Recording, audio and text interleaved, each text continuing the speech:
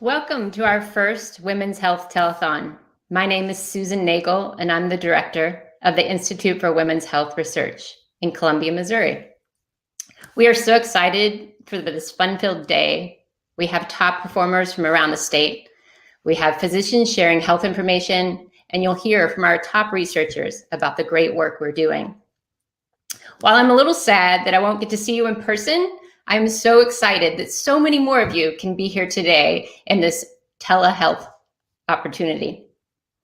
First, I'd like to thank our very special sponsors, KT Diamond Jewelers, Missouri OBGYN Associates, Restoration Eye Care, The Missourian, Crest Health and Wellness, Columbia Surgical Associates, Dr. Hung Nguyen, and Africa Fest 2021 coming in April. And so many more who have already generously donated. We are so far on our way of reaching our goal today, but we do need your help. So please join our sponsors at womenshealthtelethon.com to make a donation. You can also bid on silent auction items. You can purchase raffle tickets. We have a custom designed ruby and diamond necklace donated from KT Diamond Jewelers. You can also learn much more about our Institute and the great work we're doing. So to kick off our day, I'd like to tell you a little bit about how I became interested in women's health research and why we are raising money. So most people become interested in hormones in high school. I was a late bloomer. I didn't become particularly interested in hormones till college when I took an animal behavior class. And I learned that hormones can influence not only animal behavior, but human behavior. When I was in graduate school, I became fascinated with how chemicals in the environment, like chemicals present in plastics and pesticides, can alter these same hormones in people. I have spent the last 30 years studying how chemicals in our environment can impact our human and women's health. And I'd love for you to check out a little bit more at womenshealthtelethon.com. Everyone has been directly impacted by women's health. Of course, half of you have had unique health concerns to women, but we all spent the first 9 months developing in our mother.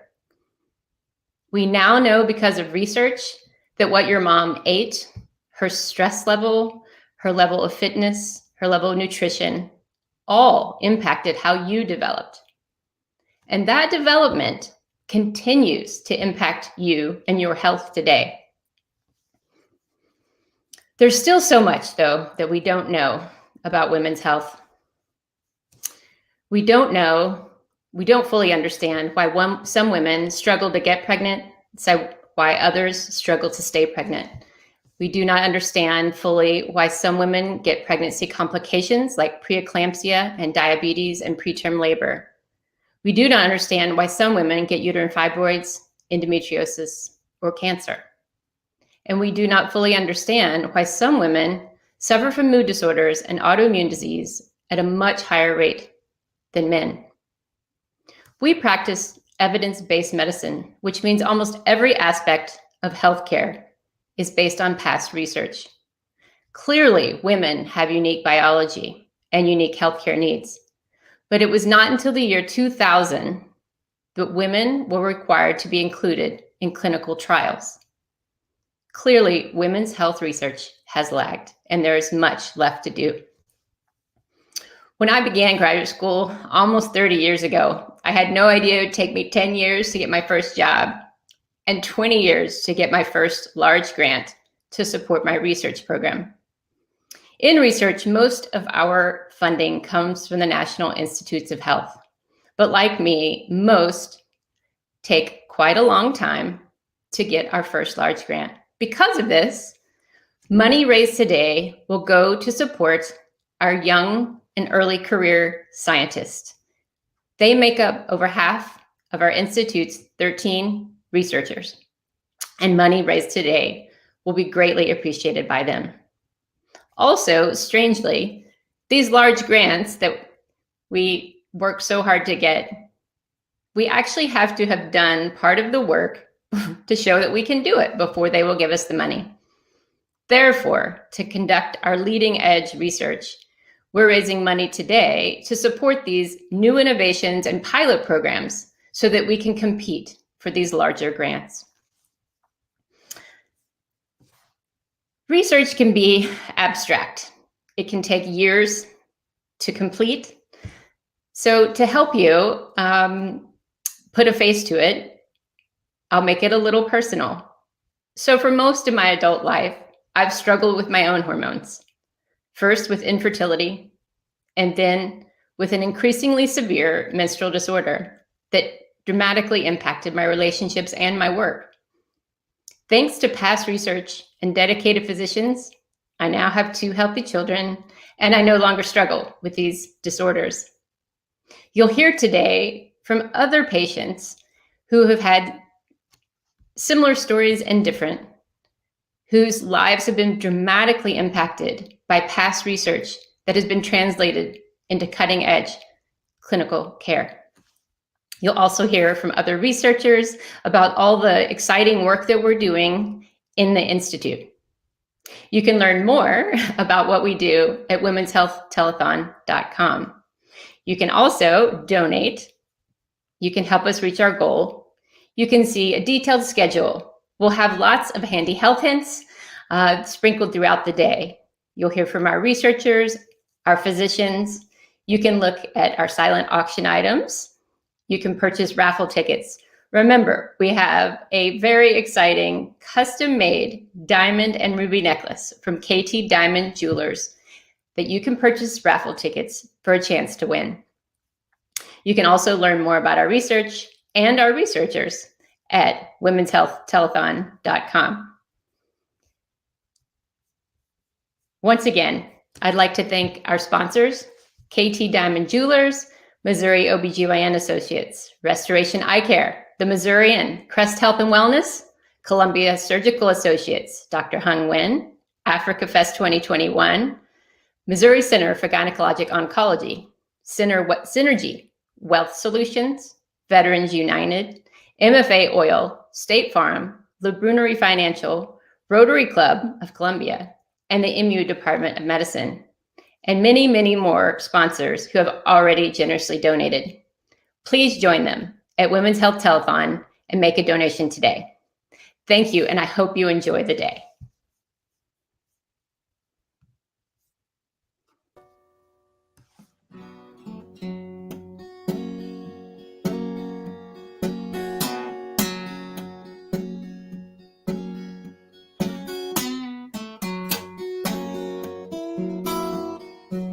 Well, it's been like a long dance, baby.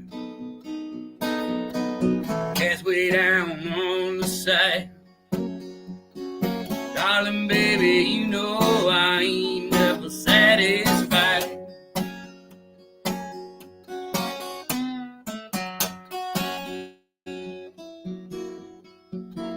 When I first met you, baby, girl, you're just 17. Darling, baby, you know these moves won't let me be.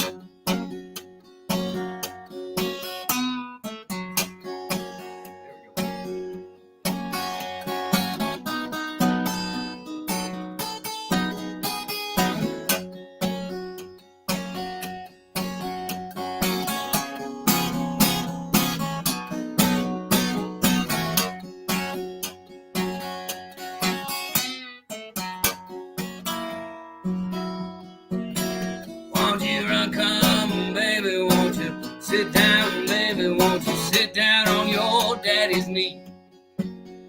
Oh, 'cause baby, you know these lonesome blues won't ever let me be.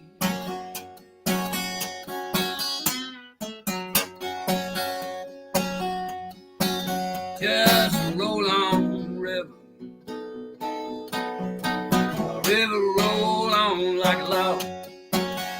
I'd rather be in St. Louis, but you know they treat me like a dog.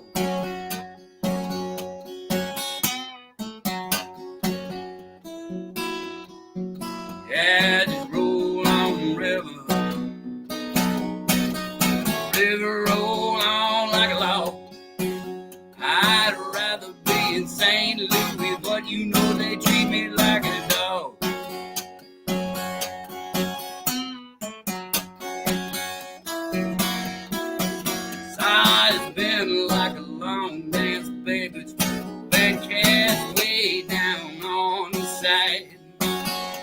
Oh, darling, baby, you know I ain't never satisfied.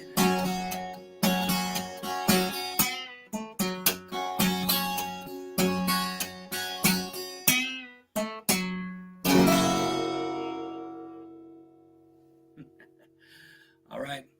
That's a little Charlie Patton in support of the MU Institute for Women's Health. My name is Dave Angle. I play in a band called the Daves. We are fortunate to be able to support this institution, womenshealthtelethon.com. And if you needed more inspiration than what our introductory speaker offered, then you might go get a cup of coffee and check your pulse, because you're in need of some stimulation. This seems like the most worthy of causes, so I'm glad to be a part of it. womenshealthtelethon.com. I'm going to play a Mississippi John Hurt song.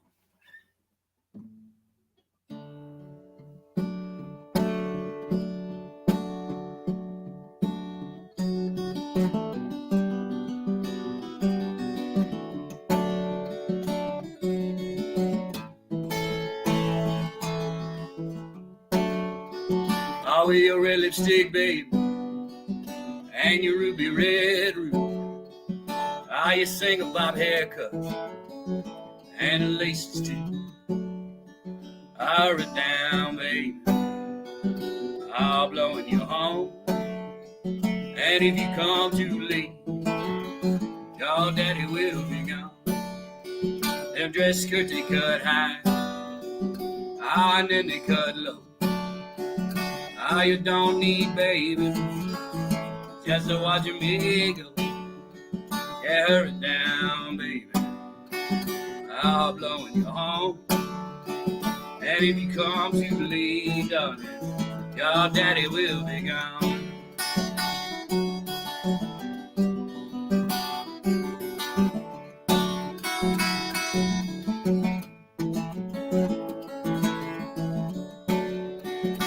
Oh, you get down that dress shop, baby, get the one you like best. Oh, your own sweet daddy, darling, gonna pass that test.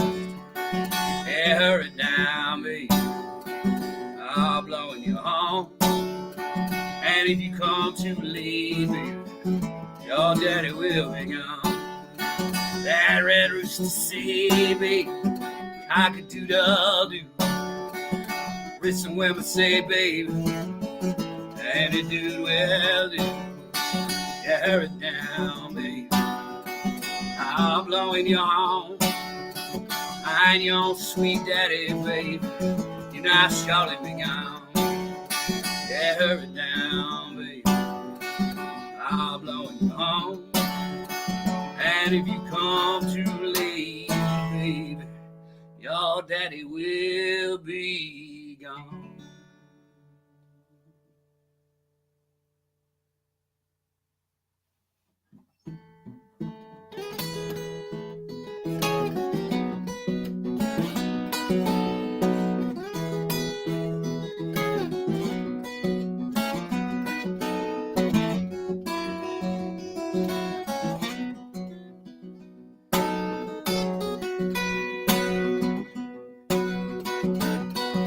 Well, I woke up this morning. Well, I woke up this morning. Well, I woke up this morning with a Monday morning blue.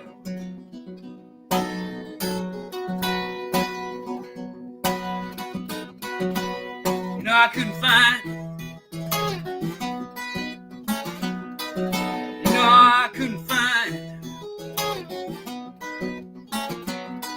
You know, I could not find my Monday morning shoe.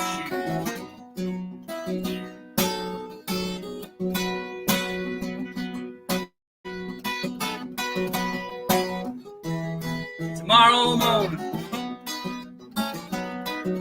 Well, tomorrow morning. Well, tomorrow morning gonna be my trying day.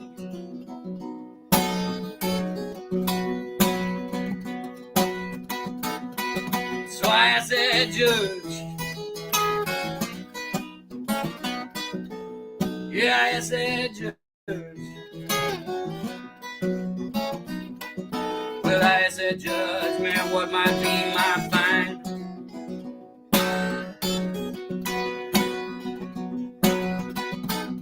Said, you get a pick and shovel, boy. Said, you get a pick and shovel, boy. You get a pick and shovel, boy. You go down in the mine.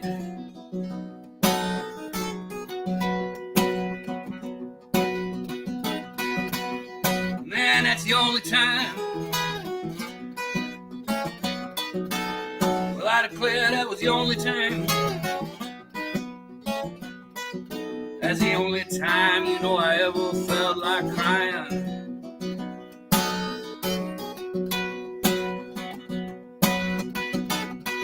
Yeah, it was the worst old feeling. I declare that was the worst old feeling. That was the worst old feeling I think I ever had.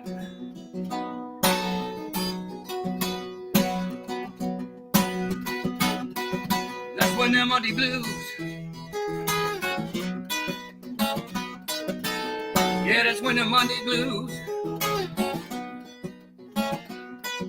Yeah, them Monday blues, you know they search all through my bones.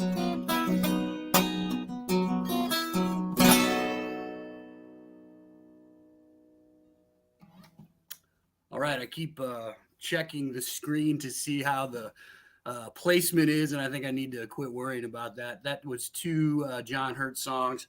Sorry if you can't really see the fretboard if you're interested in those kind of things. I'm just not skilled enough to square that up right. Please support this incredible institution in our community, helping women. And as the first speaker said, it's not just women, it's everybody. And having a shining example of this kind of institution in our town, helping our state, helping our community. That's something worthy of support. So please kick in if you can. Women's Health Telethon.com. Thank you for allowing me to participate in this. Looks like I got maybe one more song left. I'll probably just play out, and please enjoy this entire day. And as they say, throw in early and often.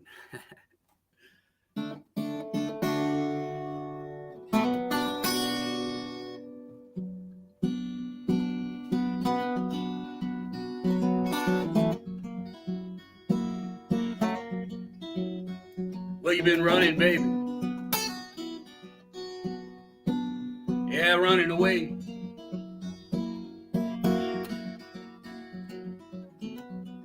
Running, baby. Day to day. Between your mind, leaving it way behind. Treating your life, baby, like somebody else was gonna pay.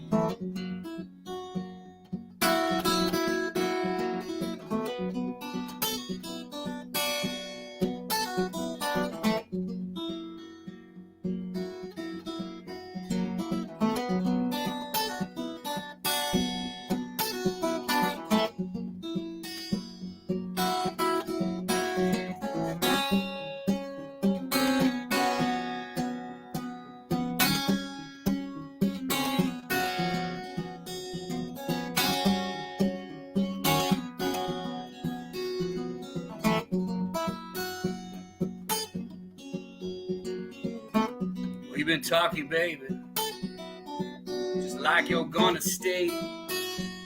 But for all your talking, baby, you ain't got nothing to say. Still you turn up your sound. Got no sense to look around.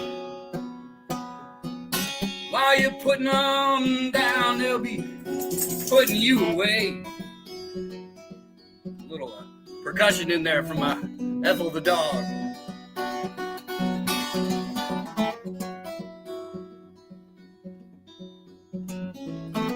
Well, you made it, baby. that's where you got to lay.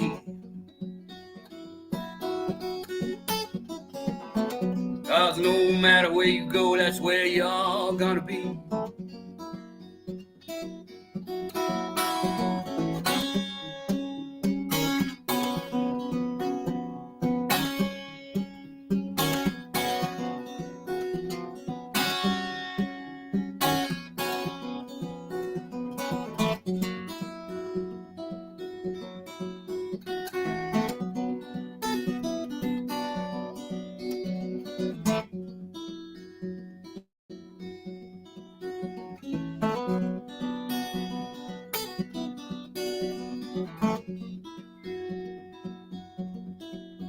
Yeah, you turn up your sound.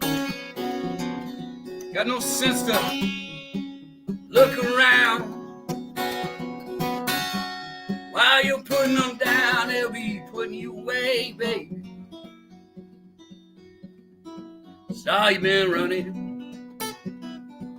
Yeah, running day to day, hey.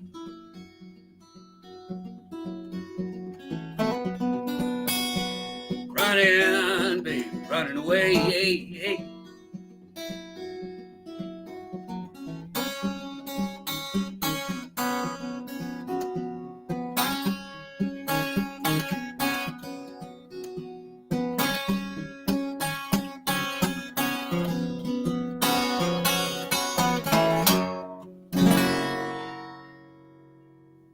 All right, that's the rare Dave Angle song. And I apologize, I was misreading the computer clock, and I'm very happy to be not finished and still supporting the MU Institute for Women's Health, which I will do all day, every day, if allowed to. Please kick into womenshealthtelethon.com, and thank you for letting me be a little part of this. I'm going to play another tune here, but switch it up a little bit and go into the Americana category with what is a Blaze Foley song, but some people recognize it as a John Prine song. John Prine did a cover of this song, had a little bit of a hit with it, and sadly, both of those giants of American music are now gone. But this is Clay Pigeons.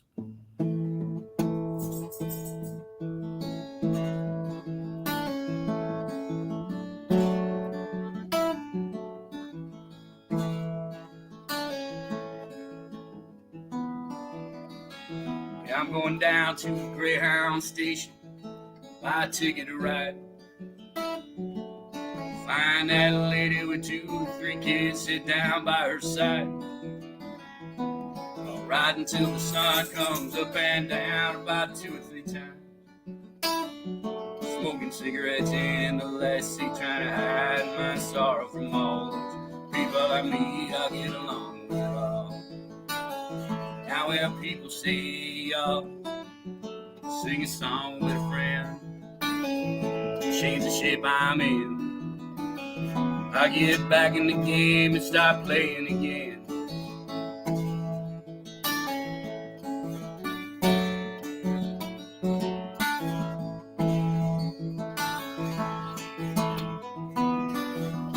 I'm tired of running around looking for answers to questions that I already know. I could build me a castle of memories just to have somewhere to go. Count the days and nights until it takes to get back into your saddle again. Feed the pigeons some play, turn the night into day. Start talking again when I know what I might say.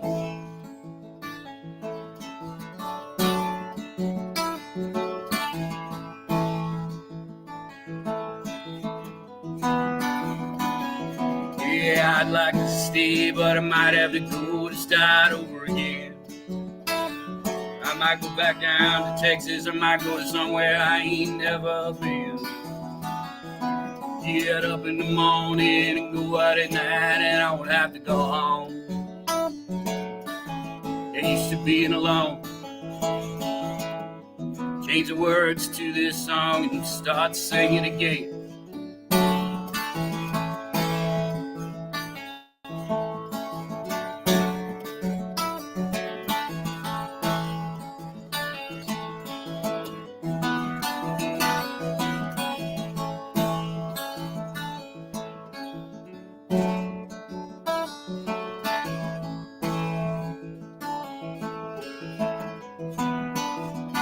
I'm going down to the Greyhound station, babe. I'll buy a ticket to ride. Find that lady with 2 or 3 kids, sit down by her side. Ride until the sun comes up and down about 2 or 3 times. Smoking cigarettes in the last seat, trying to hide my sorrow from all those people I meet. I get along with it all. Now where people say, y'all, feed the pigeons some clay, turn the night into day. Start talking again and I know what to say.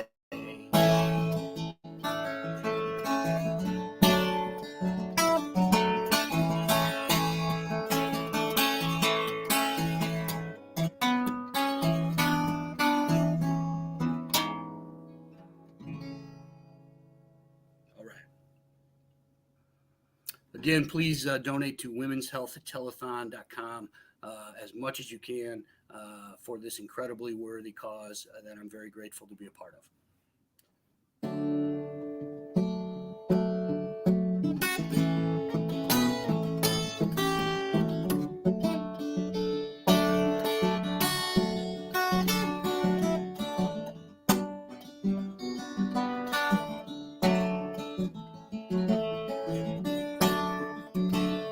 Well, Miss Collins, baby, Miss Collins gone just to see his son leaving his home. Our angels laid him away. Yeah, Bob shot once, old Louis, he shot 2. Bob shot Louis Collins, put him down right there through and through.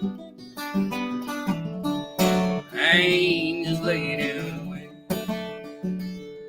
Yeah, angels laid Louis Collins away.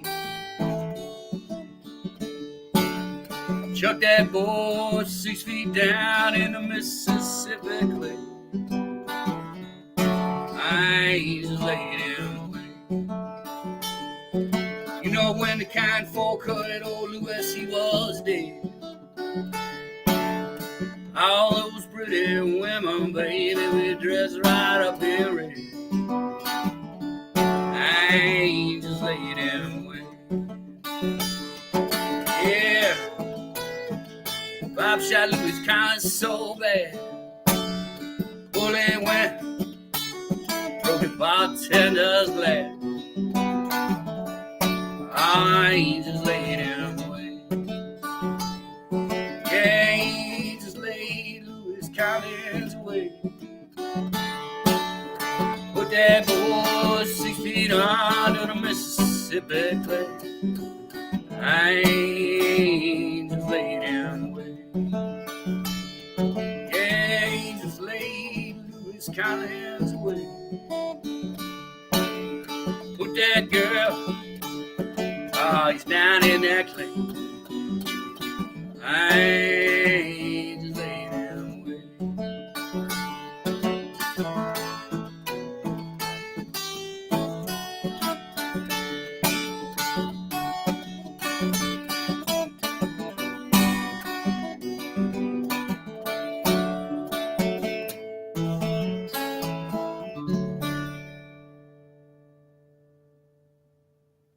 All right, looks like I got maybe 1 minute.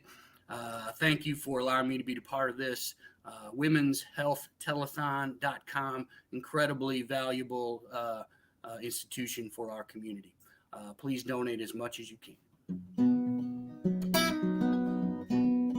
I'm just going to go play this instrumentally out until they take me down.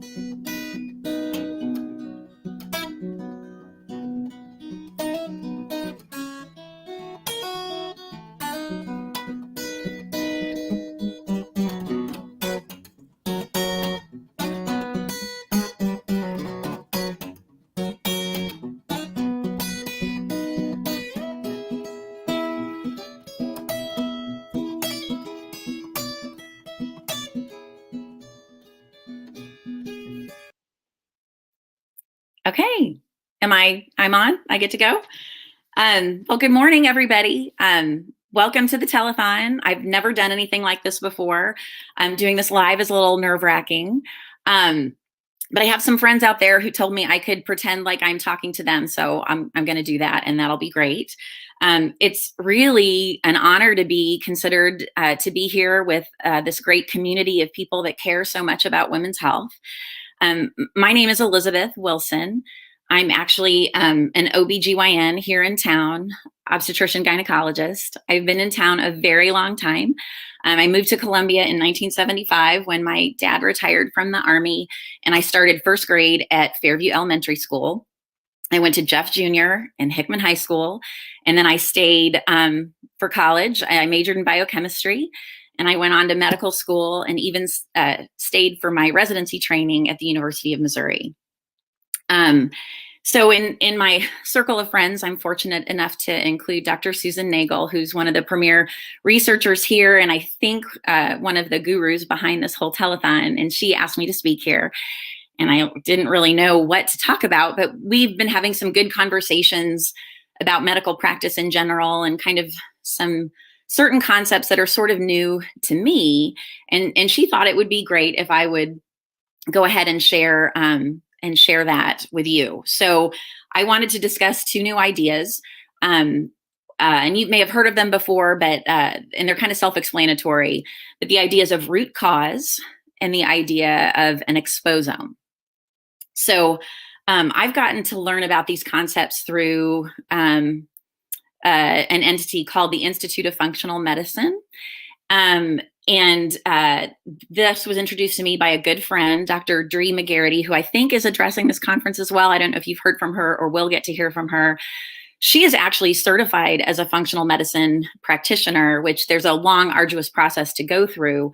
But I decided to join in on a conference with her and got to learn all about this organization. And so it's kind of a world-renowned organization that provides research and resources and education to practitioners that want to practice a more holistic approach to medicine.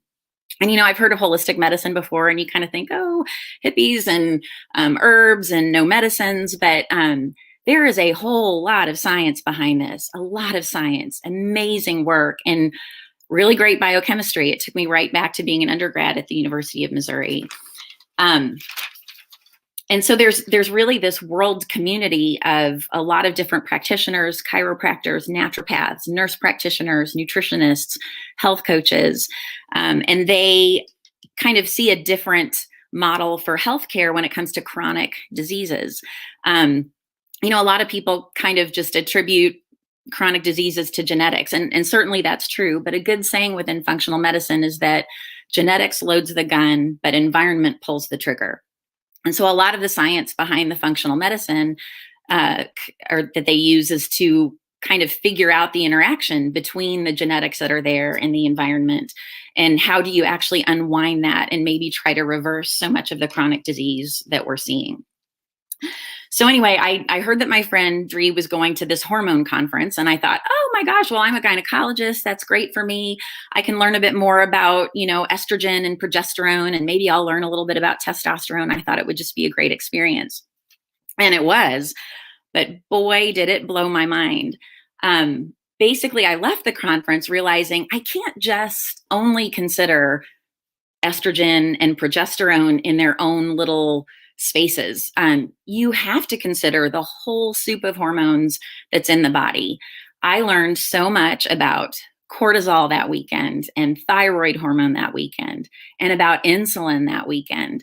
In fact, insulin, which I could do a whole other 10-minute talk on that. I think that's something that as a doctor, you think, oh, well, you only worry about that with diabetes. But the way insulin works in the body is really profound. It's actually the weight gain hormone. Nothing is the weight gain hormone, but it's truly one of the hormones that I think people need to understand when they're trying to understand weight gain. And Dr. Fung is a nephrologist from Canada who was taking care of end-stage renal disease patients that had diabetes. And he's written several good books for lay people. You may have heard of them: the Obesity Code, the Diabetes Code, the Fasting Code, and recently the Cancer Code.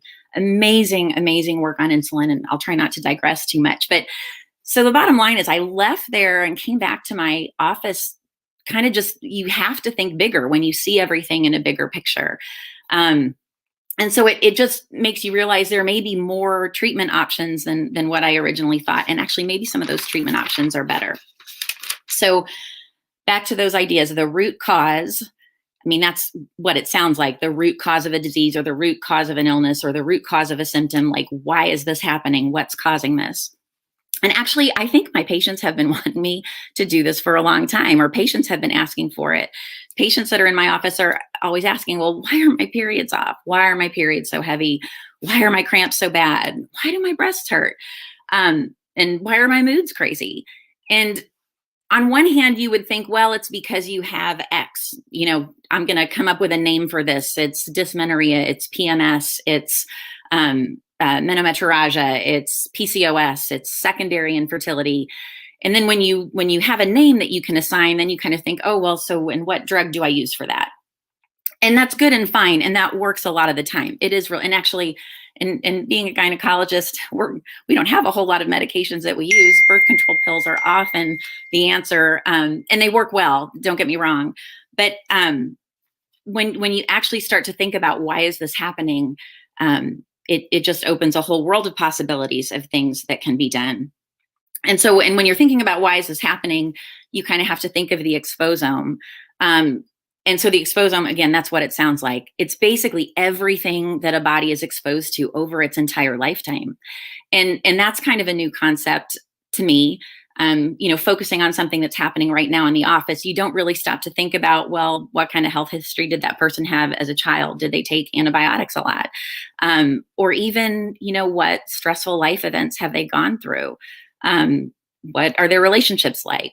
And that has to do with those other hormones, cortisol, stress, how that all impacts their body, like where they are right now and the things they're experiencing right now. Toxins are another thing that over a lifetime can accumulate and change someone's health. And so being a part of that IFM community, I'm very lucky because I get sort of updates and emails and get things to read all the time. And one time I was really impressed with an article on endocrine disrupting chemicals. So endocrine or endocrinology is just hormones. And so these are hormone disrupting chemicals. And the article was focusing on the wide range of chemicals throughout our whole environment, in our cosmetic products, in our cleaning products, in the food that we eat, in the chemicals and pesticides that our food is grown in, and how these products can get in our bodies and act like hormones. Some of them are specifically called estrogen mimetics, meaning they get in our body and they act like estrogen. I mean, my gosh, well, that's going to change absolute levels of estrogen. That's going to change the ratios of the hormones that estrogen has to progesterone. And it was just a really great explanation. And I go through phases in my office where I copy things out, I Xerox things, and I pass them to patients. But I just wanted to share this with absolutely everybody. So what did I do? I put it on Facebook. That's what you do, right? So I just wanted to share it. And so another friend of mine, Dr. Alan Cass, had commented, well, Susan's a great resource in this area. She's been researching this stuff for 20 years, and a little light bulb went on in my head. I remembered at the end of my training that there was some really interesting research going on in the department about declining sperm counts, but I thought it was limited to mid-Missouri. And I remember that maybe there was a concern about ag chemicals in the area. And, fast forward 20 years, right in my own backyard, this really important, groundbreaking research has been pushing along these ideas that are just important to really our whole world. You hope, or you get the idea now that patients are paying attention and community leaders may be paying attention, maybe even industrial leaders are paying attention. But it really brings home to me the importance of this kind of research, and that, granted, drug companies put a lot of money into research, but they're kind of looking at that end part of the problem. Trying to get to the root cause may not make anybody a lot of money, but it's really important. And so I'd really like to urge everybody to visit the womenshealthtelethon.com and donate money if they can. Really impressive to have this in our own community. Thank you so much. Hi, I'm David Scott. Thank you so much for asking me to be a part of the Women's Health Telethon. I'm a comedian, and here's the deal.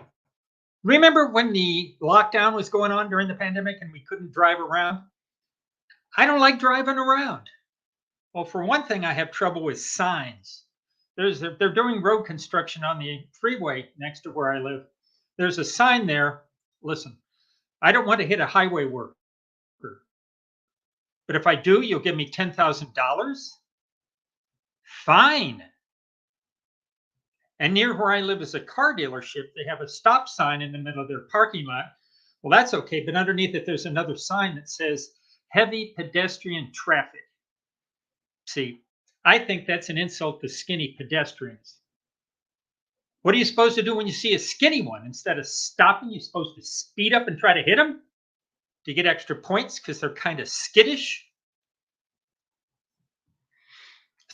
Sign at the mall the other day, it said 15-minute parking. I said, man, that's convenient. So I parked there, spent an hour looking for a store called 15 Minute. Never did find it, which is too bad because sometimes I could use a 15-minute store. You know, when I want to watch a football game, not the whole thing, just the fourth quarter. 15 minutes helped me in my career because I want to be famous, have fame, but not for a long stretch of time. Anyway, finally gave up, went back to my car. There's a guy sitting there waiting to park, and he says, "Hey, pal, can't you read the sign?" I said, "I know, right? I'm as upset as you are." Then we were both confused. Sign outside my gas station says, "Attendant on duty cannot open safe." I said, "Okay, but don't rub it in. I mean, we don't need a sign for everything this poor guy can't do. Attendant on duty can't go 5 minutes without looking at his phone. Attendant on duty can't hold down a job long enough to move out." The guy already feels bad enough working at a gas station. Sign outside a fast food chicken place said, "Open Sundays." I said, "That's it? Just Sundays? I don't know how you make any money doing that." So I went over there. They were working at Chick-fil-A. Of course. Anyway, the other reason I don't like driving around is my car. It's starting to fall apart. The most recent thing is the speedometer stopped working, but I took care of that. I got a pitch pipe. And now to know how fast I'm going, I roll over those bumps on the side of the highway. You know what I'm talking about? You roll over and make a sound, trying to keep you in your lane. Those drunk bumps, you know what I mean. Kids call them Twitter strips. They're right there by the road. I roll over those to see how fast I'm going. Get out the pitch pipe. That's a C. That's about 50 miles an hour. That's a D. That's about 60 miles an hour. But if I roll over from my hair, not sure how fast I'm going, but I think somebody owes me $10,000. Anyway, comedians have bits. You heard my bit on driving around. And then we also had just random thoughts. Here are some now. If I've said it once, I've said it 1,000 times. I have no idea how many times I say things. What exactly is a cold-blooded killer? Someone who murders reptiles? See, because they're cold-blooded, so that would. I like coffee, but I realize that if I drink too much, there are tiny spiders under my scalp weaving hair. Speaking of spiders, I found a spider the other day in my sock drawer, which is very upsetting because it belongs in the spider drawer. Saw a spider in my kitchen, but instead of killing it, I just started telling it about my fantasy football team, and it left quietly on its own.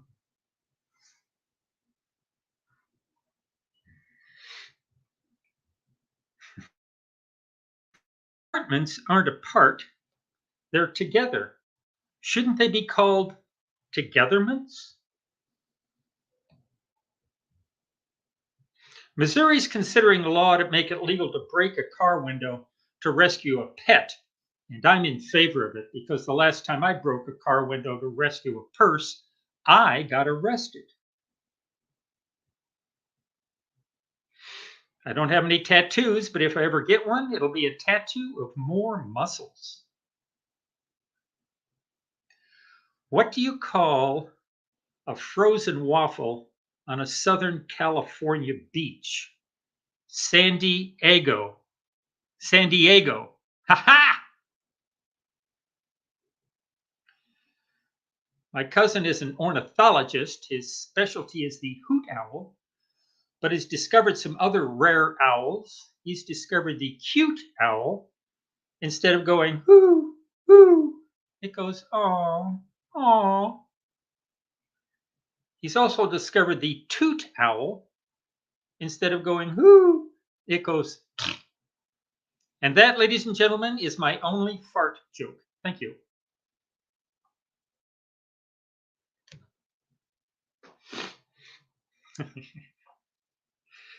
When I was a teenager, I was in a gang.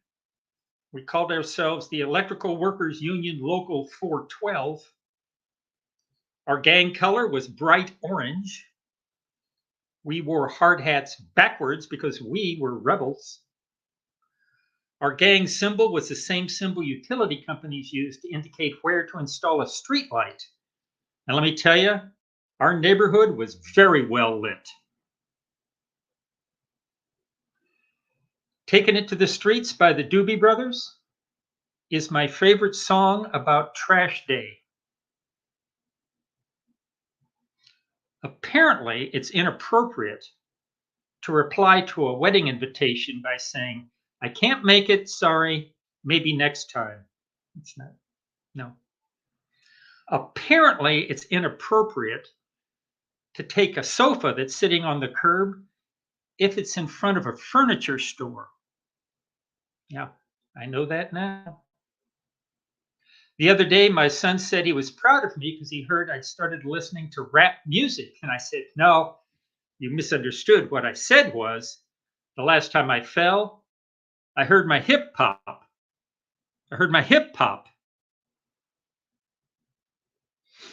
The other day, I'm speaking of my son, I'm thinking about naming, his name is Ryan. I wish I'd named him Harley.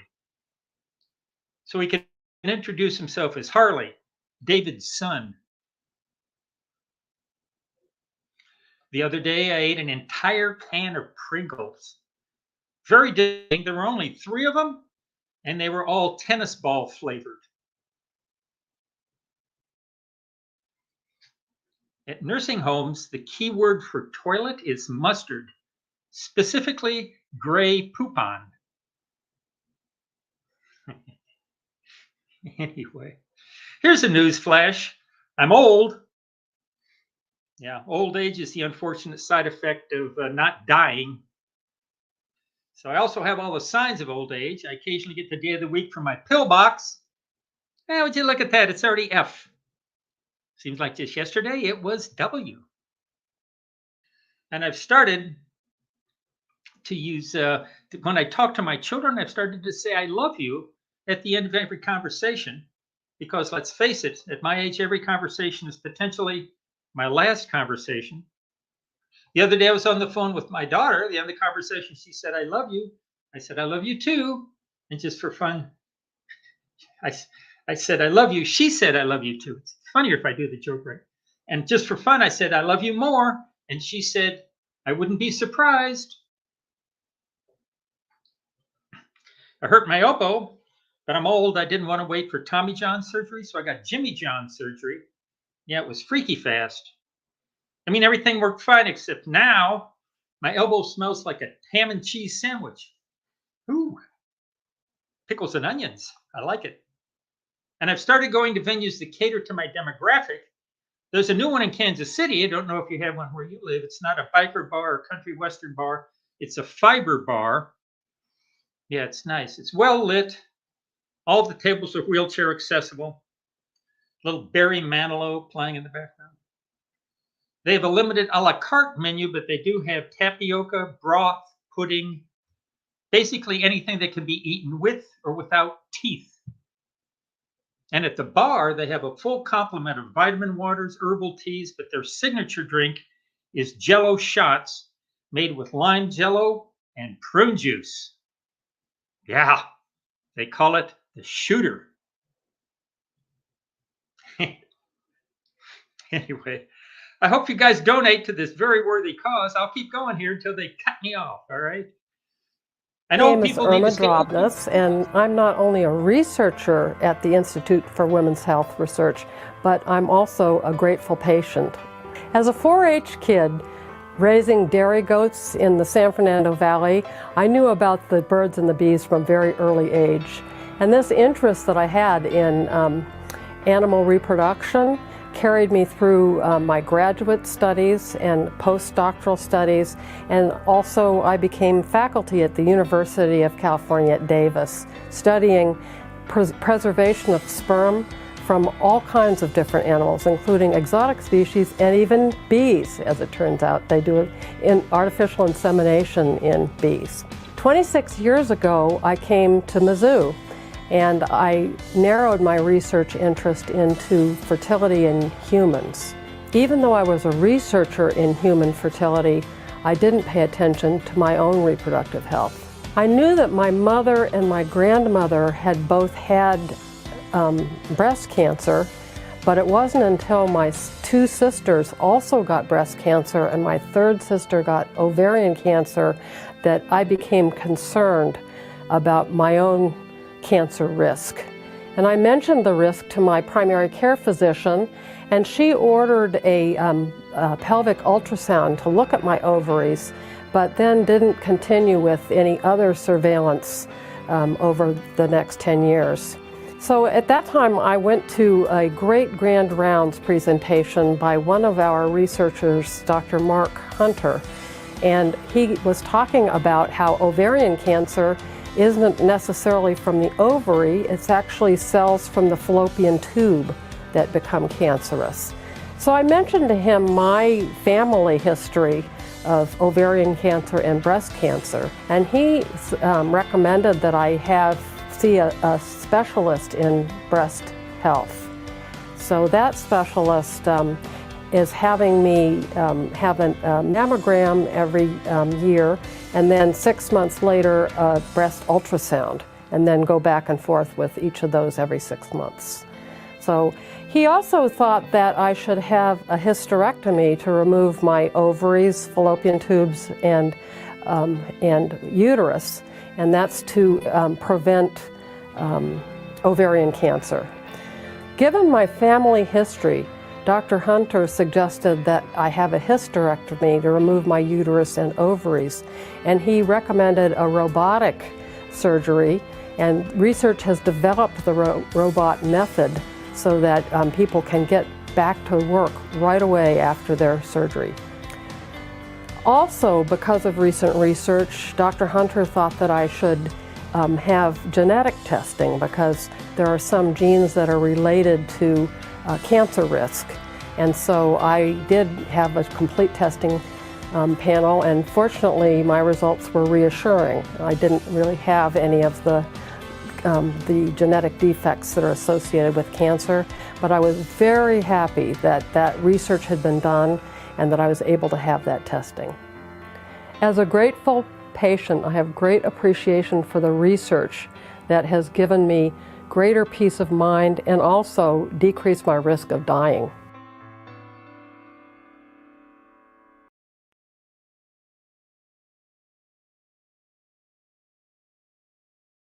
Hi, my name is Dr. Amanda Patterson, and I am a researcher at the Institute for Women's Health Research.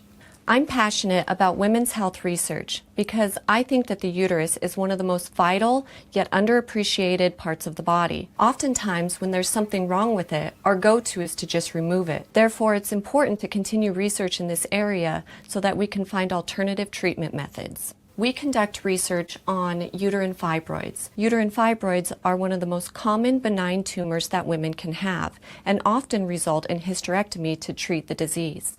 Also in my lab, we study how the uterus repairs itself after pregnancy so that another pregnancy can occur.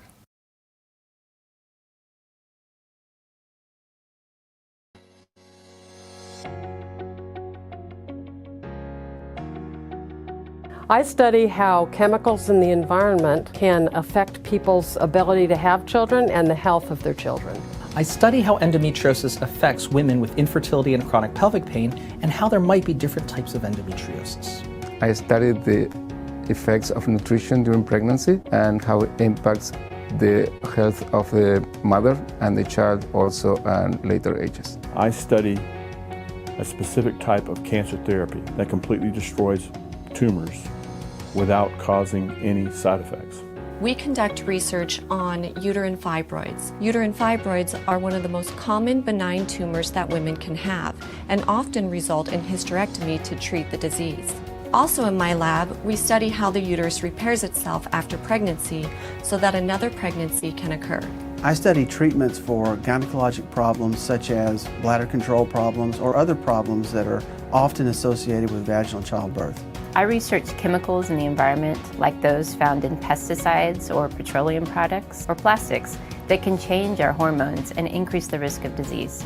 I study how pregnant women's diet reduce the risk of the disease, both in moms and babies. I study the complex relationship between diet and the development and progression of cancer, and how to optimize cancer treatment based on a woman's individual tumor genetics. I study pelvic floor symptoms in women, and I'm particularly interested in how providers can work together to screen women so that we could provide optimal care. I study the earliest development of the human placenta in order to better understand pregnancy disorders. I'm interested in how complications of pregnancy, like growth restriction and preeclampsia and diabetes, can be treated or prevented.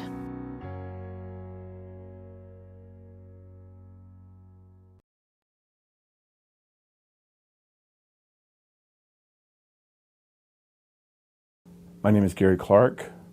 I am an investigator for the Institute for Women's Health Research at the University of Missouri. I'm passionate about women's health research because women suffer many different disorders of pregnancy that can lead to problems for both the mother and for her unborn child. I study a specific type of cancer therapy that completely destroys tumors without causing any side effects.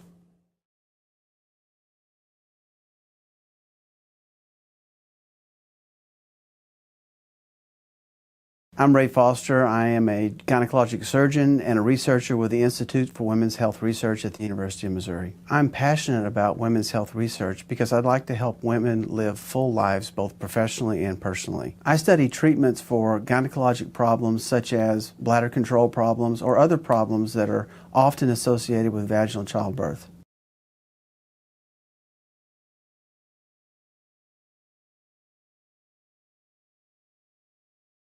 I'm Rene Cortese, and I'm a scientist at the Institute of Women's Health Research. I'm passionate about women's health because women are at the center of human reproduction. To me, having healthy women means having a healthy society. I studied the effects of nutrition during pregnancy and how it impacts the health of the mother and the child also at later ages.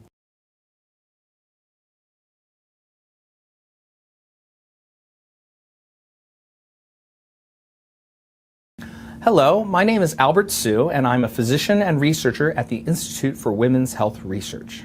I am passionate about women's health research because we need to develop the next set of treatments, vaccines, and cures for women's health conditions. I study how endometriosis affects women with infertility and chronic pelvic pain and how there might be different types of endometriosis.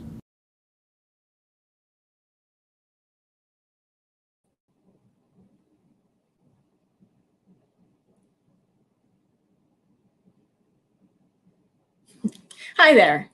My name is Laura Clayman-Schultz, and I'm one of the researchers in the Institute for Women's Health Research here at MU.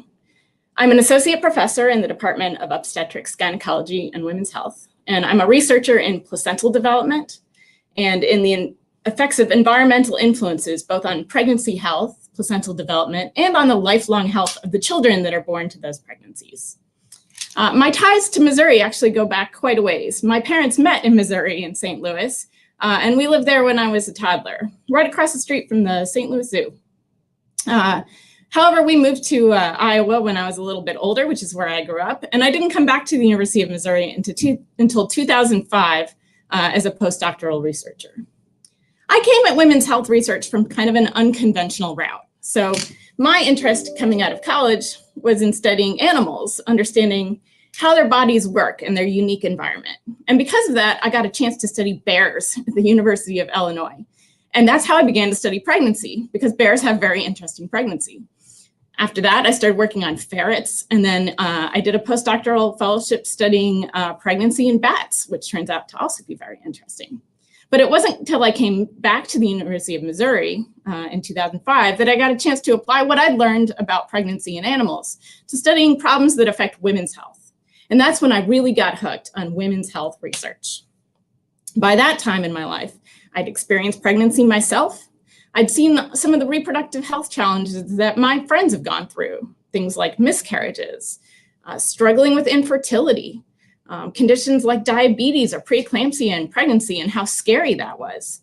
And also, I experienced as a parent feeling really deeply the desire to give your children a healthy start in life and how important it is to have a healthy pregnancy in order to be able to give them the best chance possible. So for all of these reasons, I'm really excited to be a member of the Insitute of Women's Health Research, and I'm really passionate about making discoveries that will improve the health of women and for our children. Before I talk more about our research, I'd really like to thank you. Thank you for being here today and for spending time with us. I know there's a lot of other things you can be doing on your Saturday morning, especially on such a beautiful sunny mid-Missouri day, but you've taken the time to come here and to think about the importance of women's health research. Most of all, I want to thank you for donating to the Insitute of Women's Health Research. We have raised more than $28,000 so far towards our goal of $50,000, and this money is really vital to support the work that our researchers do to try and make new discoveries and new advances in women's health research. I particularly want to thank our sponsors. These include local businesses like KT Jewelers, the Columbia Missourian, the folks at Restoration Eye Care, Crest Health and Wellness, Como Africa Fest, Synergy Wealth Solutions, Veterans United, MFA Oil, State Farm, LeBrunery Financial, the Rotary Club, Kelly's Ridge Apartments, and several departments from our own School of Medicine, particularly the MU Department of Medicine, the Department of OB-GYN, and from our department, the divisions of research, the Division of General Obstetrics and Gynecology, and the Division of Gynecologic Oncology. There are also several individuals who have donated as sponsors, and we are deeply appreciative for your support. Again, we appreciate all that you've done to value women's health advances and to value research. This is also a reminder that there are several ways you can donate. If you go to our website, which is womenshealthtelethon.com, for just $10, you can buy a raffle ticket. You'll notice there's a chance to win a $15,000 valued custom jewelry piece. It's really beautiful if you get a chance to take a look. And there's all kinds of other stuff there in the raffle. There are gift certificates for some great local restaurants like Coley's and Room 38, Nourish Cafe. Personally, I'm eyeing all that Lakota coffee, and I think my family could really put a hurting on a dozen boxes of Girl Scout cookies. So I know I got my raffle ticket. I encourage you to do the same. There are also several silent auction items. So you can bid on packages from Moon Yoga or from Yoga Soul. And there's some really beautiful handmade items. Like there's a wooden bowl made by Ernest Hillenbrand. And actually one of our own obstetrics and gynecology physicians, Dr. Brett Barrier, who has other talents besides medicine, has donated a lovely bracelet that he made that features some antique Venetian beads that are more than 100 years old. So you can check out those items. There's also the chance to spend time with some miniature goats actually on the farm of our director, Dr. Susan Nagel. All of these, plus some beautiful art items and more, are available on the silent auction. Again, if you go to the Women's Health Telethon.com page and check out the options, you can see there are all kinds of ways to donate. Again, we really appreciate your attention, and we really appreciate your support for women's health and your support for research. Why are we doing this? Well, there's many reasons why it's important to fund women's health research.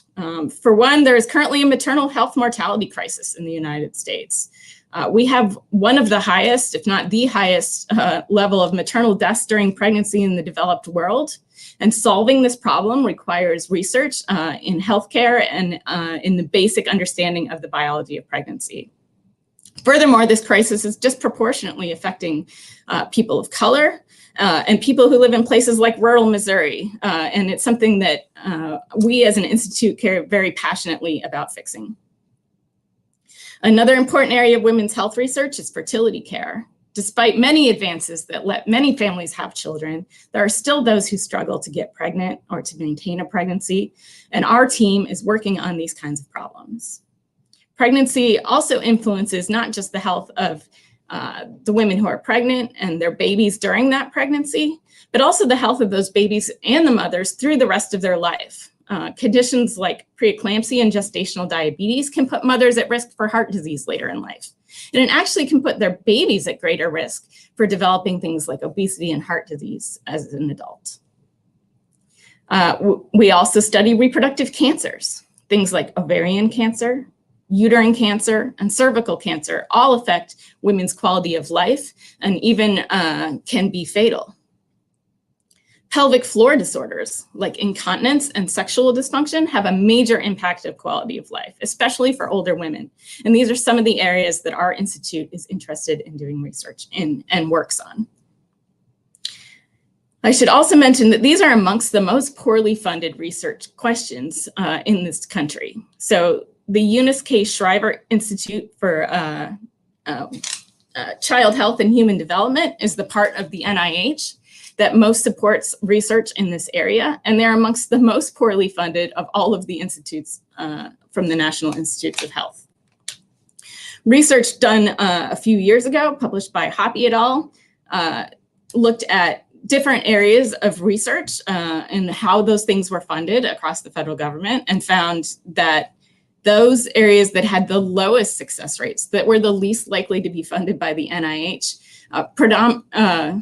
disproportionately included areas of women's health. So ovary and fertility was the worst funded area.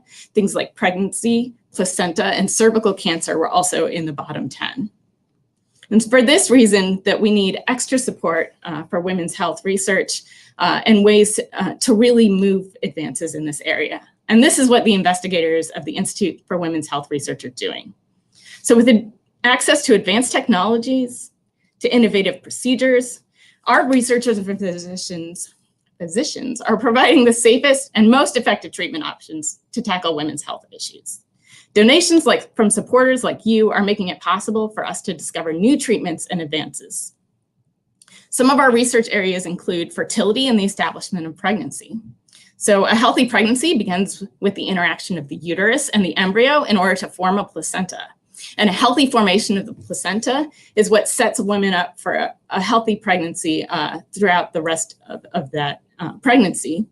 It is important for preventing stillbirth, for preventing pregnancy losses, and for fertility. And researchers like myself, Danny Schust, Amanda Patterson, and Tom Spencer from the Institute of Women's Health Research are working on these kinds of questions.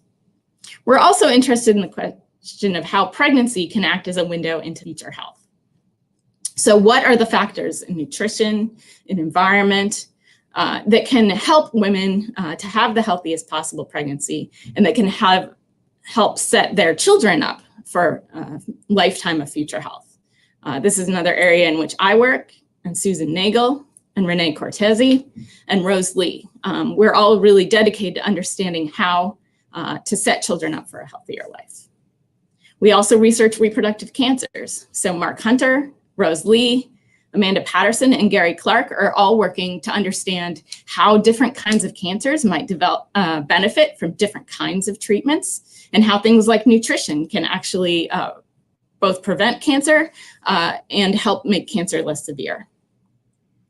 Finally, we study all kinds of disorders of the reproductive tract and how to better treat those things. For example, Dr. Ray Foster, Dr. Denisha Dwerka understand pelvic floor disorders and are trying to develop better treatments to improve quality of life.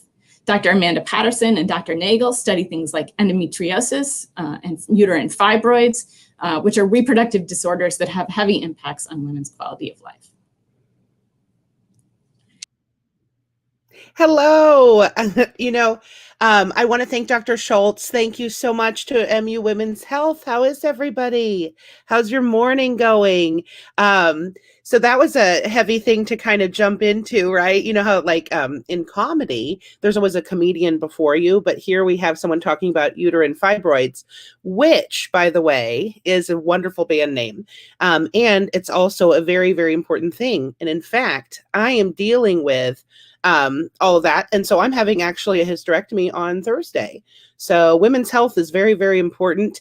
Thoughts and prayers for me. Anyway, usually I don't open with that, but I always have to laugh because, in your 20s, you're worried about a DUI. And now all I can think about is my IUD. So working into this, I'm Andrea Kaspari. I want to thank Sean Spence and MU Women's Health for doing this. And I want to take a moment, you guys, to thank everyone. Thank you to our healthcare heroes.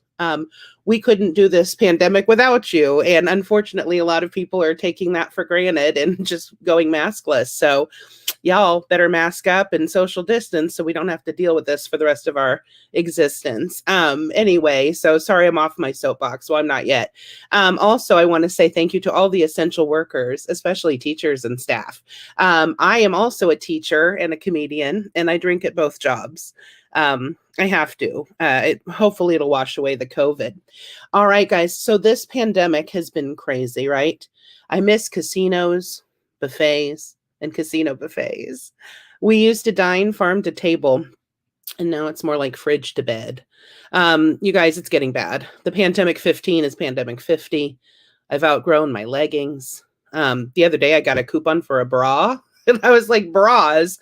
Talk about a non-essential item.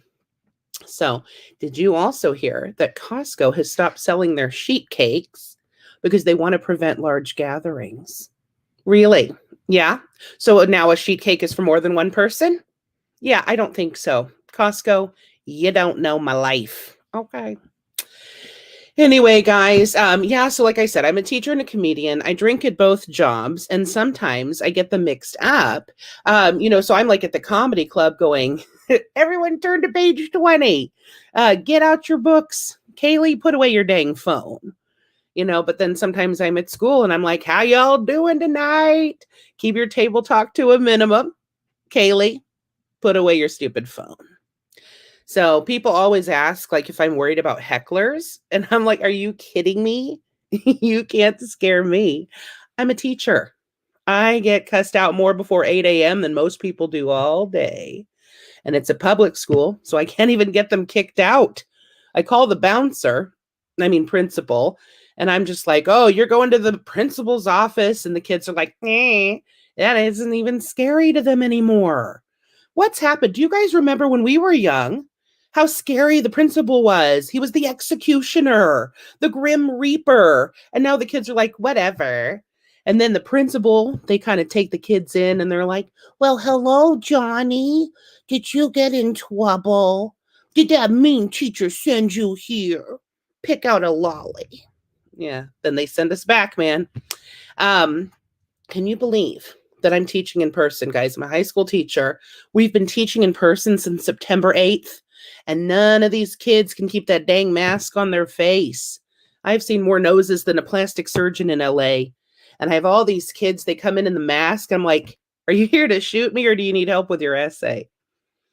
Oh, and not only do we have to teach, we have to keep everyone 6 feet apart and sanitize the desks and wipe down the chairs. By the time I'm done with my custodial duties, the bell rings. Oh, teaching, all that money and prestige, right? And most of the day, I'm just cleaning and freaking out. I don't want anyone to get COVID. I don't want the kids to take it home. I don't want to get it. I don't want my colleagues to get it. I don't want to, give my retired parents this crazy disease, right? So I'm just spraying. I'm just like, let us spray. Dear Lord, please let this bottle of sanitizer keep us from spreading a lethal disease in this crazy tight space where everyone's coughing like we're at a cigar convention and I ran out of Kleenex in September. Please let me live until I can get to a Walmart for a vaccine. Amen. And did you guys know that all my high schoolers get their own laptops? So now we have to compete with cell phones and earbuds and Netflix. And who do you think is going to win out? Robert Frost or Fortnite? Metaphors or Minecraft? Colons or Kim Kardashian? Well, you know who wins, and it ain't me. So I'm just like, you know what? Your homework's all online. Find a video on YouTube if you get stuck. I'll be at my desk if you need me. I'm about to make this Amazon cart overflow. I get through the day by journaling, breathing exercises, and Xanax. Yeah. Don't judge me. It's a prescription. My grandma's very generous. If you didn't want us to do this, you would teach your kids a few manners. But I truly do love them. I do. I love teaching. And man, I'll tell you what, things have definitely changed. I really do.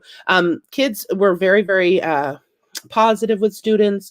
We give them a safe space. And I think it's crazy now that there's so much more body positivity. I love that. But I always grew up chunky, right? Boy, I wish I would have had body positivity growing up. Back in the day, you were just fat. Boys were husky. Girls were just jolly. And people would look for a reason to compliment you. They'd be like, I love your lipstick. You have such a nice personality. Girl, you look hungry. And you can always tell when you're in a plus size store because the mannequins are pudgy and they have Skittles at the register. And Lane Bryant, it's like a plus size store. And we just call it Lane Giant. They give a dozen donuts with every clothing purchase. And the mannequins are posed like this. Back in the day, they didn't say plus sized. They just called it what it was, man.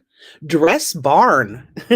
Move over, fashion. I'm sorry, but here's the thing. I've always been, kind of fat, but my parents loved me for who I was. And I really feel like I had a privileged life. It was great. You guys, I didn't grow up poor, but I did grow up cheap. And it was so hard because cheap parents always want to save on electricity. My dad was like, cut the lights on your way out of the room. But Dad, you're reading. Well, that's okay. I got the gist of it. And I didn't realize that my mom got all my designer clothes at garage sales. My Guess jeans already had answers written on them. And the kids at school would make fun of me. Hey, I know you got that at a garage sale. No way. My mom got this for me at the mall. My grandma made me that sweater. I'd come home crying. Mom, come clean. Whose clothes are these?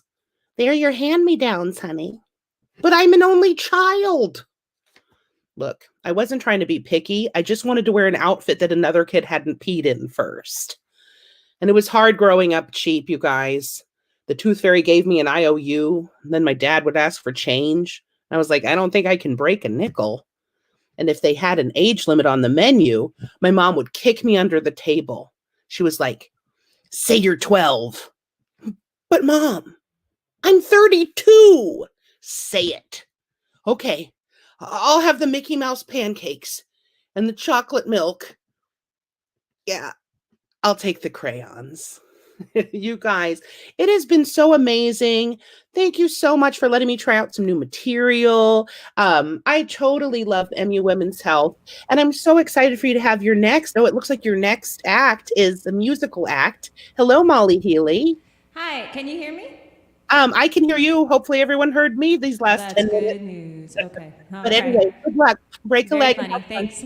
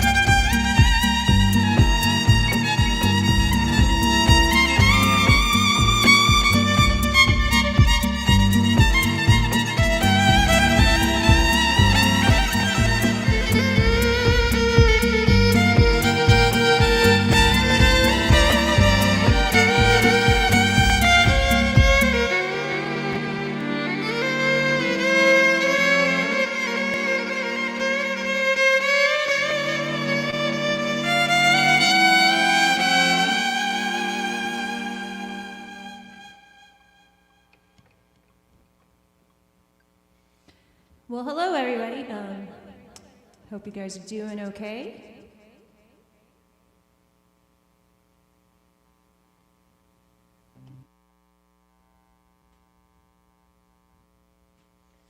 I hope you're having a good Saturday morning, and I know I am. I'm really happy to be here, and I want to thank Sean for having me, and I want to thank everybody for getting together on this morning, and I think we have a great goal today, and I think it's going really well. So the momentum is there, so be sure to donate today, guys. Hopefully, if you're enjoying the entertainment, you'll donate accordingly, I guess, is what I'm trying to get at. This is obviously near and dear to my heart, being a woman, and so just please be generous if you can. It is a rough time for everyone right now, especially nonprofits. So yeah, that was an original song that I wrote called Hummingbird, and I'm really hoping everything is coming out sound-wise okay. I'm not going to try to be a comedian here and try to make jokes, but I will say that the last time I tried to do this, I set up all of my audio equipment, and then of course I jump online and none of it's working, and such is life in the pandemic. It is these streaming shows have been interesting to try to figure out for us musicians, and we're always trying new things. Today I'm trying something new, so hopefully it's working out. Hopefully you didn't just hear like single lines of violin and cello there. If you did, well, just let me know. Maybe don't tell me, I don't know. All right, I'm gonna start with I'm gonna continue here with a blues song that I love on this here cello.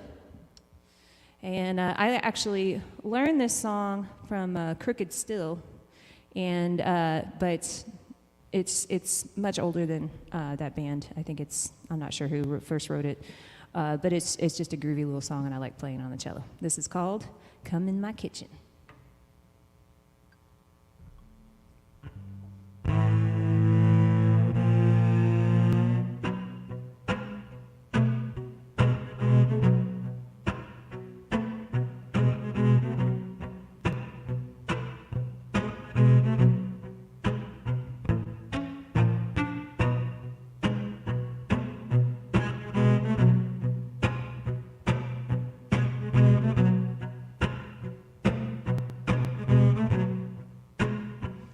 When a woman's in trouble, everybody throws her down. You look for your good friends, none can be found. You better come on in my kitchen, 'cause it's going to be raining outdoors.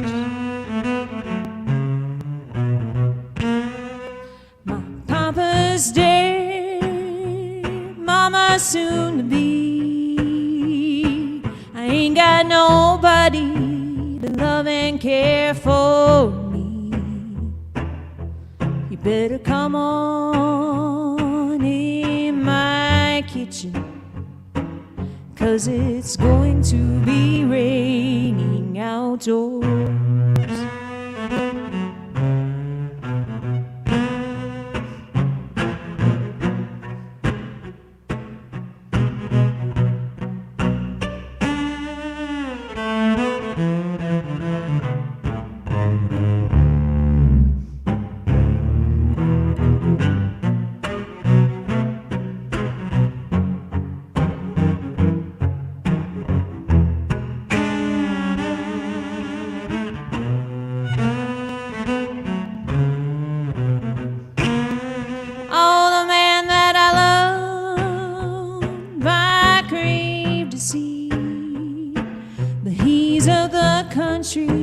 And he won't write to me.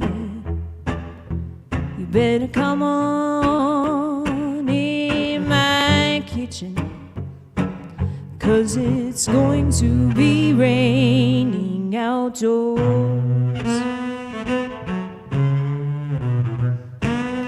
Oh, the man that I love, I stole him from my best friend. But oh, she got so lucky that she stole him right back again. You better come on in my kitchen, 'cause 'cause it's going to be raining outdoors.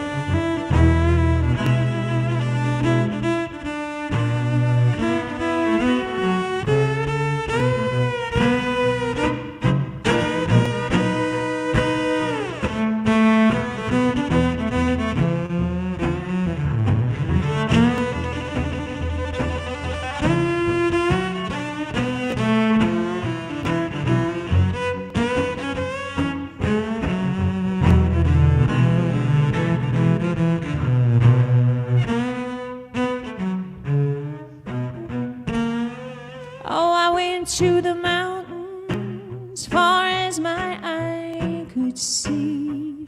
Some other girl got my man, and nobody's got me. You better come on in my kitchen, 'cause it's going to be raining outdoors.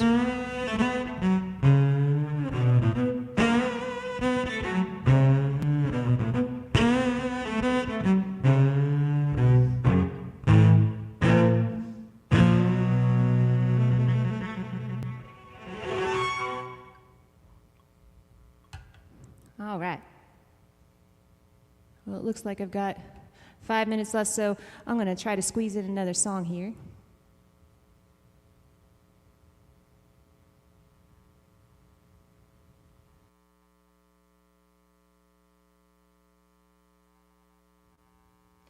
And no, I am not checking my email here. I have software that I've been using lately to do this looping stuff, and it gets very challenging. I'm using Ableton, and so that's what all this new stuff is. If you haven't seen me use it, you're one of the first.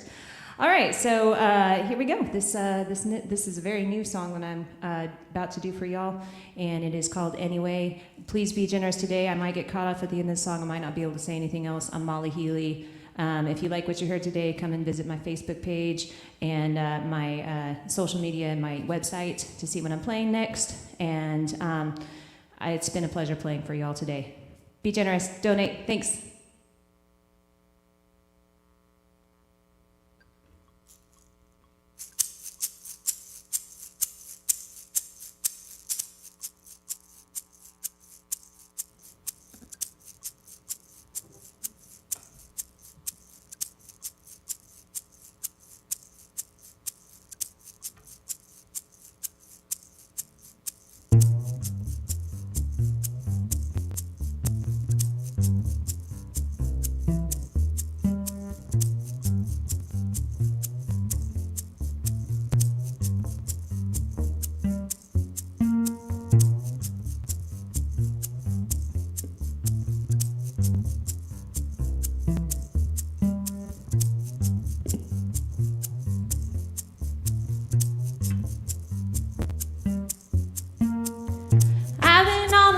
Streak so long that I don't think it's a streak anymore.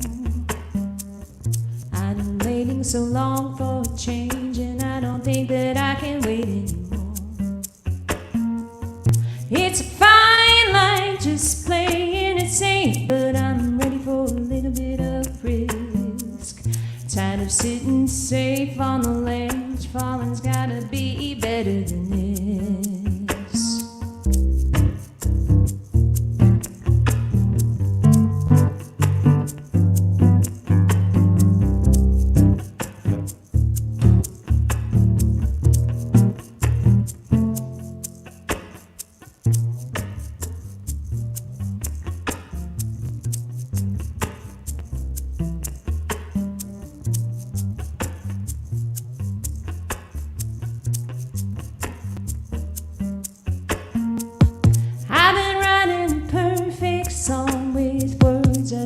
You'd want to hear, like the train with its wheels off the rails, it ain't going nowhere. nothing to do with you. You just figured it out before I could. And now you look at me with questioning eyes like I knew you would. Ooh, I got some new things to say. Yeah, you never liked the things I had to say before anyway. Ooh, I'm tired of waiting for a better day. You never know if that day's gonna come anyway, anyway.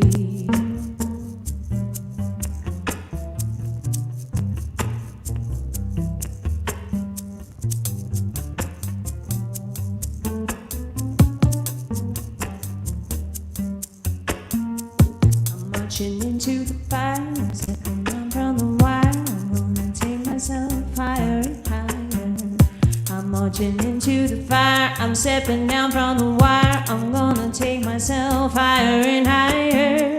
I'm marching into the fire, I'm stepping down from the wire. I'm gonna take myself higher and higher. I'm marching into the fire, I'm stepping down from the wire. I'm gonna take myself higher and higher.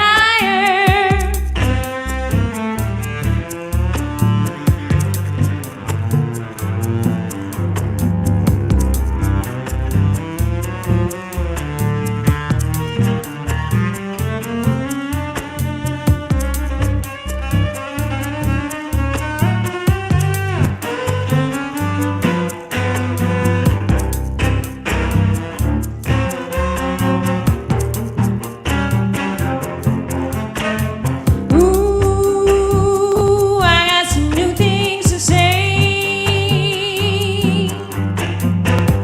You never liked the things I had to say before anyway. Ooh, I'm tired of waiting for a better day.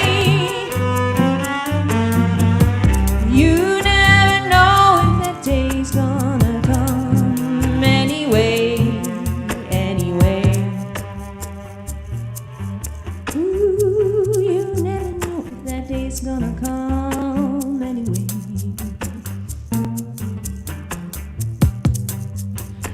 Ooh, I'm marching into the fire, stepping down from the wire.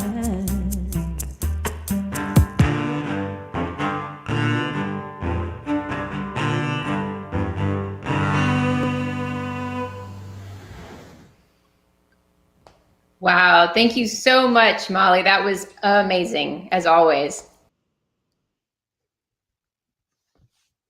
Great. Thank you, guys. Really, Dr. Schultz said it so well. Thank you for spending your Saturday morning with us. We really appreciate it. We have a very special guest up next, Dr. Choi, President of the University of Missouri System and Chancellor of the University of Missouri in Columbia, will be joining us next. Dr. Lois Schultz, who you heard from at the top of the hour, will join us again for a conversation. We're really excited today to have all these great performers. We'll hear more handy health hints from our physicians. We'll hear more from our grateful patients. We'll hear more from our researchers. Have you checked out the auction items today? We have a great lineup, if you will, of auction items. It's a silent auction, of course. We have 4 MU football tickets. We have art by the amazing artist Jenny McGee, and Sam Welshans, and the hand-turned wood bowl from a local artist. So we have a pair of season tickets to Greenhouse Theater. Lots and lots of great auction items. Good morning again, Dr. Schultz. Hello. It's a pleasure to be here. We really appreciated all of the context for why women's health research is so important, and that it's actually quite underfunded. Yeah. Let's see what else. While we're waiting for Dr. Choi to join us, we have, of course, the raffle. Don't forget that we have a $15,000 custom-made necklace, ruby and diamonds, from our sponsor, KT Diamond Jewelers. Good morning, Dr. Choi. Good morning. Good morning. Thank you so much for being here. I was just introducing you as our amazing president of our University of Missouri system and chancellor of University of Missouri campus here in Columbia. Welcome. Thank you. Thank you for inviting me and for organizing this tremendous event. And I look forward to this organization raising a lot of money today for a very important cause. And Dr. Schultz, thank you as well. Thanks so much for your support, for being here today. Oh, my pleasure. My pleasure. So I think we're off to a great start, aren't we? We are. We have raised over $44,000. That's great. So, That's great. You know, yay to all of our sponsors and to all of you guys out there who are bidding on auction items and buying raffle tickets and making donations. We really, really appreciate it. That's good. That's good. And I like seeing the banner that comes up when people make the donation. I saw Ann and Carl Korshkin making a big donation. So keep it coming, rolling along, because it's going to be put to great, great use. Yeah. And we should thank really quickly, actually, Sean Spence with Armchair Telethon. So he is the one behind the scenes today making this entire operation happen. And it's just going great. We really appreciate you too, Sean. So back to you, Dr. Choi. So we have been hearing so much in the community about Next Gen. And I know you have been a huge driver in this amazing initiative. Can you give us an update on the building and the whole initiative? Yeah, it's well, the update's going to be very exciting because the time for grand opening is on the horizon. We expect the grand opening to be in October of this year, but faculty researchers will begin moving into the building in August.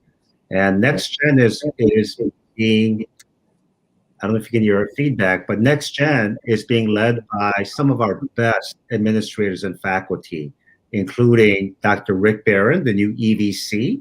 He serves as the executive director, and Dr. Tom Spencer.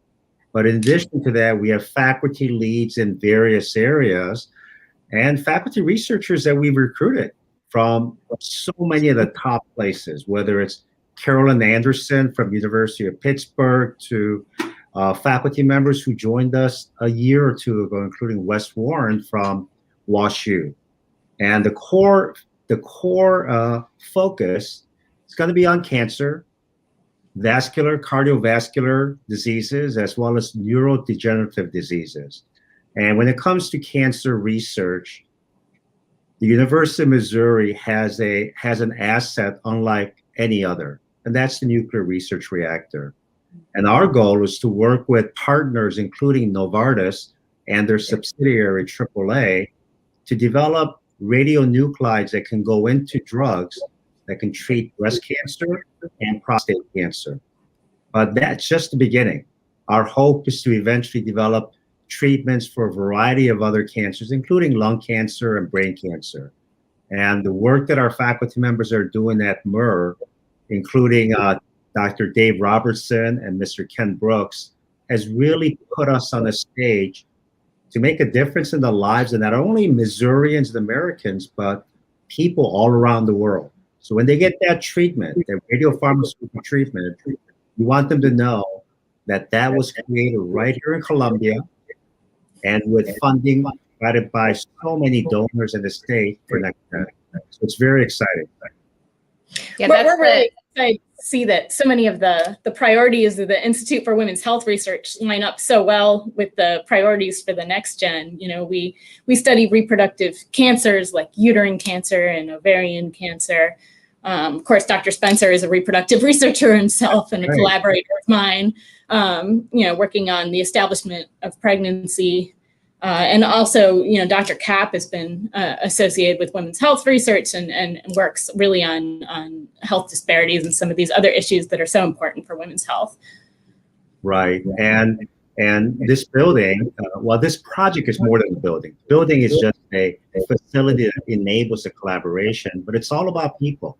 And you mentioned Dr. Julie Kapp, as well as Tom Spencer, but we also have Dr. Jeff Bryan, who's going to be so critically important in the comparative medicine field. I'm getting some feedback. I wonder if it's me. We'll continue as long as you can hear me. But it is going to be the most important priority that we have, because it brings together researchers from the sciences to the social sciences, and especially in our ability to translate that research into different parts of the state, especially rural Missouri. And some of our projects involve a partnership with Siemens, in which our researchers and technicians working in Columbia will be able to operate MRIs in remote parts of the state. And as you know, qualified technicians are not available 24/7 in some of the smaller hospitals. But for us to be able to control it, so that we can get the images and provide that to the doctors in that location, will be critically important for patients that suffer from strokes, for example. So lots of important translational opportunities for us. And that's one of the amazing things about research, right? It is so universally advantageous. So the work that we're doing now, when we say it's our goal and our mission to improve the lives of all women, that's not an overstatement. It's not. The work that we do is immediately translated into advances in healthcare. And that's not just for, like you say, not just for Missourians, that's for everyone. That's right. So it's really an exciting time to be in women's health research. And, you know, when you walk in through the hospital or the School of Medicine at the University of Missouri, you see the motto, the mission. It says, save and improve lives of Missourians, but now we're going to take that even further to save and improve lives, period, regardless of where the patients are. And so that's what makes this so exciting. And the support from the state, governor's office, and the legislature has been very critically important in catalyzing this project.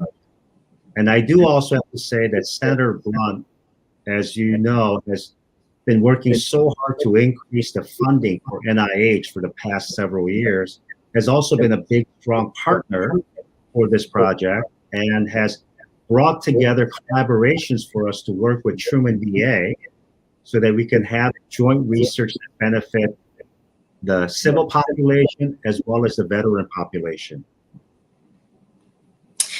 I was wondering, Dr. Choi, if you could speak to some of the real challenges that we face in continuing to be a leader in biomedical research here at Missouri. Well, the challenges are that there are so many critical diseases, whether it's diseases that inflict millions or rare diseases. And as you know, our faculty members work on a broad array of health issues. And so to be able to find the resources to investigate those projects, receive the funding, and also ensure that there's a clinical translation component makes it very difficult because of the many different problems that we can tackle, but the lack of resources that we have to tackle those issues. But we have talented faculty members who are getting even more competitive in phase one federal funding through NIH, DOD, and other sources. And I'm really proud of the progress that Dean Zweig and Dr. Barron have made in increasing the research capabilities of our School of Medicine, which is critically important for our AAU university. Absolutely. And so you mentioned, being competitive for NIH funding, and as I alluded to earlier, it takes a long time to be competitive in a scientist's career. So our trainees, it takes a dozen years to become competitive for this type of funding. So money that we raise today will actually help support our junior faculty, our scientists who are in that early career phase who need that critical support to be able to generate preliminary data to get those large grants. It will also go to support our established scientists who have a new idea, right? Who have a new innovation. As you know, we have to show before we get a grant, we have to show that we can do the grant, right? So we actually have to do some of the work before we ever get the grant. So once again, money today, raised today, will help our researchers with pilot funding for these really new innovations.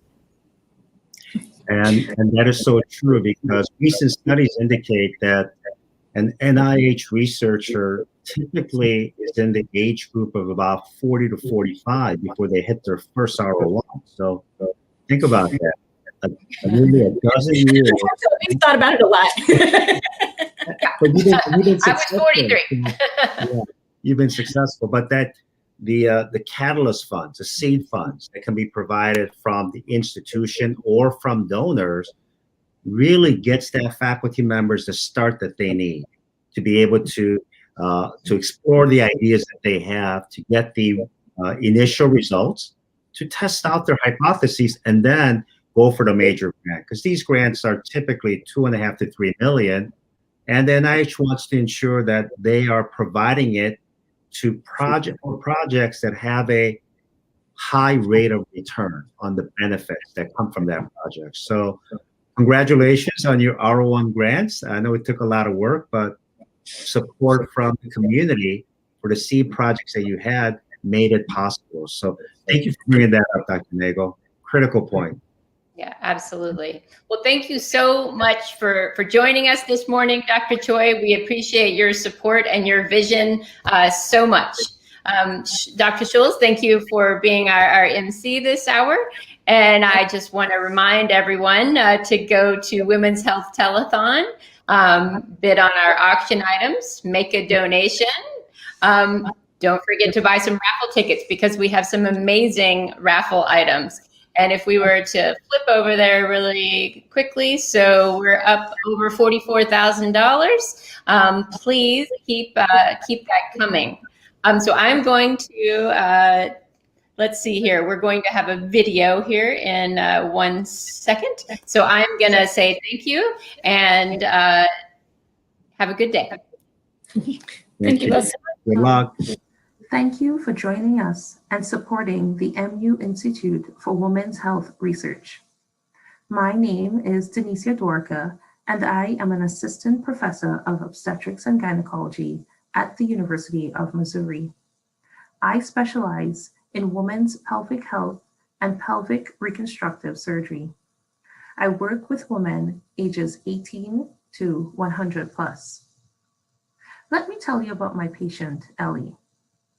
Ellie, a mom of 4, wife, Bible study leader, nurse, graduate student, and active runner, presented to our clinic after she noticed that upon having an urge to urinate, she needed to drop everything and rush to the toilet.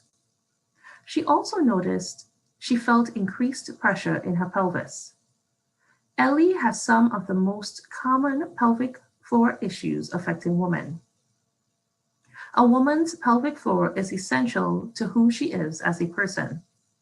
The pelvic floor is the core of the body. It is a small area that contains essential organs such as the uterus, bladder, and rectum. Over time, with pregnancy, childbirth, and aging, women can develop pelvic floor dysfunction. Ellie sought treatment from the Missouri Center for Female Continence and Advanced Pelvic Surgery. While her symptoms are mild, they still are a bother.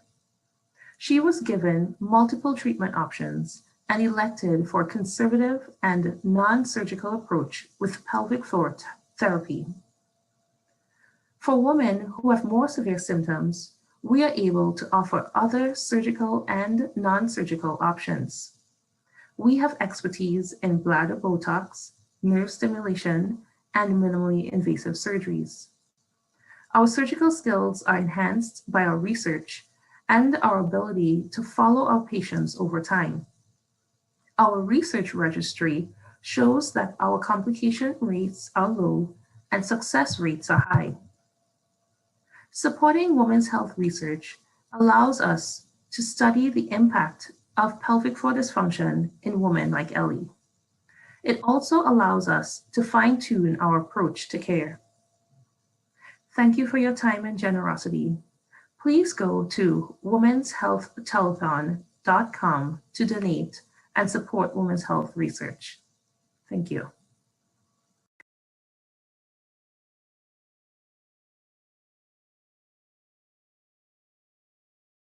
Hello, my name is Albert Sue, and I'm a physician and researcher at the Institute for Women's Health Research. I am passionate about women's health research because we need to develop the next set of treatments, vaccines, and cures for women's health conditions. I study how endometriosis affects women with infertility and chronic pelvic pain, and how there might be different types of endometriosis.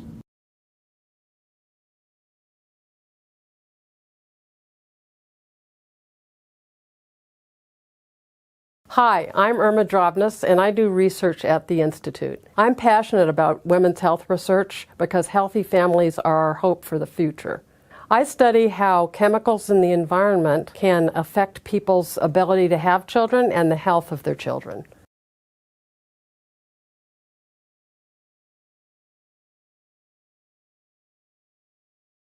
Hi, I'm Dr. Karen Thies. I'm one of the obstetric gynecologists at the University of Missouri. I'm passionate about women's health research because I feel like it is underserved. And I think by focusing on that, we will enhance our abilities to actually provide a better care for women. Because of research, we've been able to enhance the mother and the baby's bonding immediately after delivery as well.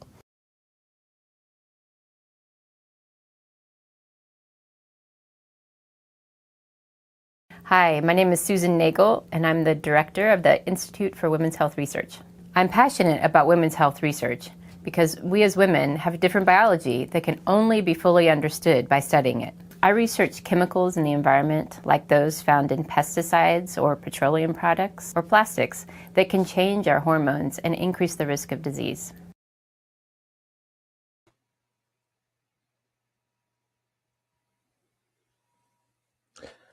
Hi, I'm Dr. Mark Hunter, and I'm the Director of Women's Cancer Services at the University of Missouri. I just want to say it's an absolute pleasure to be here today, and I cannot be more appreciative to every one of you who has at any point joined us today or sponsored our endeavors here, our research here.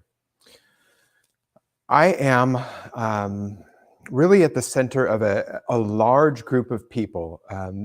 I interact directly with patients who have cancers specific to women or other diseases that affect specifically women, be it fibroids, endometriosis, benign cystic masses, benign vulvar, vaginal masses.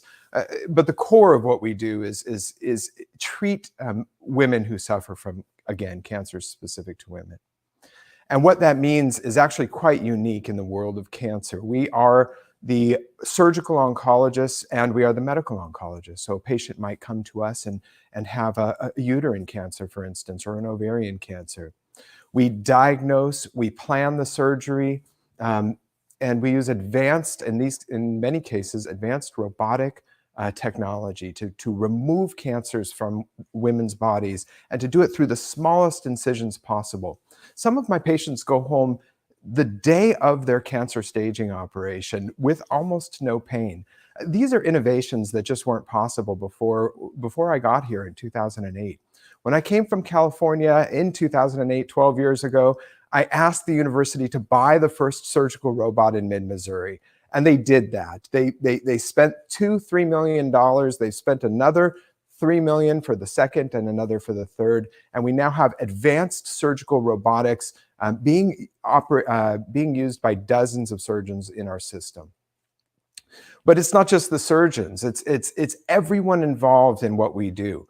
When we've removed this cancer, then we have to do chemotherapy, or we have to do biologic therapy, immunotherapy, hormone therapy, sometimes radiation therapy.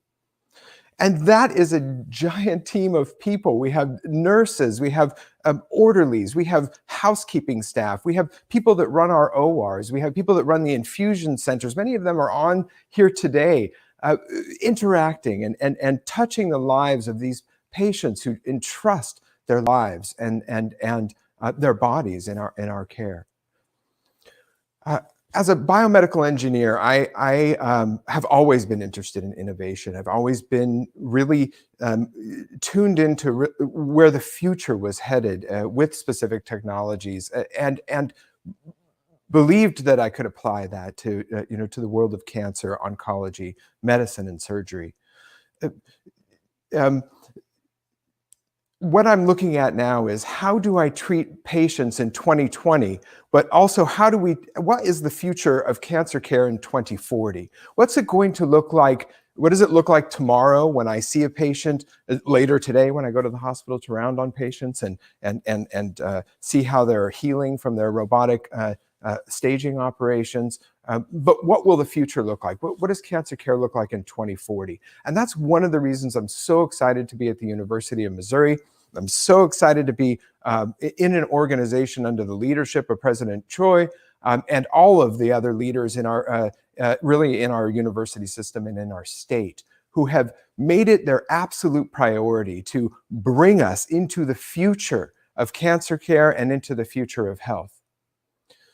What does that look like? What does the future look like? And my belief is that looks like advanced surgical robotics that essentially assemble themselves inside the body. And how can we get from here to there? The answer is grassroots organization among all of our participants within the university system. So we're working with engineers, we're working with people in public health. We're working with people in animal sciences. Jeff Bryan has been amazing in his advocacy of our cancer program from the side of veterinary medicine. Susan Nagel, you've heard from today, has been such a strong advocate in the work that we are trying to do in advancing cancer care. When patients are faced with a difficult diagnosis, such as a recurrent ovarian cancer, it's my job to not only provide them with the tools that they need to fight cancer, but also with hope. Hope that there is a future for them. When they hear the diagnosis stage 4 ovarian cancer or stage 4 recurrent, say, cervical cancer or uterine cancer, it's a crushing blow, not just to them, but to their whole families. And it's our job as a system, as a group of people who love them and care for them and think of them like we would our own family members, to hold their hand, to comfort them, and to explain to them that the future actually does look bright.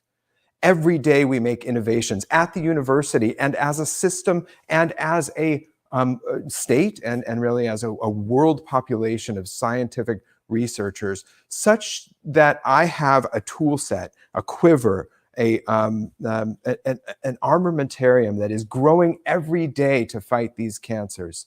And now we get new biologic therapies, new immunotherapies, hormone therapies, new chemotherapies, new ways of attacking cancer every day.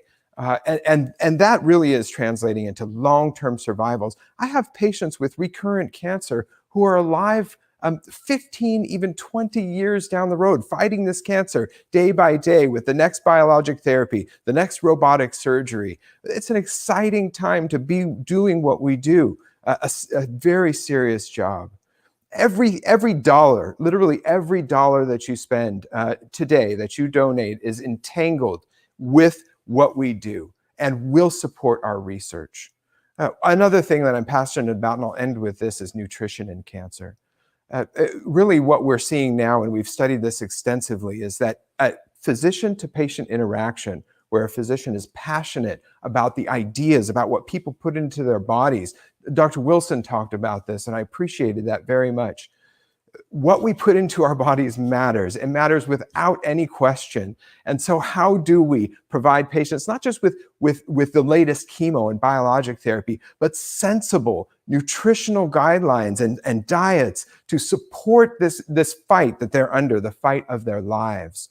I study plant-based nutrition, and I'm very passionate about animal welfare and about plant-based nutrition in the fight of cancer, I just urge you, go to pubmed.org and just type in plant-based nutrition or vegan oncology or plants and cancer. Do your own research and look into these things because they're valuable. You're intelligent. You can read this stuff by yourself. I just want to end again by saying thank you so much for being here. Again, this is tremendous. We're currently studying stem cells from the money that this raised, stem cells and ovarian cancer. We want to know, how do we fight it? How do we find the last single cell in a patient's body that's cancer and get rid of it? And the answer is right here today. This is how it starts. It starts with your donation, contributing to our work against this fight. And I just really appreciate every one of you. I appreciate the community, and I appreciate the opportunity to talk to you today.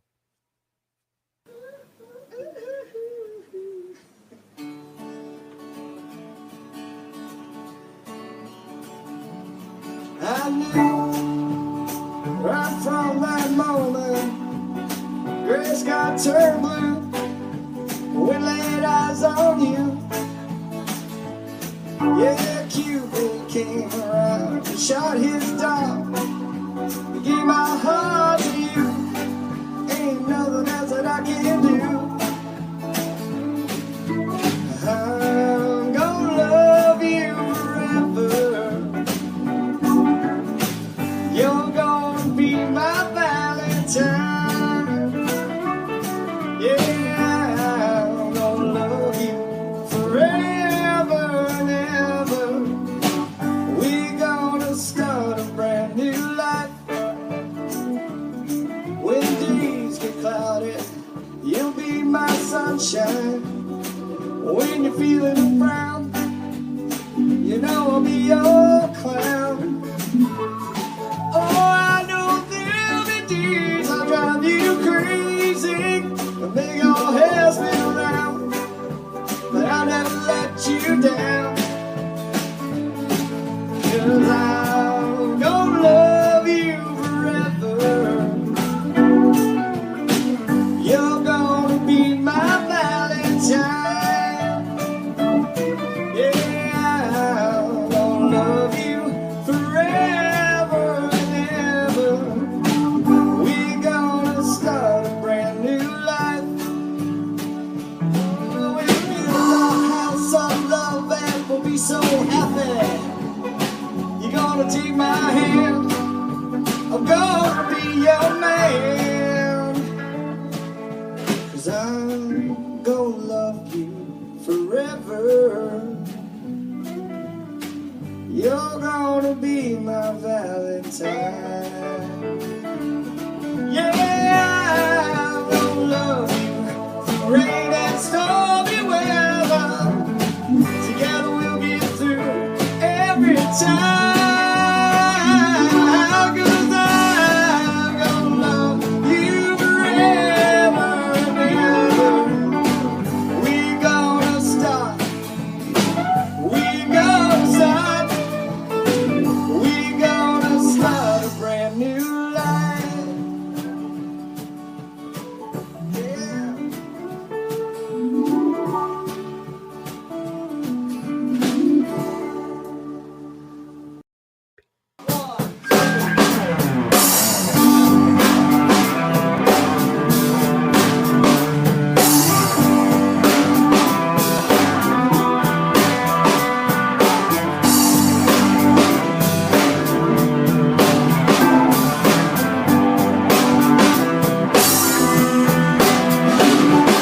Sing about your future. I'll sing about the past. Sing about love. Oh, you knew she was gonna leave eventually. My sincere wish you is time to bloom for me. I'm doing fine. I put away my childish thing and left you all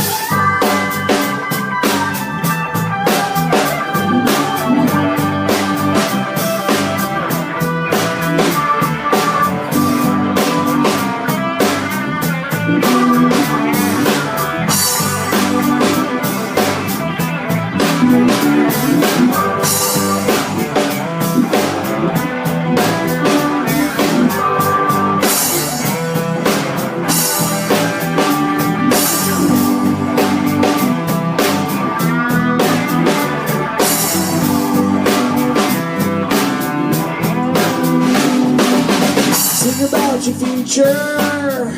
Well, forget about the past. 'Cause if you fall, that will pick you up and brush it off your back. Brush it off your back. Oh, my love. Oh, I've seen it all. Oh, and I've seen darker days. Oh, my love. Oh, I've seen it all. Oh, and I've seen darker days. See darker days. I see darker days. Yeah. I've been up, I've been down. Because the real world keeps spinning around. And push out jump, the man kicking the ground. You can know that I'll be back around. Yeah, yeah, yeah. Yeah, yeah, yeah. Hey, hey, hey.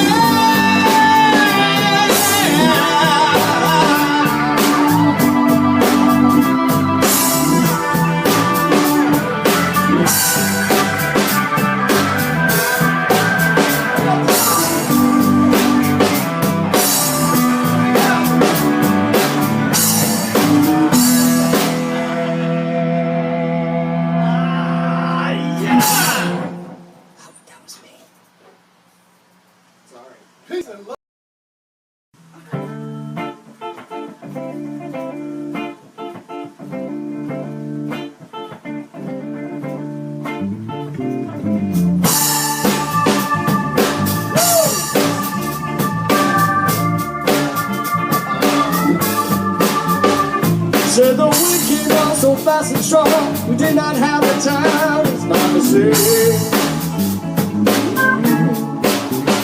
Oh, and down below the ground we sang once that bird to the merry burn.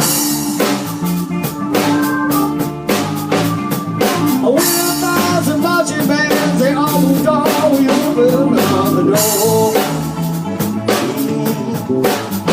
Said now everything we ever knew is gone. Things ain't what they was before. She met him on Friday night. By Sunday afternoon we run away. And I pieced it all together with the evening with a postcard from LA. Thursday morning came and found me on the ground behind a little bar. Said the only love I ever know is gone. Things ain't what they was before. Oh, I don't mind the change in time. The settles of the storm.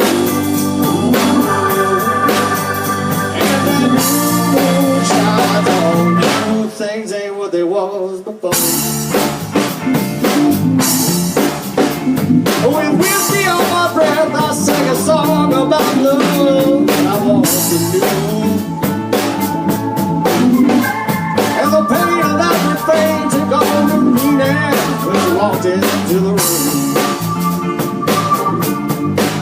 Oh, she told me she was sorry, she could not live without me anymore. Oh, no. Said the only love she ever known was gone. Things ain't what they was before. Oh, I don't mind a change in time. The settles of the snow. And that moon shines on you. Things ain't what they was before.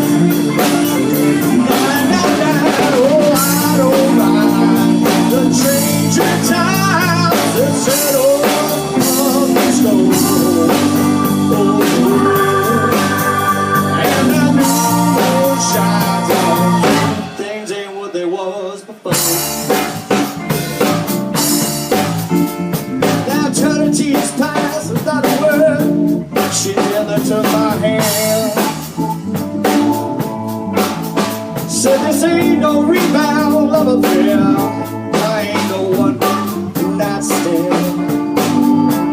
Oh, I put back on the bar, grab my guitar, and I headed for the door.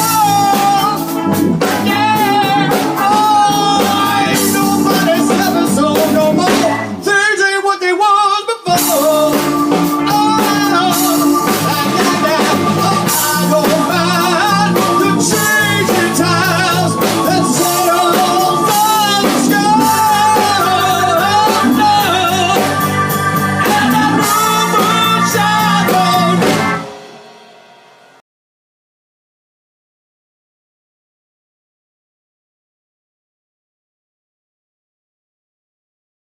My name is Dr. Mark Hunter, and I am the Director of Women's Cancer Care at the University of Missouri and a scientist at the Institute for Women's Health Research. I am passionate about women's health research because women have unique challenges that threaten their safety, their health, and their quality of life. I study the complex relationship between diet and the development and progression of cancer, and how to optimize cancer treatment based on a woman's individual tumor genetics.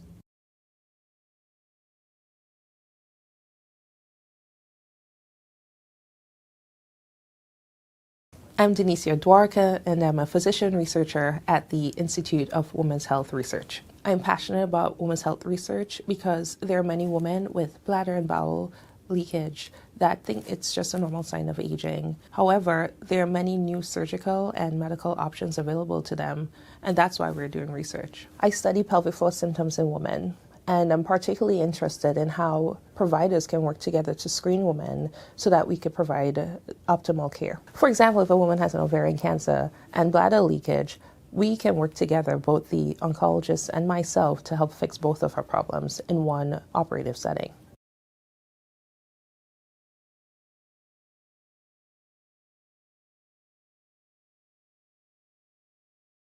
Hello, I'm Dr. Schust, and I'm a researcher at the Institute for Women's Health Research. I am passionate about women's health research because caring for pregnancies affects not only the immediate health of the mother and her baby, but also her future health, her child's health, and generations to come.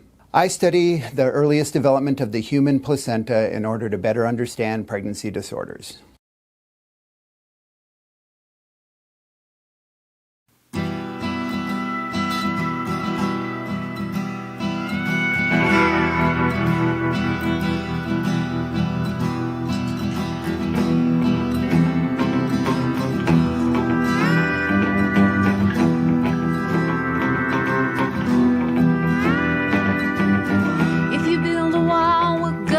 Tear it down.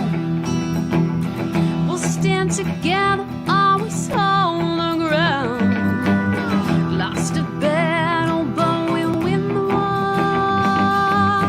'Cause we're all the same inside the core. Mexicans and Americans.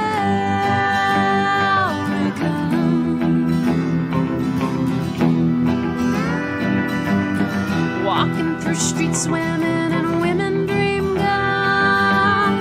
Brave on the light to see through the facade. We won't resist and we'll always be free. Rather dust and then live on our knees. Mexicans and Americans.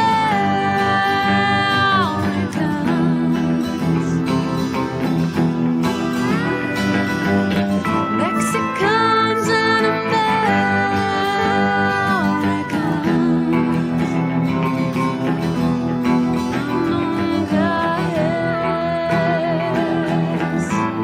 Demasiado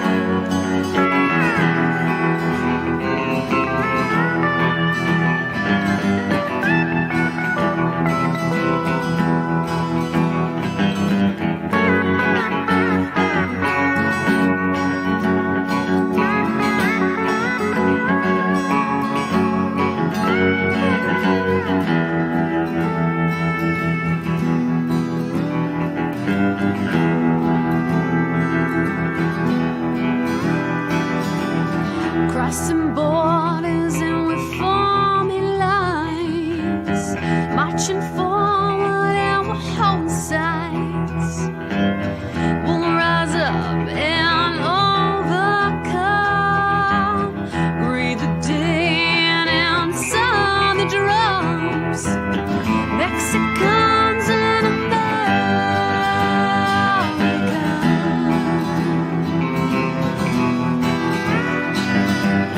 Mexicans and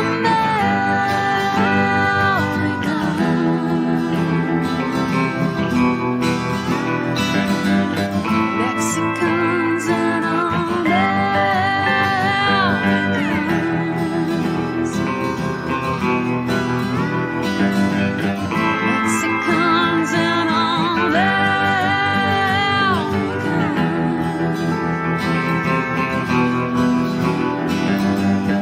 Mexicans and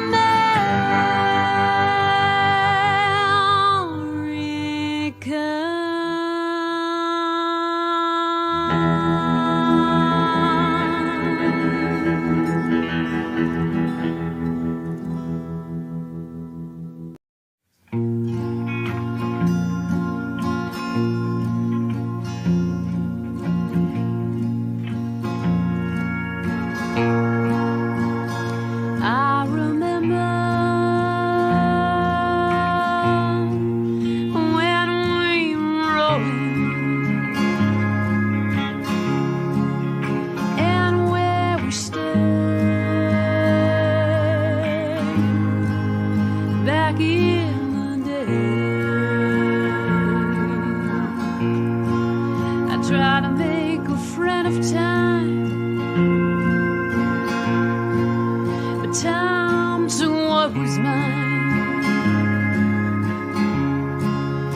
and made us pay. Back in the day, wasn't so hard to shoot. You were so close to me. I thought it was gonna last. Now it's all in the past.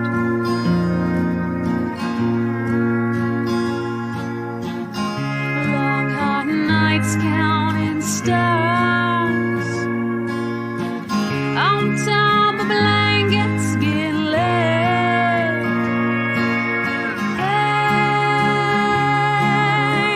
Hey, back in the day.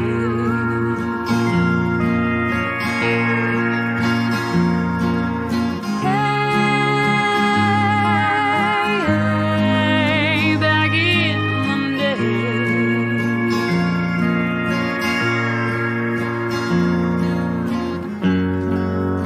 We went around on and on a spree. All had not been revealed until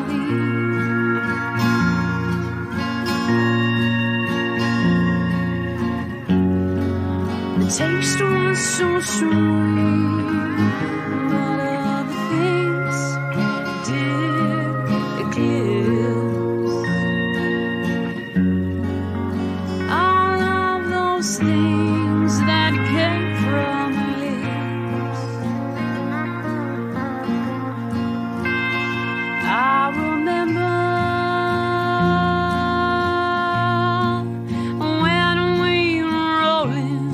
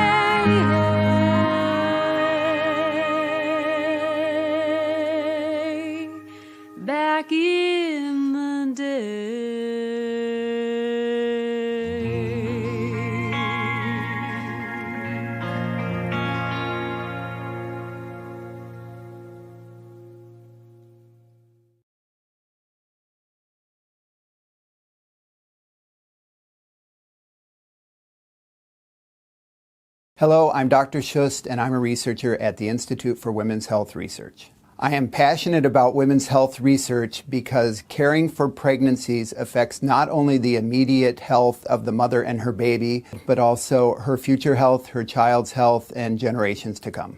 I study the earliest development of the human placenta in order to better understand pregnancy disorders.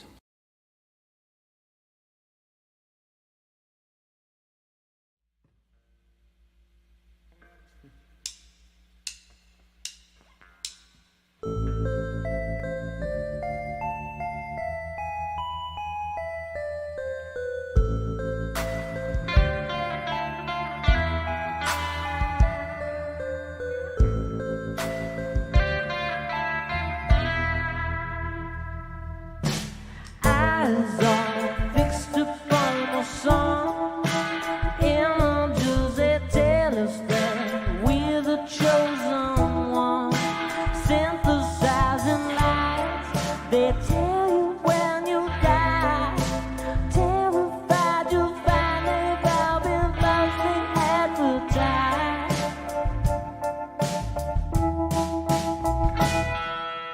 Oh no, can you feel my halo? Never gonna let. Oh no, can you feel my halo? Never gonna let you go.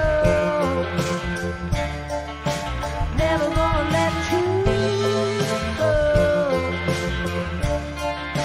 Never gonna let you go.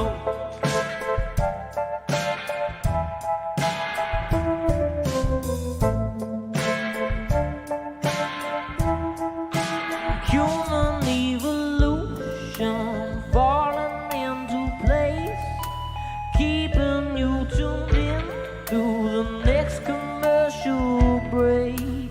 Beautiful illusions, imaginary lies, accessorize your sadness like it's going out of style. Oh, customize with just the right amount of soul. Oh, oh, oh, oh, can you feel my halo?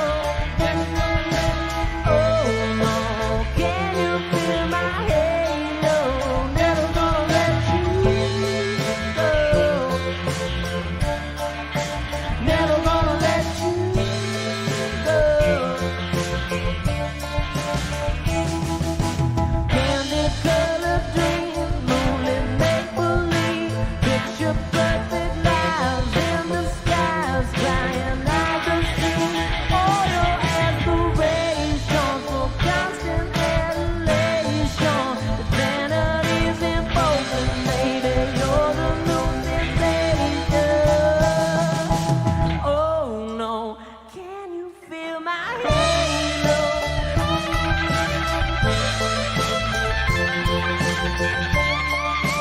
Never gonna let you go. Never gonna let you go. Never gonna let you go. Never gonna let you go. Never gonna let you go.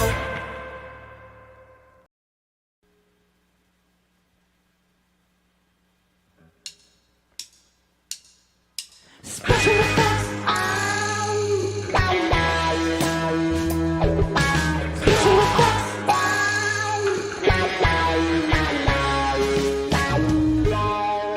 You walk into a room, you see that no one else is real.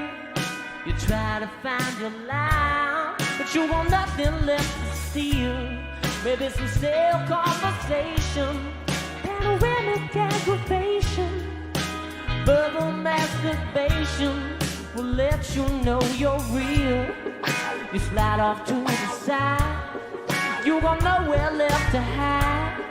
You wire dissension, what a way to make an entrance in the light of a moonbeam, like some shimmering daydream that ain't quite what it seems.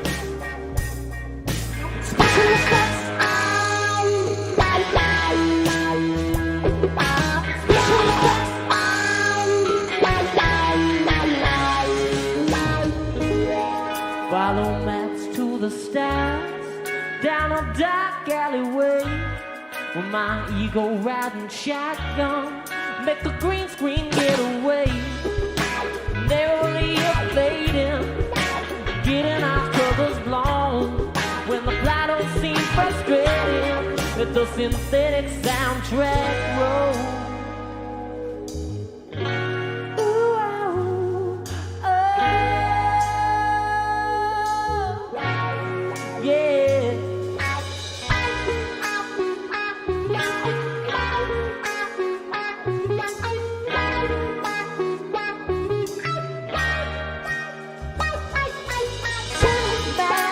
Acrobatic,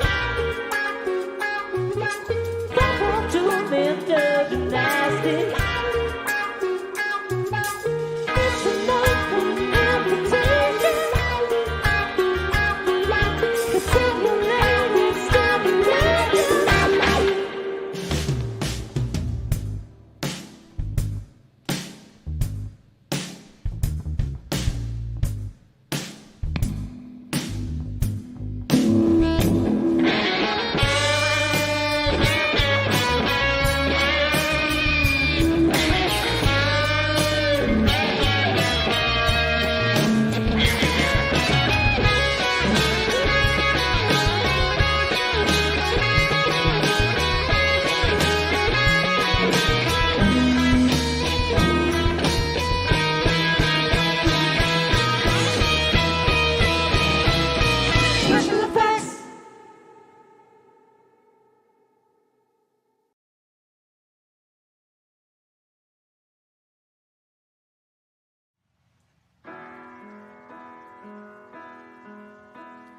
Holy embers falling down, holding my heart in their hand. Holy water holding up the walls of sound, shatter every time you walk around. So tell me why I'm stranded in this burning cathedral, haunted by the thought of you and I.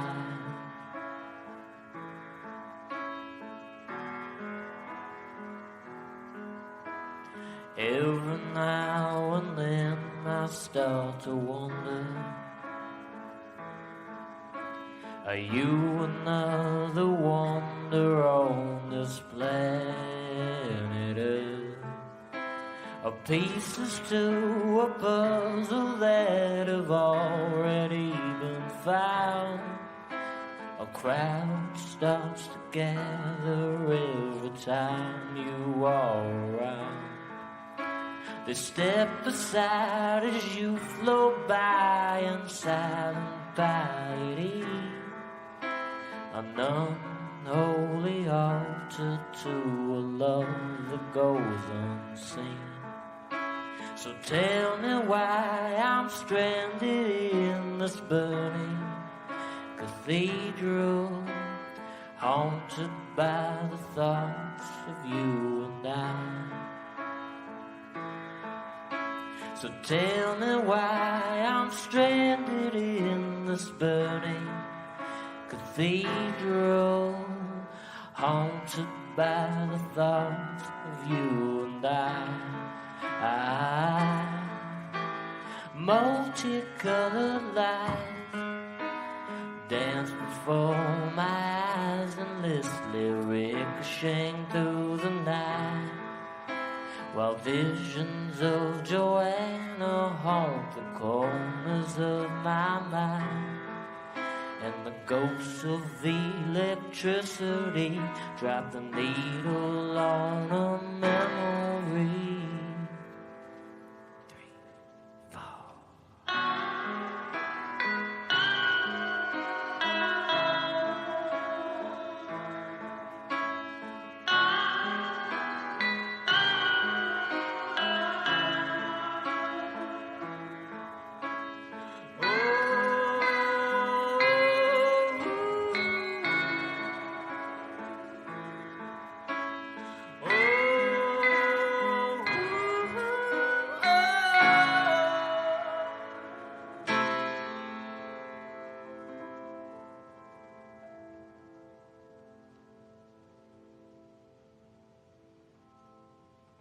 So tell me why I'm stranded in this burning cathedral, haunted by the thoughts of you and I. So tell me why I'm stranded in this burning cathedral.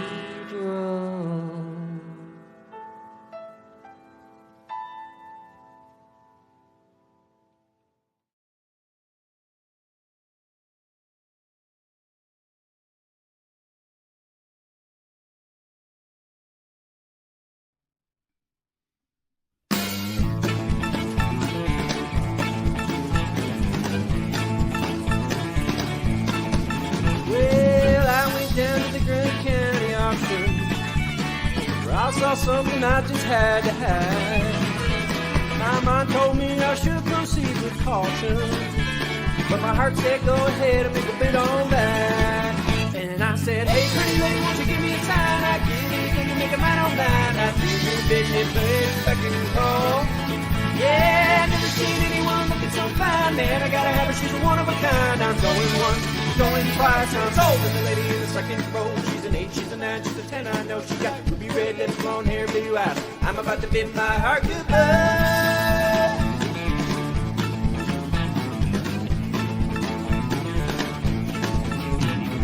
The auctioneer was going about a mile a minute, taking bids and calling them out loud. I guess that I was really getting in it, 'cause I just shouted out above the crowd. And I said, hey, pretty lady, won't you give me a sign? I give anything to make a man on mine. I do your business, baby, back and call. Yeah, I've never seen anyone looking so fine, man. I gotta have she's one of a kind. I'm going once, going twice. I'm sold. And the lady in the long black dress, 'cause she won my heart and it was no contest. She got ruby red lips, blonde hair, blue eyes. I'm about to bid my heart goodbye. We found love on the auction block when I hauled the heart away. Now we just sit and laugh about where we met that day. And I said, hey, pretty lady, won't you give me a sign? I give anything and make a man on mine. I do your business, beach, back and go. Yeah, I've never seen anyone looking so fine, man. I gotta have it, she's one of a kind. I'm going once, going twice. I'm sold. And the lady in the second row, she's an 8, she's a 9, she's a 10. I know she got ruby red lips, blonde hair, blue eyes. I'm about to bid my heart goodbye.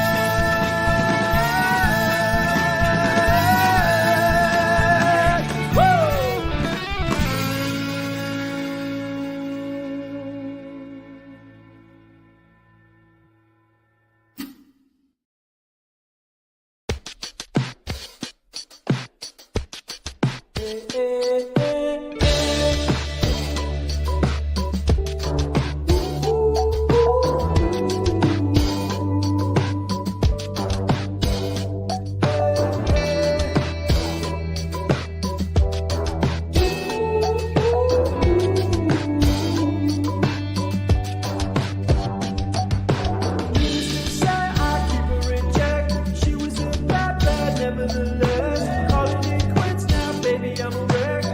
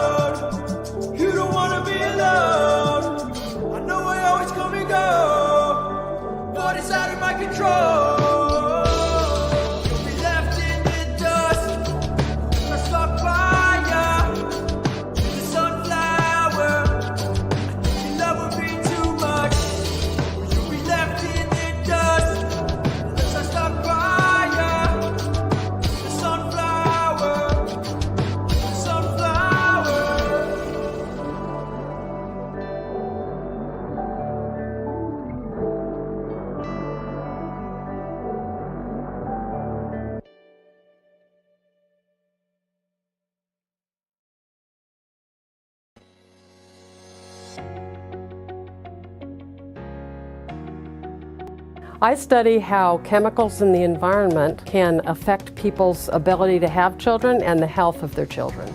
I study how endometriosis affects women with infertility and chronic pelvic pain and how there might be different types of endometriosis. I studied the effects of nutrition during pregnancy and how it impacts the health of the mother and the child also in later ages. I study a specific type of cancer therapy that completely destroys tumors without causing any side effects. We conduct research on uterine fibroids. Uterine fibroids are one of the most common benign tumors that women can have and often result in hysterectomy to treat the disease. Also in my lab, we study how the uterus repairs itself after pregnancy so that another pregnancy can occur. I study treatments for gynecologic problems such as bladder control problems or other problems that are often associated with vaginal childbirth. I research chemicals in the environment, like those found in pesticides or petroleum products or plastics that can change our hormones and increase the risk of disease. I study how pregnant women's diet reduces the risk of the disease, both in moms and babies. I study the complex relationship between diet and the development and progression of cancer, and how to optimize cancer treatment based on a woman's individual tumor genetics. I study pelvic floor symptoms in women, and I'm particularly interested in how providers can work together to screen women so that we could provide optimal care. I study the earliest development of the human placenta in order to better understand pregnancy disorders. I'm interested in how complications of pregnancy, like growth restriction and preeclampsia and diabetes, can be treated or prevented.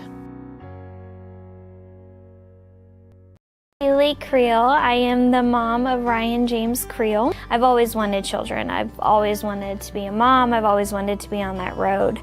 So when I found out that I was pregnant with Ryan, even though it wasn't within the plan that we were supposed to follow, it was still a surprise.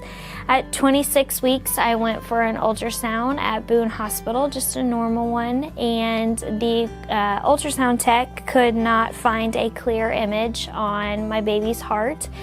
She said that it was just because the little nugget was moving around, but I think that may have just been to calm my nerves. So we were referred here to Dr. Panchanga, my women's and children, and once we got here, Dr. Panchangam was the one who diagnosed Ryan with all 3 of his heart defects, along with his sweet tech, Valerie, who I love. He was diagnosed with dextrocardia, which means that his heart points towards the right instead of the left, which many of ours does. Pulmonary atresia, which basically means that he just had a mixture of blood. The pulmonary valve that was controlling the blood flow did not form properly, so the blue blood and the red blood were all mixed in with each other. His crisscross AV valves, that was the inflow of streams to the 2 ventricles that still mixed together. So we're still talking the blue blood and the red blood was just all mixed in. After Dr. Panchangam found out about his 3 heart defects, we were referred to the maternal fetal medicine program here, which was with Dr. Stevens, and that was an amazing move. Dr. Stevens was my high-risk OB. She ran all kinds of genetic testing, anything that she could see panic in my face for or fear. She definitely put to rest with all my doubts and just kind of turned it into joy that this was still my first pregnancy. I still had a healthy baby inside of me, and that helped a lot. Ryan decided to come a whole too many weeks early. I was 36 weeks and 1 day at that time. So he definitely came whenever the little nugget wanted to. We had to do an emergency C-section here at Women's and Children with Dr. Stevens because of his rapid decline in his heart rate. So after Ryan was delivered, he was taken to Kansas City without me not being able to have a normal skin-to-skin contact like many moms do. Dr. Stevens made sure that I would at least get to hold my son's hand and see him for a couple of minutes before he was taken over to Kansas City. I lasted here at Women's and Children's for 16 hours before they finally gave up and let me go. My mom never left Ryan's side. My dad never left mine. We stayed there for his first surgery, which happened a week after he was born. And then his recovery time was about 5 weeks total, and we were able to come back home. We were seen by Dr. Stevens and Dr. Panchangam both after the pregnancy. Sometimes we would talk 2 to 3 times during the week. They never left us in the dark. Once we got done with his first open heart surgery, we just recently went back for his second open heart surgery. That was supposed to be a 2-week recovery.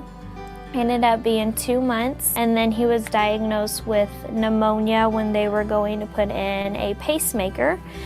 So we were on antibiotics for 7 days and then just waited around for 4 days for a OR to open up. And then once we got him in the OR, we spent another 28 days on antibiotics because they found staph infection just beneath his breastbone. So he was intubated for 2 weeks. He smiled, he kicked, he flirted with all the nurses. He was a ham. But finally, somehow after those 28 days, his heart medication just started working and we didn't have to have a pacemaker anymore. So we finally got to come home the day before Thanksgiving.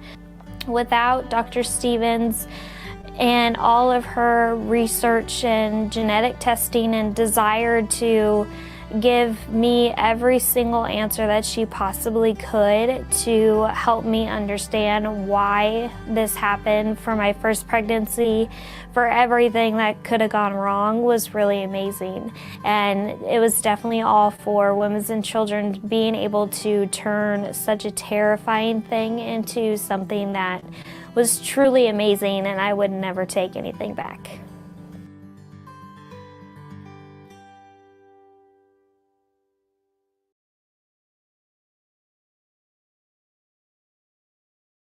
Creel. I am the mom of Ryan James Creel. I've always wanted children. I've always wanted to be a mom. I've always wanted to be on that road. So when I found out that I was pregnant with Ryan, even though it wasn't within the plan that we were supposed to follow, it was still a surprise. At 26 weeks, I went for an ultrasound at Boone Hospital, just a normal one, and the ultrasound tech could not find a clear image on my baby's heart. She said that it was just because the little nugget was moving around, but I think that may have just been to calm my nerves. So we were referred here to Dr. Panchangam at Women's and Children, and once we got here, Dr. Panchangam was the one who diagnosed Ryan with all 3 of his heart defects, along with his sweet, sweet tech, Valerie, who I love. He was diagnosed with dextrocardia, which means that his heart points towards the right instead of the left, which many of ours does. Pulmonary atresia, which basically means that he just had a mixture of blood. The pulmonary valve that was controlling the blood flow did not form properly, so the blue blood and the red blood were all mixed in with each other. His crisscross AV valves, that was the inflow of streams to the 2 ventricles that still mixed together. So we're still talking the blue blood and the red blood was just all mixed in. After Dr. Panchangam found out about his 3 heart defects, we were referred to the maternal fetal medicine program here, which was with Dr. Stevens, and that was an amazing move. Dr. Stevens was my high-risk OB. She ran all kinds of genetic testing, anything that she could see panic in my face for or fear. She definitely put to rest with all my doubts and just kind of turned it into joy that this was still my first pregnancy. I still had a healthy baby inside of me, and that helped a lot. Ryan decided to come a whole 2 many weeks early. I was 36 weeks and 1 day at that time. So he definitely came whenever the little nugget wanted to. We had to do an emergency C-section here at Women's and Children with Dr. Stevens because of his rapid decline in his heart rate. So after Ryan was delivered, he was taken to Kansas City without me not being able to have a normal skin-to-skin contact like many moms do. Dr. Stevens made sure that I would at least get to hold my son's hand and see him for a couple of minutes before he was taken over to Kansas City. I lasted here at Women's and Children's for 16 hours before they finally gave up and let me go. My mom never left Ryan's side. My dad never left mine. We stayed there for his first surgery, which happened a week after he was born.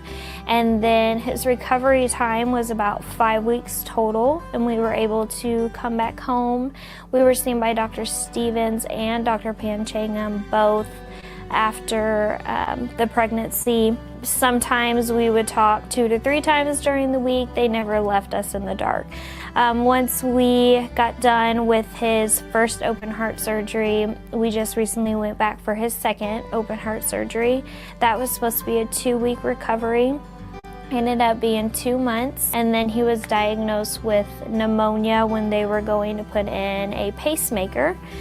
So we were on antibiotics for 7 days and then just waited around for 4 days for a OR to open up. And then once we got him in the OR, we spent another 28 days on antibiotics because they found staph infection just beneath his breastbone. So he was intubated for 2 weeks. He smiled, he kicked, he flirted with all the nurses. He was a ham. But finally, somehow after those 28 days, his heart medication just started working and we didn't have to have a pacemaker anymore. So we finally got to come home the day before Thanksgiving.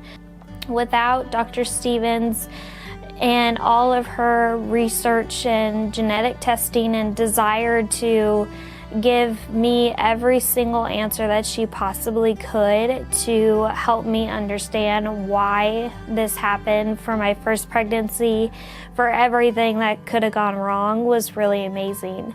And it was definitely all for Women's and Children being able to turn such a terrifying thing into something that was truly amazing, and I would never take anything back.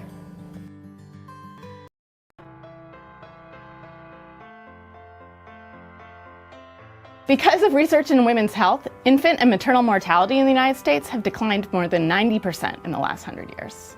Because of research, we have developed tools to deliver personalized medicine for each woman.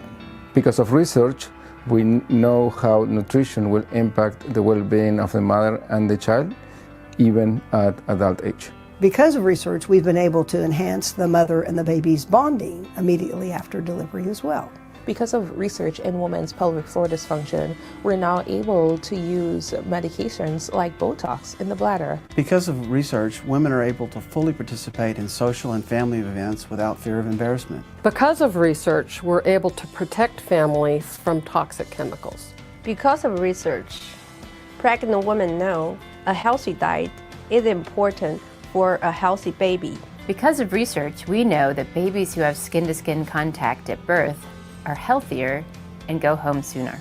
Because of research, many cancers are now preventable by identifying specific genetic patterns that contribute to the development of this disease. Because of research, I'm a grandfather. My daughter-in-law had a specific disorder of pregnancy, and she underwent in vitro fertilization, which resulted in the birth of my granddaughter. Because of women's health research, I can give comforting advice to friends and family who are struggling with infertility. Because of research, couples with genetic disorders have the ability to not pass them on to their children. Because of women's health research, our women are safer, our children are healthier, and our communities are stronger.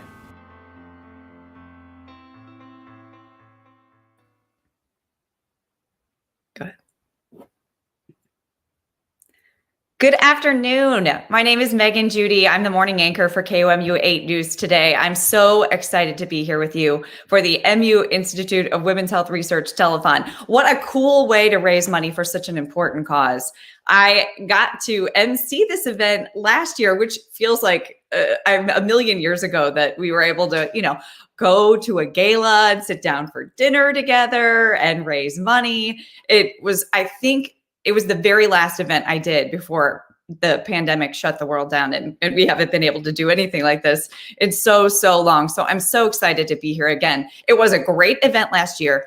So much fun, beautiful dinner in a beautiful space, and a lot of wonderful stories that people were able to share. But I have to say, this is really cool. This is such an interesting pivot on how to make sure that we stay connected to the community and make sure that we're still raising money for the things that matter to the people who are our neighbors. And I have been the absolute beneficiary of MU Women's Health Research. I have 3 wonderful children who all of them were born at Women's and Children's. My oldest, it wasn't named Women's and Children's yet, but all 3 of them are here as a result of the amazing doctors and nurses and researchers who work for MU and MU Health. And I'm so grateful. My youngest 2, Clara and Declan, they were pretty standard, even advanced maternal age, standard births. But my oldest son, who's 15, he was actually born with a ventricular septal defect.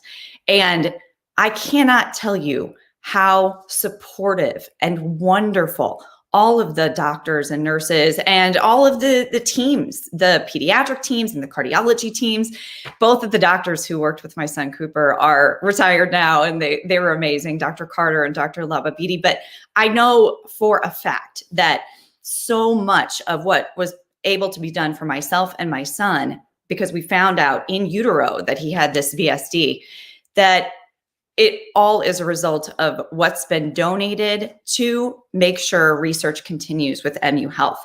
And just to remind you, if you would like to donate, you can go to womenshealthtelethon.com, and there's a spot to click to donate. There's also all the cool auction items and raffle items. I'll get to those in just a couple of minutes. But again, I'm so grateful to be here because it's such an important thing. I mean, when you look at the amount of research that's coming out of this institute, it's astounding. And they're working on prevention and diagnosis and treatment for major diseases for women. When I was doing some research, some of the things that jumped out to me: fertility and placental development. Trying really hard, these researchers are working specifically on how to improve fertility rates. My husband and I, we suffered a pregnancy loss before our daughter was born, and the support that I got from my doctor was incredible. And I know that, that is just all part of making sure that the money goes to the right place and that people are donating to make sure that these researchers can work on things like how to prevent pregnancy losses, prevent pregnancy disorders like preeclampsia, which thankfully I've never had, but I know is so scary. I've had friends who've had it. Reproductive cancers, doing research for reproductive cancers, pelvic floor and reproductive tract disorders. I mean, goodness gracious, I can't even fathom the brain power that goes into figuring something like this out. But thank goodness there are researchers who are working for women to do things like this. I want to say thank you to some of the sponsors because they are the reason that this telethon is already as successful as it is. Big sponsor, diamond sponsor, $15,000 sponsor, KT Diamond Jewelers, which I know there's a beautiful necklace that's one of the silent auction items. So if you haven't taken a look, make sure you jump on the site. You can click on the drop down and look at the raffle items and the silent auction items. Some of the other sponsors, the platinum sponsor, $10,000, MU Division of Reproductive and Perinatal Research, the Department of Obstetrics, Gynecology, and Women's Health, the Division of General OBGYN. Silver champions, the $2,500 donors, Dr. Hung Nguyen. He's at the Maternal and Fetal Medicine, Obstetrics, and Gynecology. And I actually got to meet with him when I was pregnant with my daughter. He was wonderful and just such a great light in that department. Dr. Alan Cass, bronze champions. Those are the ones who've donated $1,000. Restoration Eye Care, Timothy McGarity, the Missourian. Crest Health and Wellness, Adriana McGarity. Columbia Surgical Associates, Dr. Ella Spurchinger, And then the Africa Fest Como 2021. Patron champions, those are $500 donors. Missouri Center for Gynecological Oncology, Stephanie Westwood Rothermich, she's at Synergy Wealth Solutions, she's a financial advisor. Veterans United Home Loans, MFA Oil, State Farm, La Brunerie Financial, Rotary Club of Columbia, Missouri, the MU Department of Medicine. The Friendship Champions, those are $250 donors, Anne and Carl Korskjen. And then supporting champions, $125, Dr. Linda Hedrick and Dr. Chung Ho Lin. And we just want to say thank you so much to those donors and those sponsors, because something like this, I mean, again, a hard pivot from what we are used to. You know, I think we all are used to going to the galas and the live music and the dinners and, you know, and this is such a cool way to still share something with the community and get to see all these amazing performers, because I've already seen a bunch of them and we've got another really excellent one coming up. If you have not looked, some of the silent auction items there are currently being bid on look really cool. 4 MU football tickets. Who wants to finally get to go to a football game?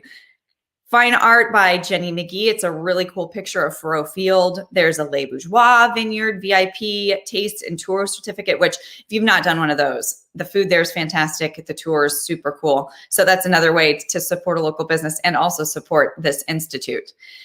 There's a farm visit, Finca Madre, and I think that is connected with Susan, who you will have already heard from, Dr. Susan Nagel, and you'll probably hear from her again. The whiskey and crystal scotch glasses, there's a yoga package, all kinds of really fun stuff.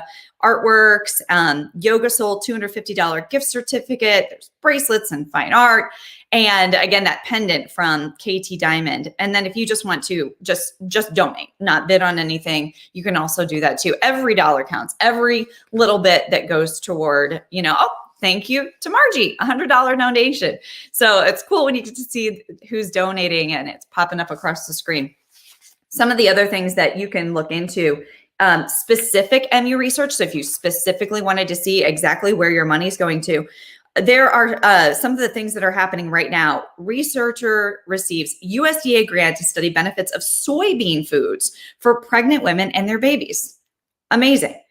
Federally funded program is going to help MU train reproductive scientists. We need more scientists working on that. Exposure to chemicals used during fracking may cause precancerous lesions in mice. And then the study of mice shows protein in the womb plays a lifelong role in bone health. So if you ever had to wonder where your money was going, it's very easy to find it. All you have to do is just, you know, click around on the site and see where the research is. And I'm getting a message over our chat function over here that we've raised more than $43,000 so far, which is absolutely incredible. So thank you to everyone who's donated, all of the sponsors. You are in for such a treat. The next performer is a local musician. His name is Caleb Alexander. He's actually my son's guitar teacher. So I'm already a big fan.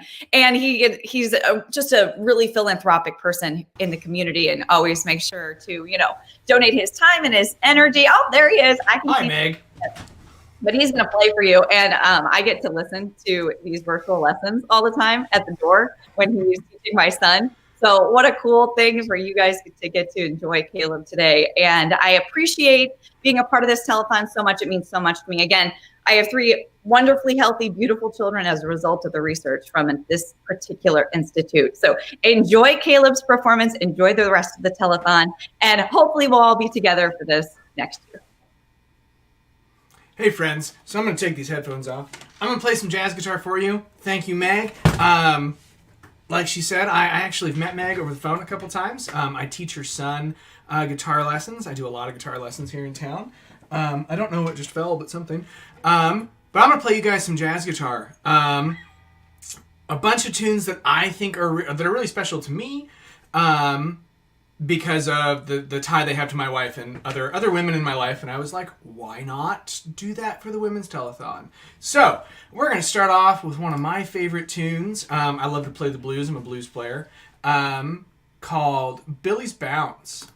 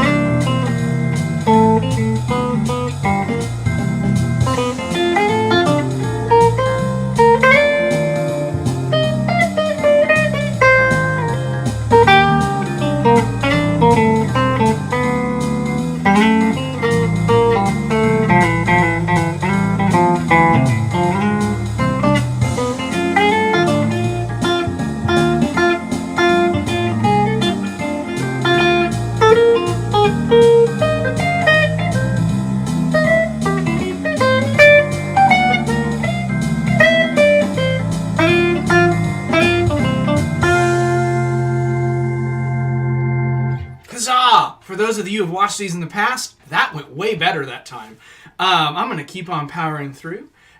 This next tune is a Louis Armstrong, Duke Ellington tune, or that's how I know it. It's called Don't Get Around Much Anymore.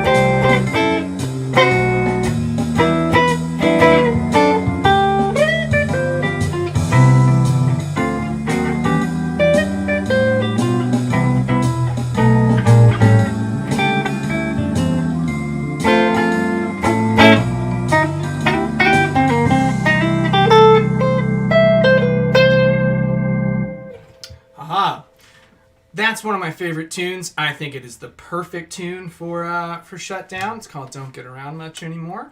Might not be about a pandemic, but it sure does work. I'm going to move on to a throwback tune for a couple of friends of mine that are watching back from college. This one's called Afternoon in Paris.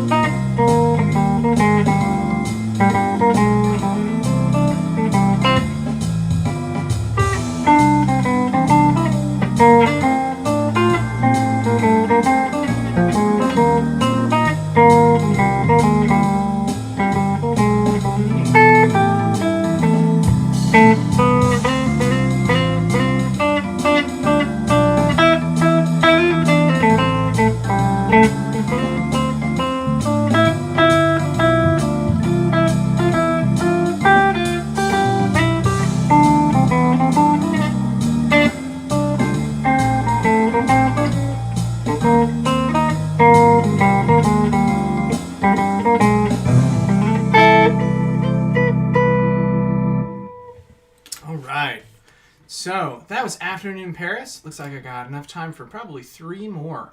So yeah, we're gonna do this. This is the Days of Wine and Roses.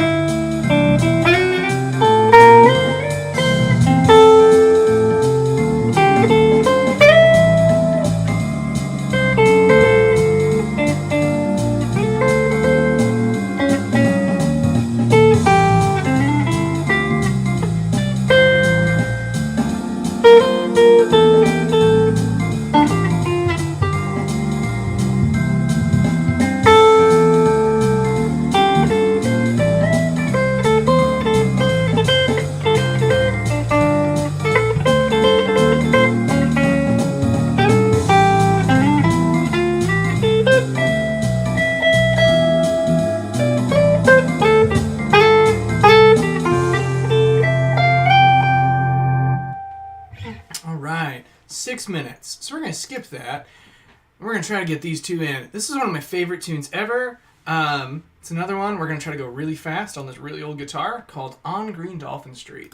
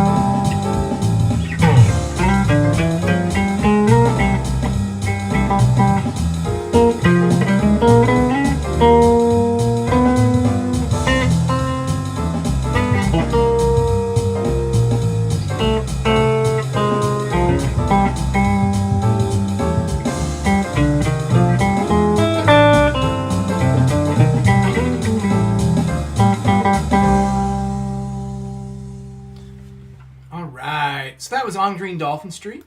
We're going to try a new one today. This one's called Wave. It's a Latin tune. I hope you guys enjoy it. I've had a lot of fun. If you've not had a chance to donate to women's and children's research, please do. This one should end me right on time. If you need to cut me off early, guys, that's totally fine.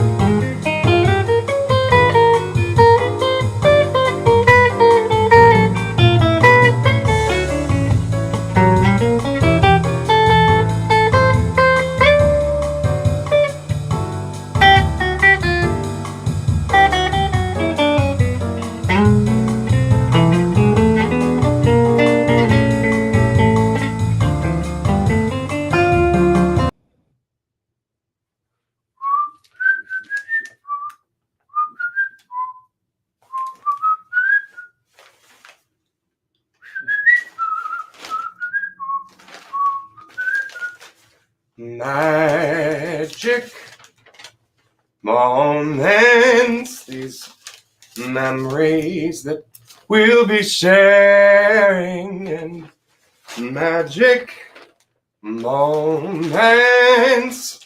when two hearts are caring. Now I'll never forget the night that we kissed, the night of the hayride, the way that we touched to try to keep warm while on the sleigh ride. These magic moments filled with love. Ba-da-da-da-bum, ba-da-da-bum, ba-da-da-da-da. Ba-ba-da-da-bum, ba-da-da-bum, bum, ba-da-da-dum. Now I know what you're thinking. You're thinking, this guy is really weird. And you know, you're not wrong. There's one of two people in the audience. You either heard there was going to be a magician and you were like, oh my gosh, this is going to be the best act ever. Or you're like, just bring Caleb Alexander back. Come on. I can't really hear you, but give it up for Caleb Alexander. That was awesome, man. I am very impressed. Before we begin, I'll tell you a little bit about myself. I am your magician, illusionist, prestidigitator, if you would prefer. I'm originally from upstate New York. Moved to Branson, Missouri right before my freshman year of high school. And prior to high school, I was homeschooled. So needless to say, I had a vast social tool belt, an abundance of friends. My friends were all stuffed pandas, actually, and we used to play Monopoly together. I know. Don't laugh. It's an unfortunate fact. Regardless, as I said, I did have a lot of time on my hands. I am what they call a purist. That means everything that I do is with an ordinary deck of playing cards. 52 different cards. That is the way they come from the factory. Would someone from the chat, maybe Caleb, if you're still there, name a card, just any card. It doesn't matter. Just go ahead and put it in the chat. Queen of Hearts. Queen of Hearts. Let's see if I can get it. Oops. Dropped it. We'll try again. I don't think that was it. The Queen of Hearts. That would have been really, really amazing. We'll fix it. It's okay. Here. For you, Megan. Wait for it.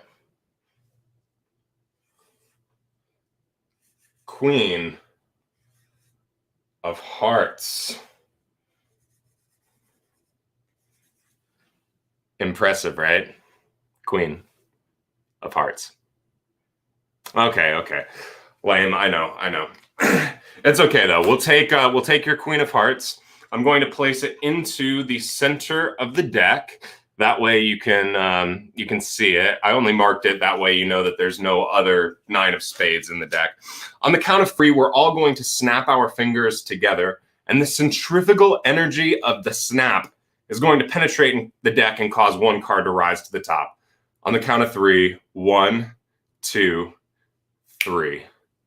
Did you feel it? I felt it. Your Queen of Hearts. I know what you're thinking. You're thinking that there must have been some sleight of hand. It was already on top. I'll show you the very moment that it happens. I'll even show you the top card.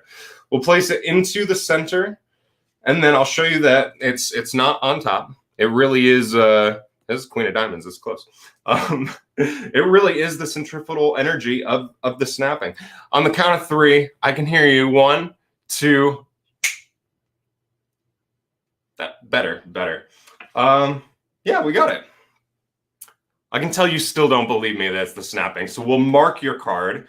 That way there's no other card in the deck like your card. We'll place it about halfway down so you can see the marking. And then on the count of 3, 1, 2, 3. Megan, your Queen of Hearts. Okay, it's not really the Queen of Hearts, but behind me, this whole time there has been a deck of playing cards. One deck of playing cards. And in this deck, there is one card that is face down. Megan, your queen of hearts. Say what? Now, what a lot of people don't realize, she said what? That's awesome. What a lot of people don't realize is that there are only 7 different genres of magic. Only 7 things you can actually do. You can make an object vanish. You can make an object appear. You can make 2 objects transpose. You can make something levitate. You can saw someone in half, which my insurance no longer covers. But my favorite genre of magic is impalation, or impaling something. Tonight we are going to do something a little bit extreme. I have 3 nails here, 1, 2, 3. I wanted to perform a live COVID test. I don't know if anyone in the audience has actually gone and been so concerned that they had COVID or actually had it that they went and got a test. But if you know, they kind of take a swab and they stuff it like, it's not fun. But I didn't have any swabs. So I have 3 nails. I just kind of found these around the house. 1, 2, 3. We'll go ahead and use this 3rd one.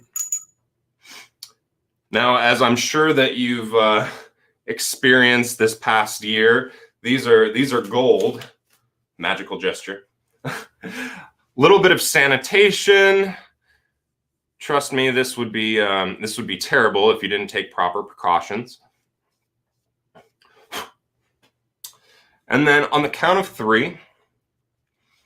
1, 2, 3 days ago I was doing this.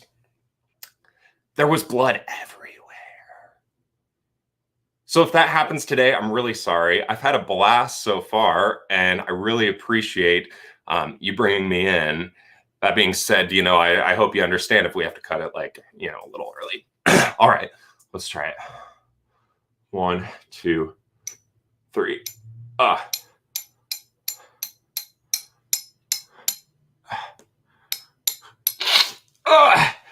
It's really in there.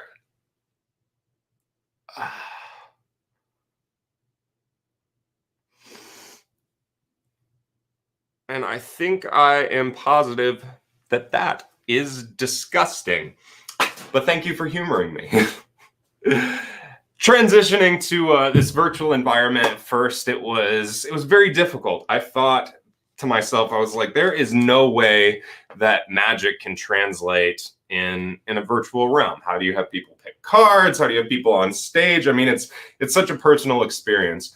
But one thing that I found that is great about these events is that I'm able to showcase some of my close-up sleight of hand magic that otherwise I wouldn't be able to share in a normal stage show. So I'm going to switch the camera angle over a little bit, and I hope you enjoy some close-up sleight of hand magic. This is a 100% true story.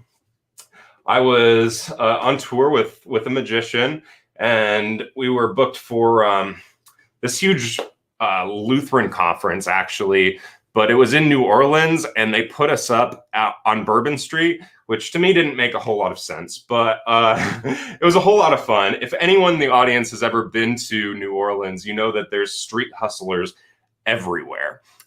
My friend is from Texas, and he's actually ranked 7th in chess. And there was a guy, I'm not lying, there was a guy set up with a chessboard in front of them and 2 chairs, and you would bet whether or not you could beat him at chess. And it's crazy. So I went ahead and bet on my friend, and he lost. These guys are that good. So if next time you go to New Orleans, or if you go to New Orleans, make sure that you don't you don't mess with any of that. That's the last part of the story that's true. Um, there was a guy there who had 3 playing cards. He said it's kind of like the pea in the shell game. If you're familiar with that, there's 3 shells. You put a pea under one cup. They mix them all up. Very similar concept. He showed that he had 3 playing cards. He showed the top card as this card. He showed the second card as this card. And then he showed the third card as that card. He said all you have to do is keep your eye on that card. Every time you make a decision, it costs you $1. If you're right, you win $1. If you're wrong, you lose your $1. Pretty straightforward. As he said that, he took that card and he put it on the bottom. I saw him do it, so I said, okay, here's my $1. That card's on the bottom. He said, no, that's this. I was like, okay, well, if it's not this, then it must be the top card. He said, no, actually, that's also this. It's like, okay, well, if that card's not on the bottom or on the top, then it has to be the center card. So I put down my third $1, said it's the center. He said, no, that's also this card. I was like, okay, somehow you're cheating. You don't have that card at all. You must have started with 4. That is literally the only solution. He said, I showed you at the very beginning. You want to bet on it? That card is right there on the bottom. It's like, what? But that was just this. And he was like, okay, double or nothing. Just tell me what the top card is. In the chat, what do you think the top card is? It should have been this, but it's also that. It's like, okay, well, if it's not on the top, it's not on the bottom. You must have 2 of that card now. I'm very, very confused. He said, all right, again, triple or nothing. Just tell me what the middle card is. It's like, it has to be this. And he said, no, actually, it's also that. I was like, okay, you're cheating. I don't know what you're doing, but you're cheating. It's not cool. And he said, okay, yeah, you're right. I am kind of cheating. But I was a lot younger. So he's like, I'll level with you, kid. He said, basically, you have to be able to control whatever card I want you to see at any point. If I want you to see this card on the bottom, this card in the center, or this card on top, I can. And it just goes to prove that sometimes in life you'll get a bit of this. Sometimes in life you'll get a bit of that. But you have to be leery of con men because they're everywhere. And they're just trying to show you some of the other.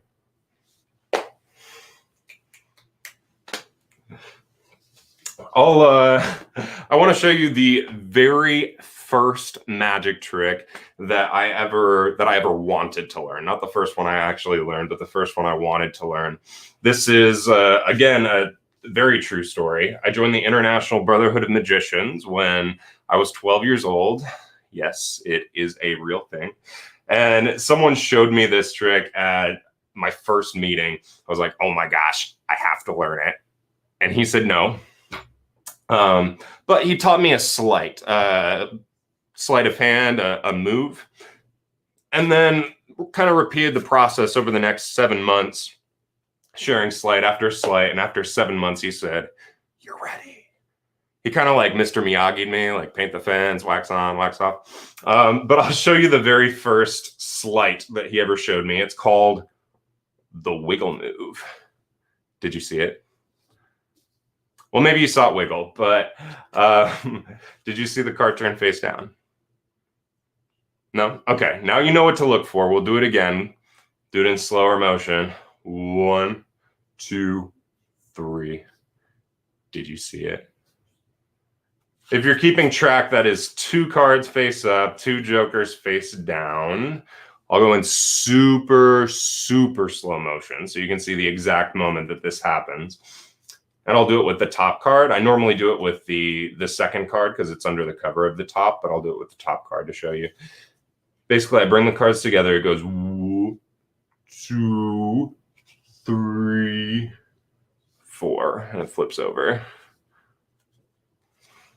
Okay, that's not actually how it works, but I'll show you in fast motion. This one goes invisibly on the count of 3. 1, 2, 3.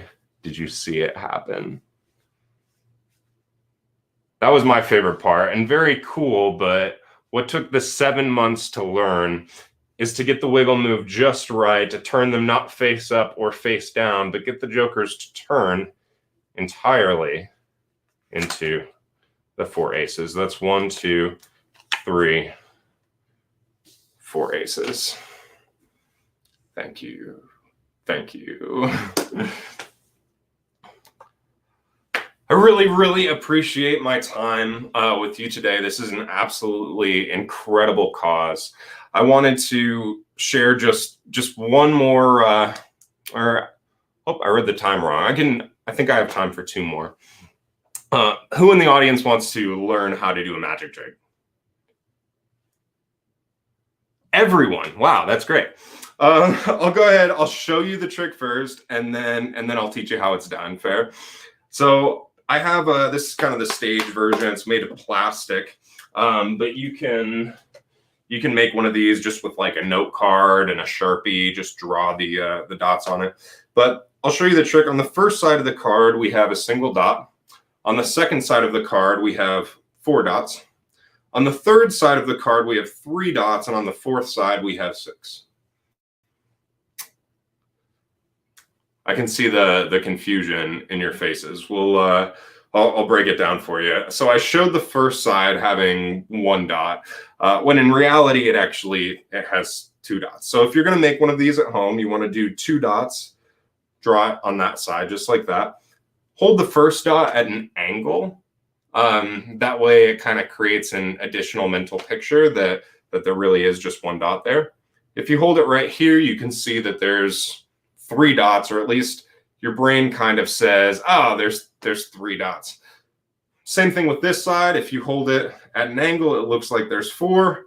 If you hold it straight on and cover it there, I say there's 6. Your brain just kind of fills in the gaps, and you assume there's 6. So like I said, if you're going to make one of these at home, you do 5 dots like this on that side, 2 dots on this second side. On the third side, you want 6 dots. On the fourth side, you want 3 dots. And on the fifth side, yeah, you want 8 dots. So if there's any questions, my name's Josh Farley. You can shoot me a little email, send me a Facebook message, whatever the kiddos are doing on the internets nowadays, and I'd be happy to answer any questions. As I said, I really appreciate being here tonight. It's really an excellent cause, and I want to share just one more piece of magic. I actually promised my mom that I would never take it out of my show, and so far I have yet to break that promise.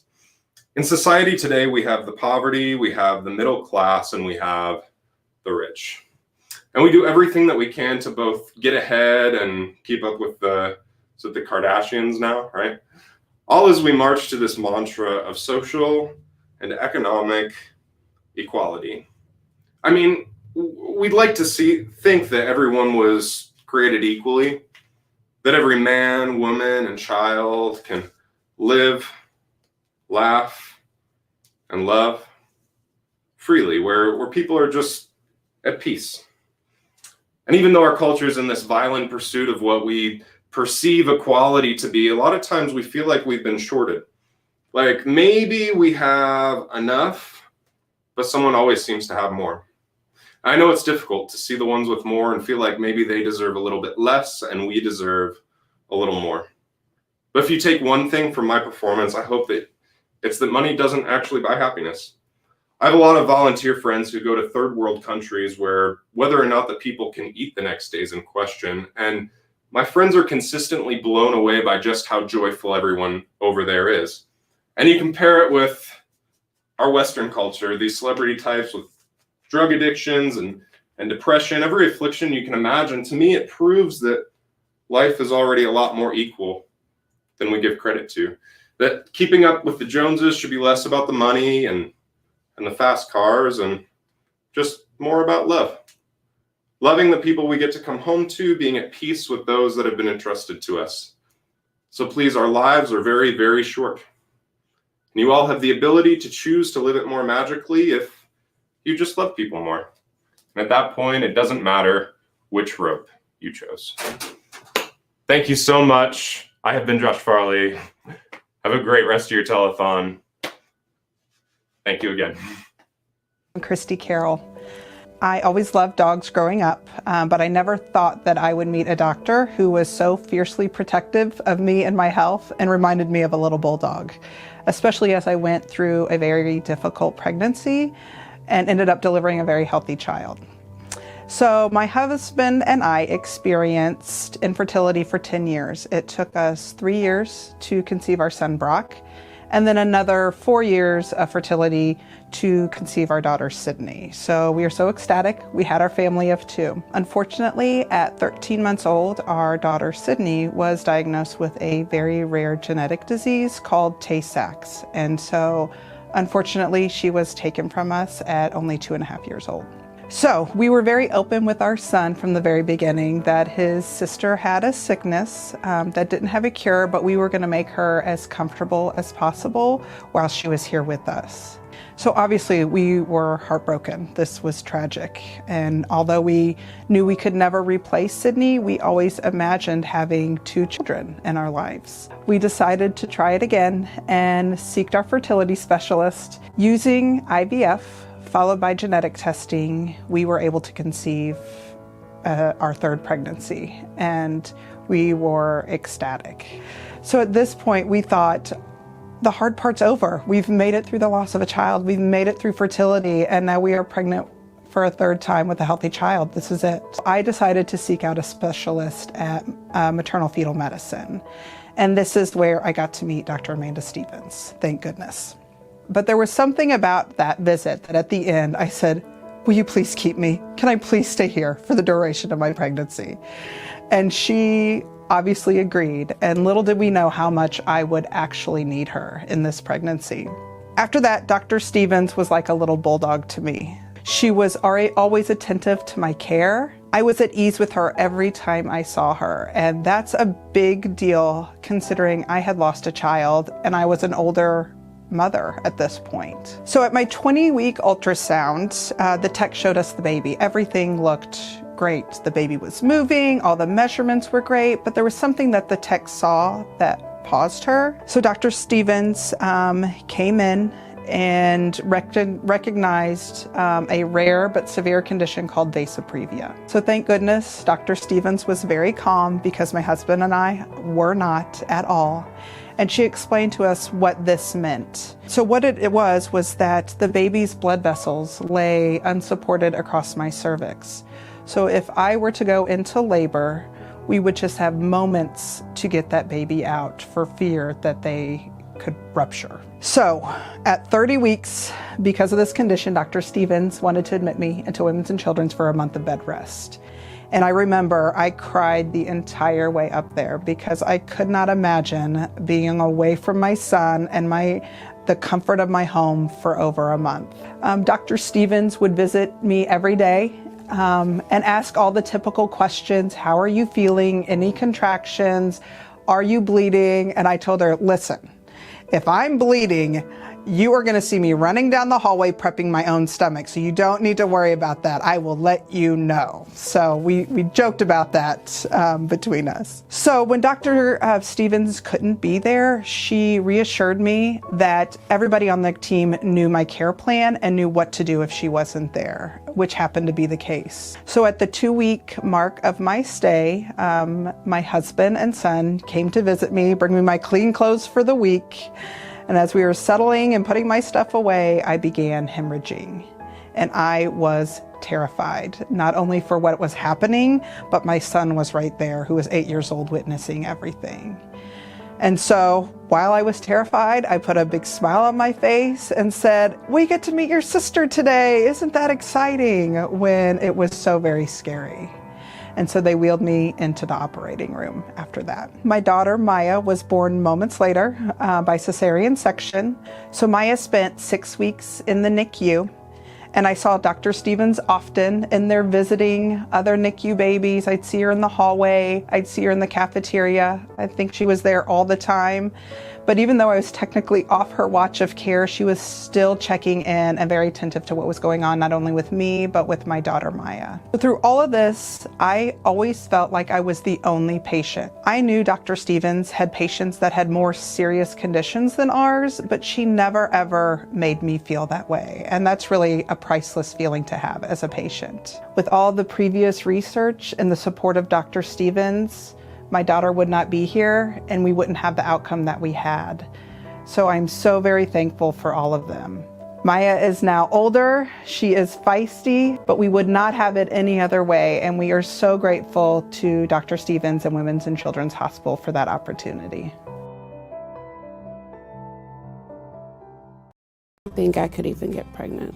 When I was 16 years old, a doctor told me that I wouldn't be able to conceive because I had irregular periods.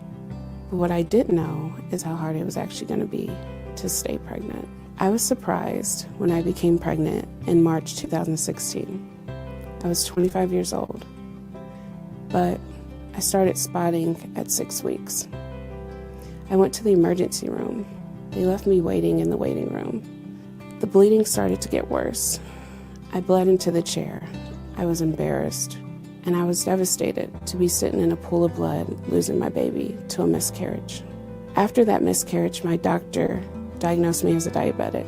He put me on medications to control my sugars and also to help with fertility. With my sugars in check, I ended up getting pregnant again that summer. But I went into preterm labor because my membranes were protruding and because my cervix was dilating. The hospital in Jefferson City, they transported me to MU Women's and Children's. I had no idea where they were taking me at first. When I got there, that's when I met Dr. Danny Jackson. I still remember his face as he talked me through my options. Unfortunately, I did lose my son November 22nd, 2016. But I'd come to find the healthcare team that would help me work towards motherhood over the next 3 years. I got pregnant again February 2017, but I miscarried at 8 weeks. When I got pregnant again that summer, in 2017, July, Dr. Jackson inserted a cerclage, a stitch to hold my cervix closed, at 13 weeks. He also started me on progesterone injection. He knew from past research that this could help prevent preterm labor. I ended up going into preterm labor at 20 weeks. Losing my baby boy, the holidays became great sadness for me. I continued to ask God why these losses kept happening to me. Throughout 2018, I worked with an MU fertility specialist, Dr. Danny Shush. He started me on supplements to raise my vitamin B and folic acid levels. He also started me on progesterone to strengthen my uterus. I became pregnant again in March 2019. Dr. Jackson inserted another cerclage at 13 weeks.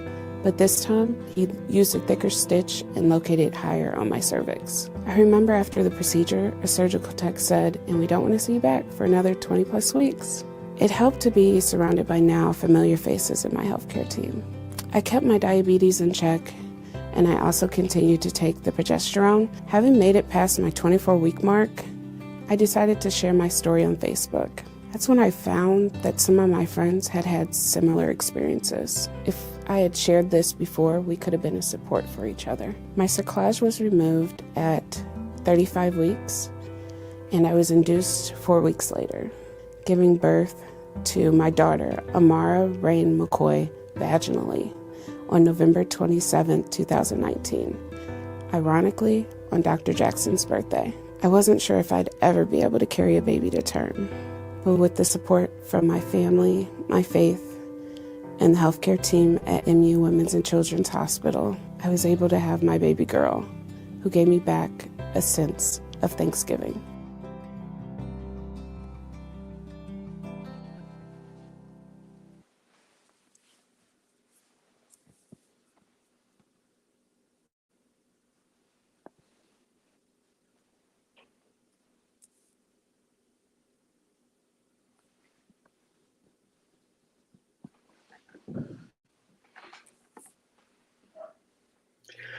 Welcome, Bob. Thanks you so much for being our MC today. You're welcome. Here I am. Do your thing. It's all you. Okay. Thanks, Sean. Good afternoon, everyone, and welcome to the 5th hour of the Women's Health Telethon for 2021. My name is Bob Churchill, and I was a faculty member of the MU School of Medicine for 25 years. During that time, I was chairman of the Department of Radiology for a total of 19 years, and I was dean of the School of Medicine for a total of 6 years. I would like to welcome I would like to thank all of our generous sponsors, including KT Diamond Jewelers, the MU Division of Reproductive and Perinatal Research, Obstetrics, Gynecology and Women's Health, Restoration Eye Care, Crest Health and Wellness, the Missourian, and the Columbia Surgical Associates, to name just a few. I would also like to put in a plug for the one of the other sponsors, which is the Downtown Rotary Club, or the Rotary Club of Columbia, of which I am a proud member. To quote the website of our Institution for Women's Health Research, women deserve better health care, and that starts with better research and understanding the unique health challenges women experience. The Institute for Women's Health Research was founded in 2018 and is comprised of 13 faculty members, 6 of which are women. There are 7 PhDs, 5 MDs, and 1 MD PhD. Their major areas of research are fertility and placental development, pregnancy as a window into future health, reproductive cancers, and pelvic floor and reproductive tract disorders. This research not only improves the quality of care women receive today, but it also impacts care for future generations. With access to advanced technology and innovative procedures, our researchers and physicians are providing the safest and most effective treatment options to address women's most complex health issues. Providing the best quality of care for Mid-Missouri women and beyond is made possible from supporters like you. There are a number of ways that you can help. You may purchase raffle tickets, bid on auction items, or make a donation. These options are all available online on the Women's Health Telethon website.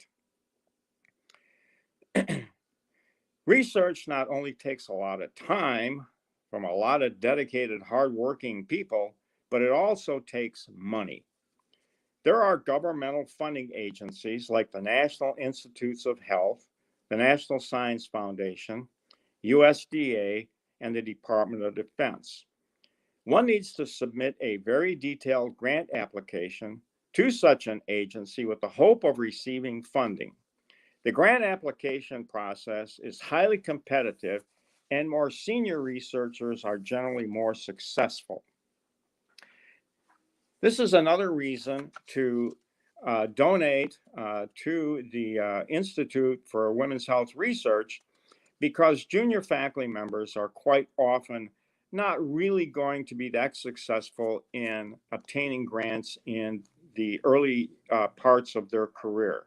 So this is another way to help the researchers who are likely not to get a lot of grant funding initially.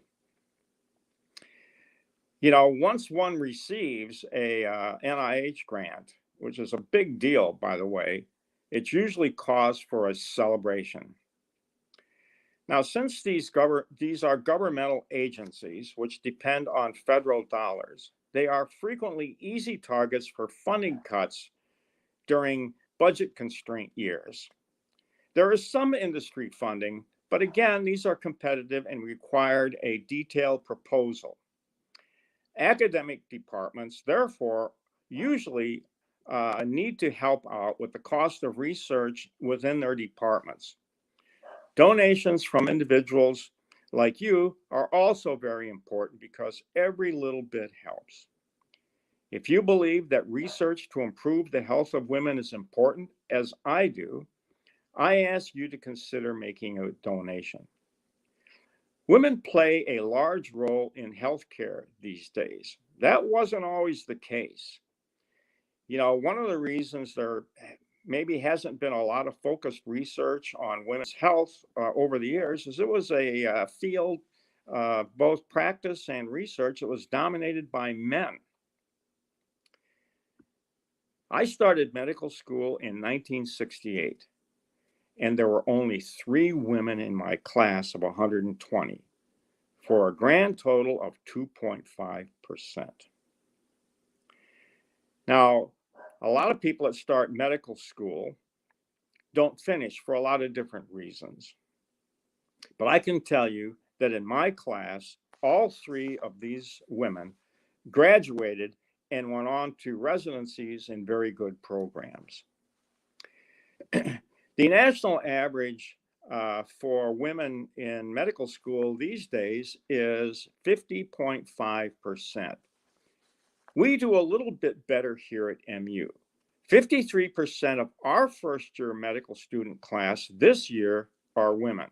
Good for us. We are doing a good job in recruiting excellent women to our medical school.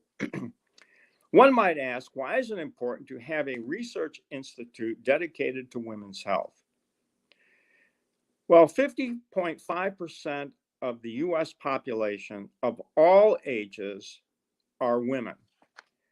That percentage starts to increase after 45 years of age. So in the older than 65-year-old age group, 56.7% of the population are women. And when you look at the older than 75 years of age group, 58.3% are women. Medical conditions and diseases, generally increase as people get older. And many medical conditions and diseases affect only women. Now, someone might say, well, breast cancer also occurs in men. And yes, it does. But only 1% of breast cancers occur in men. 99% occur in women. So it makes perfect sense to me to have a research institute dedicated to women's health. The results of their research may benefit you if you are a woman, your spouse, your mother, your grandmother. If you're lucky enough, maybe your great-grandmother, your mother-in-law, daughter, granddaughter, daughter-in-law, sister, sister-in-law, aunt, or cousin. Now, that's a lot of people just in your particular family.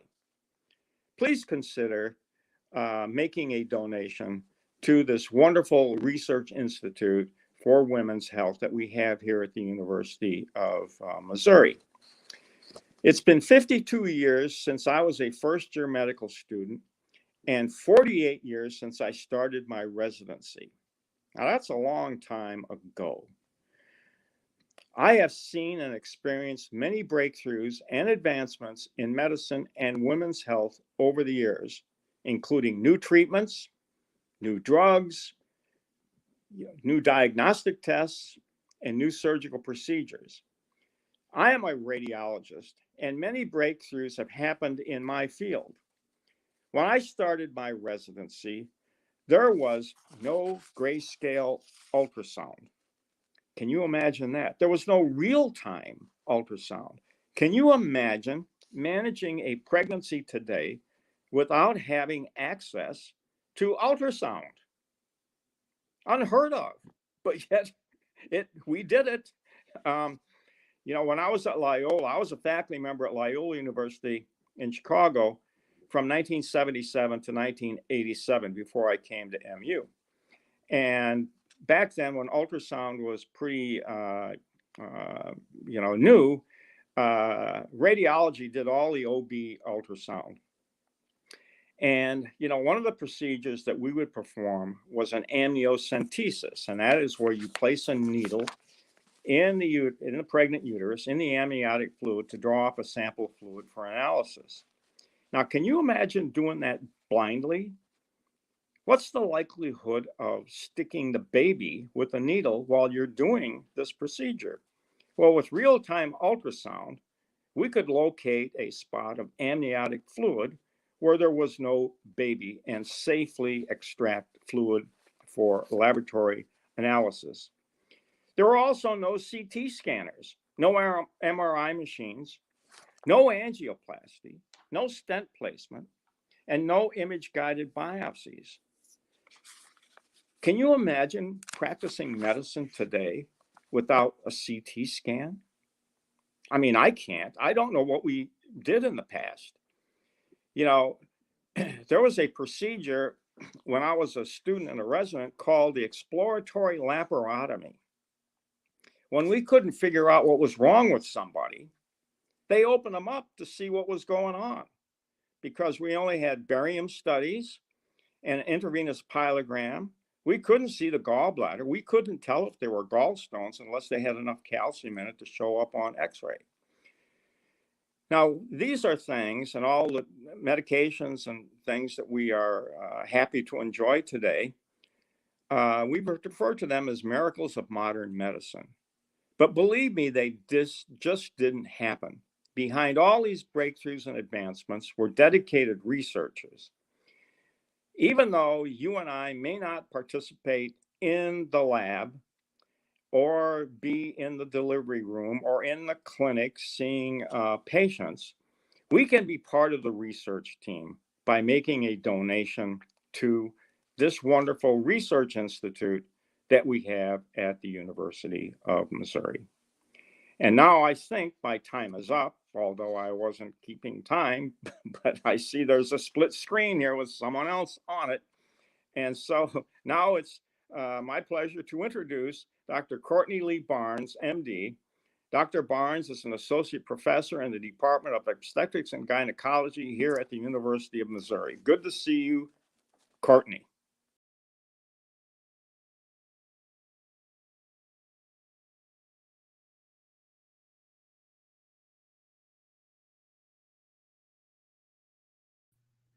Hi, Courtney. You are so awesome, and you are on mute. So we really can't hear you at all, but we do still love you. Although we may be taking a break. I think I got it. You sure did. Take it away, Courtney. Technology.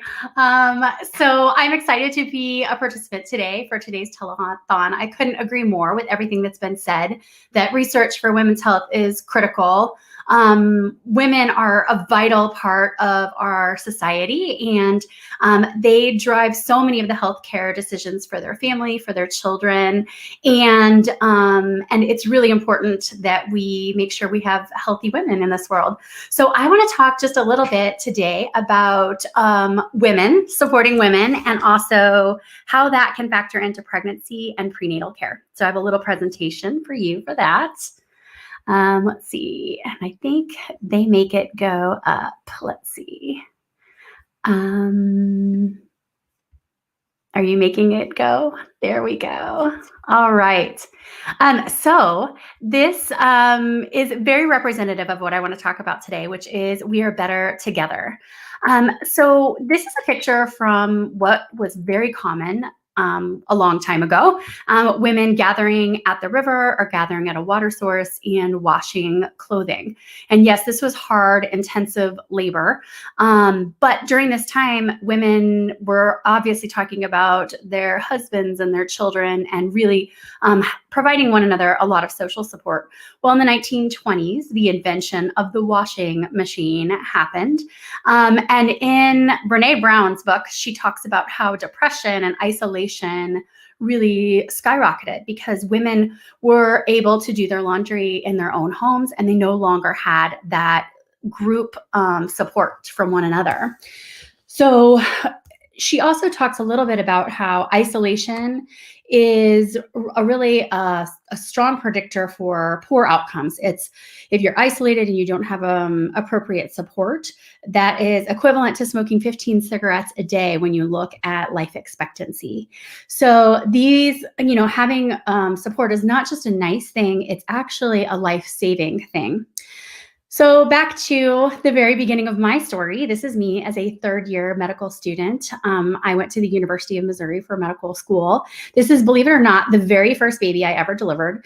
And one of the nurses was nice enough to take a Polaroid picture of me in the nursery. I was so incredibly happy. I did the rural track here where you go and you spend half of your third year in a rural location. But that experience really drove everything for the future as far as my career goes. I just remember a mom, seeing her baby for the very first time and seeing that bond, and you can really, the love and the magic of it is tangible. And this is actually me in current day delivering one of my friend's babies. We started doing gentle cesarean sections a long time ago, really. It seemed like we started it almost soon after I got here when we started our baby-friendly hospital initiative. But really keeping moms and babies together, really keeping moms skin to skin with their babies right away. And I gotta tell you, when I was a medical student and I saw moms and babies coming together and I felt that sort of love hormone, that dopamine response, I knew that I had to do that every single day. And I am one of the luckiest people in the world that I get to deliver babies almost every day and get to experience that high, and it just never gets old. So, where does prenatal care come into play? And that's really what I want to talk about today. And we're going to come back to that sort of bonding and support and why that is so critical, even when you're talking about pregnancy. So women really access healthcare during three main parts of their life. Obviously, when they're a baby, when they become pregnant, and then generally when they develop chronic diseases. So this is really the time that I get to focus on, which is prenatal care and also using pregnancy and their outcomes of pregnancy to springboard women into future health for themselves and their family. Things that I can't control. So when I have a patient who walks in for her first OB visit, I can't control what blood pressure she has. I can't control her weight. I can't control what her nutritional choices have been. I can't control what environment she lives in. I can't control if she had childhood trauma. I can't control what education she's had or her genetics or her ethnic background. So it kind of seems sometimes a little bit overwhelming. How are we supposed to really have really great pregnancy outcomes, even when maybe a patient who's walking in is already starting at a health deficit? Well, there are things that I can impact as a doctor, and that is the great part of this story. I can give tons of education, and I can make sure the quality of education is evidence-based and accurate, unbiased and supportive. I can also give information on other wellness things, such as nutrition and physical activity and mental wellness. And it turns out that those things are really important, not just for pregnancy, but for overall health. So let's talk just a little bit about the traditional model of prenatal care. This was basically a model created in 1902 by a Scottish physician, J.W. Ballantyne, and it was created essentially to pick up on preeclampsia. And so the visits, as you progress further in pregnancy, they become closer and closer together. And that makes sense because preeclampsia, where you get an elevated blood pressure, that becomes more common the further you become in pregnancy. Well, those visits, usually a new OB visit will maybe be 30 minutes, and people will have about 8 to 10 return OB visits, which are typically about 10 minutes each.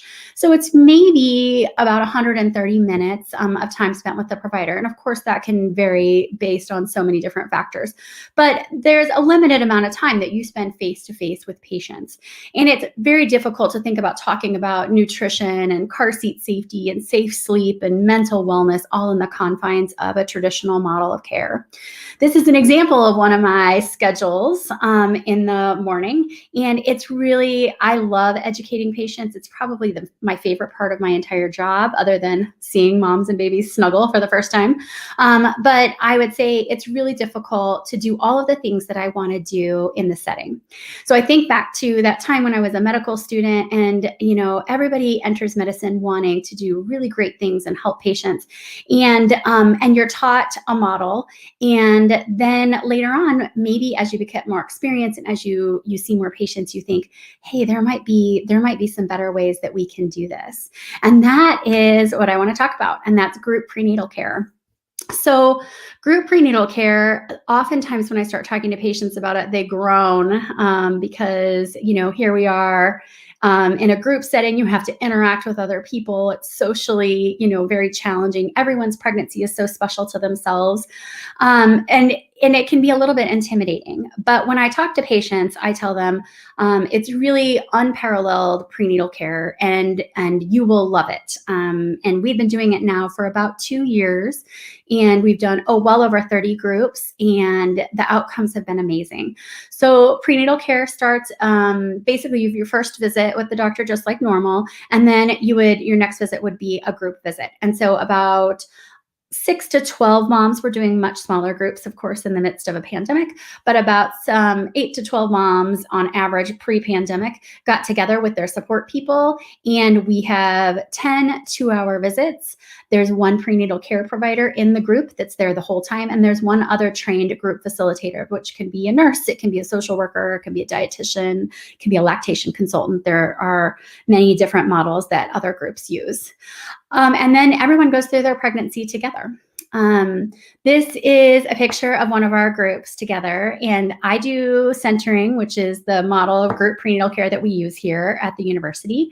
And I do centering on Thursdays. I do up to 4 2-hour groups on Thursdays, and it is my favorite day of the week because I get to see faces like this. I get to be part of a group of women. It's therapeutic to the patients, and it's also therapeutic to the healthcare providers. So it really recharges me. So here we are talking about breast pumps in my group. I look to be the most interested one in this particular moment. But what I have found in group care is that we have so much time to talk about all of those educational components that are really important, not just labor, but also how can we help people be well? How can we help people get access to good nutrition? How do we help one another become physically active? How do we help manage our stress? What sort of things impact our children's health as far as their exposure to trauma and stress and crisis? And really, reaching out to one another in pregnancy and supporting one another. And of course, I come to work every day wanting to do my very, very, very best, but I can't be a best friend to every single patient in front of me. It's not physically possible. And so patients really fill that gap, and they can provide care and support to one another in a way that I cannot outside of the office. And we've seen some pretty amazing things in our group. Here's our group when they got back together with their babies. I remember about a year after we started our first centering group, and I walked into Mod Pizza, and my entire first year group was there with their babies. And I just randomly walked in and saw my group, but they had been getting together the entire year, and just seeing them together supporting one another was pretty tremendous. When you look at outcomes and you're talking about, well, okay, that seems pretty touchy-feely, but really, does that improve outcomes? And it does. We know that with group prenatal care, that there's a lower preterm delivery rate, there is lower postpartum depression, breastfeeding outcomes are better, and it really, and actually the very low birth weight infants are lower as well. When you compare looking at, and we know that in this country, Black women are more likely to have a bad pregnancy outcome than white women. And when you look at the group care model, the group care model can eliminate or significantly reduce the differences that you see between Black and white women. So it's pretty tremendous when you think about how women just supporting one another actually improves our health and our pregnancy. These are the cute little onesies that we give out after they deliver. But I will tell you that providing this type of care has been outstanding, and it is really a pleasure to be able to do groundbreaking activity and therapy. So your money today all goes towards research and improving outcomes, and so I encourage you to donate to this cause because we are really doing some pretty amazing things at Mizzou.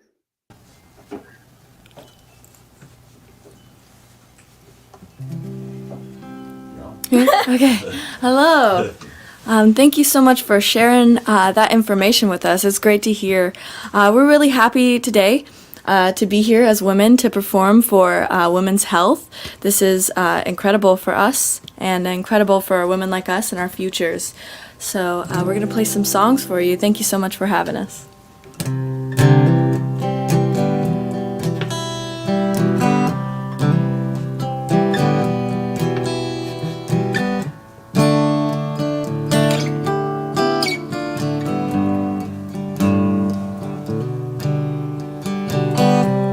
I thought it was different.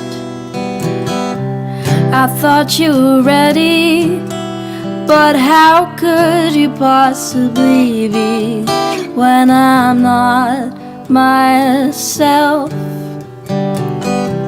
You're grasping at nothing, and I'm pulling straw.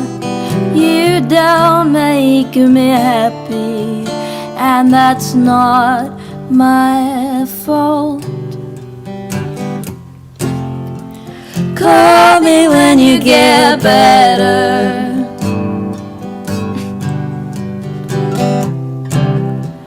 Call me when you've worked things out.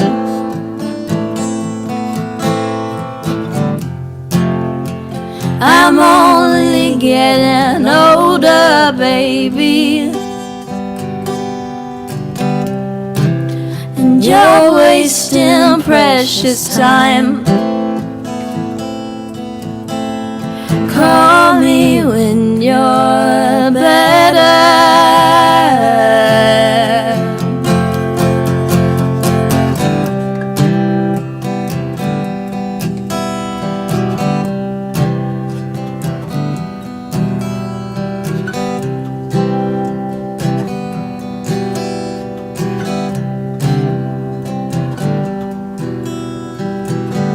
I don't want you to save me, 'cause that's something you do.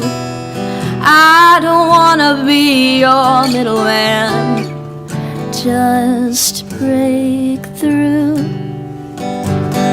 All this talking is crazy, 'cause I can't hear a thing. Well, I don't wanna work things out. All I wanna do is leave. Call me when you get better.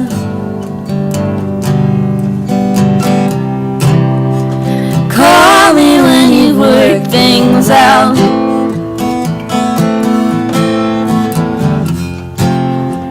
I'm only getting older, baby, and you're wasting precious time. Call me when you're better.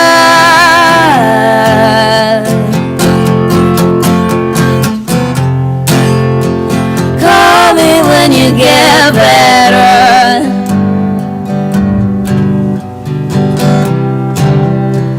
Call me when you work things out.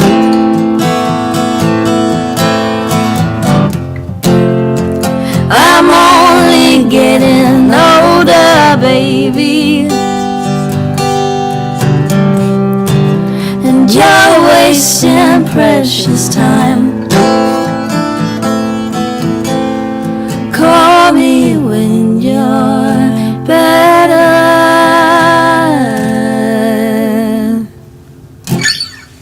All right. We're going to do an Ava Brothers tune for you all. Put this here.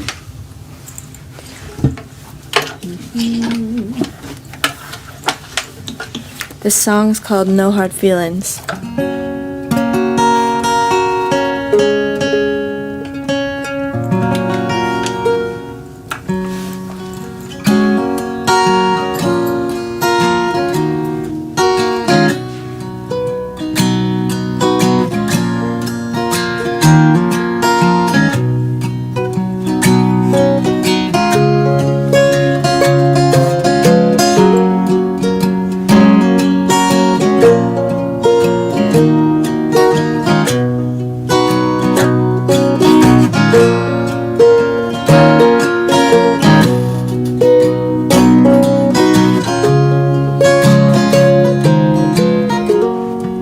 When my body won't hold me anymore, then finally lets me free. Will I be ready when my feet won't walk another mile and my lips get their last kiss goodbye? Will my hands be steady when I lay down my fears, my hopes and my doubts, the rings on my fingers and the keys to my house, with no hard feelings?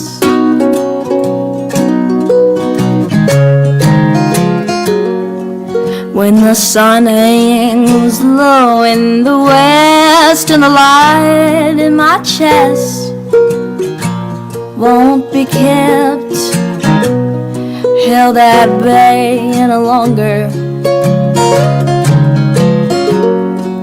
when the jealousy fades away and it's ash and dust for cash and lust, and it's just hallelujah and love and thoughts, love in the words, love in the songs they sing in the church, and no hard feelings. 'Cause God knows they haven't done much good for anyone. Left me afraid and cold, with so much to have and hold.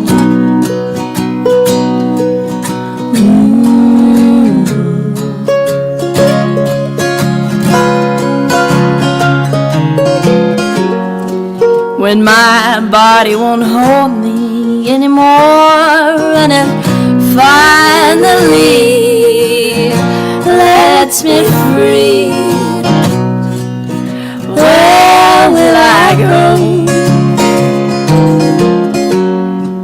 Will the trade winds take me south through Georgia plains, or tropical rains, or snow from the heavens?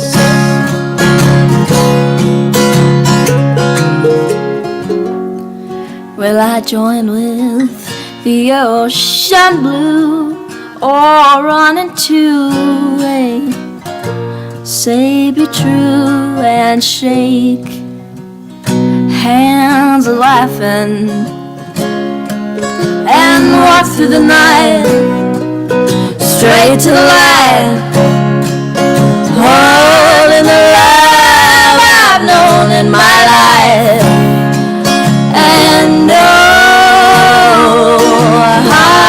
hard feelings,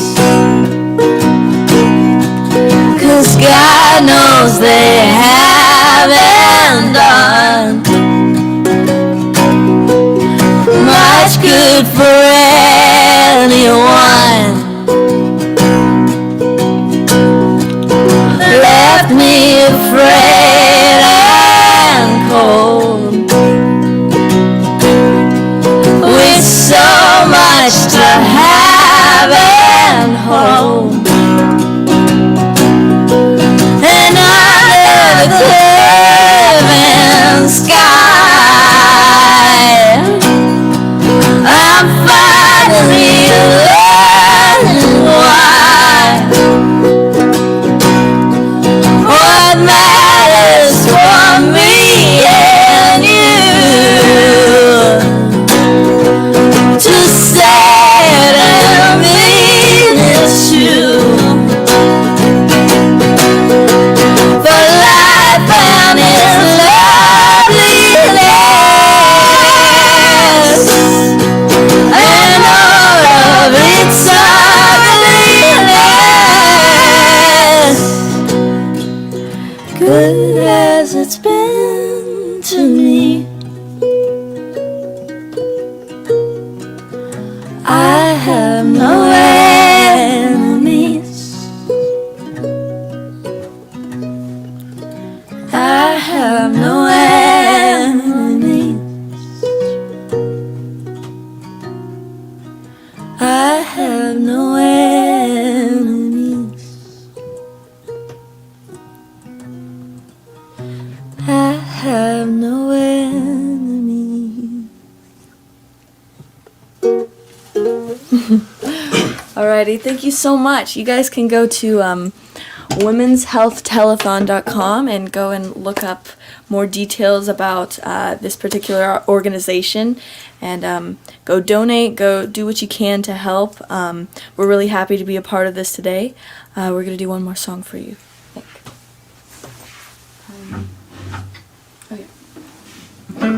Alright, this song is actually recorded and we have it out on all listening platforms. It's called Unbearable. Just look up the Bernie Sisters. B-U-R-N-E-Y.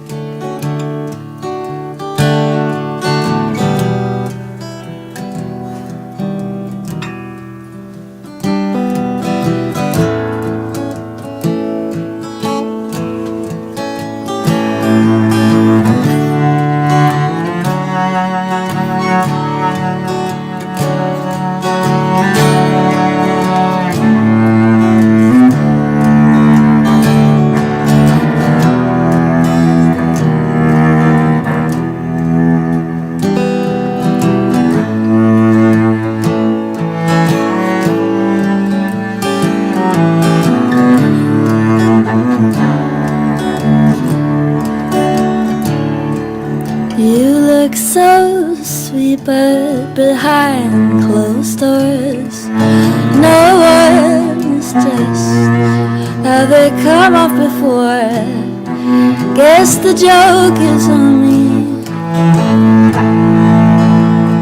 I still want every part of what I see, and I caught a cab on the east side of town. Thought I'd see you when I passed your house. Guess you skipped town by the looks of your empty home.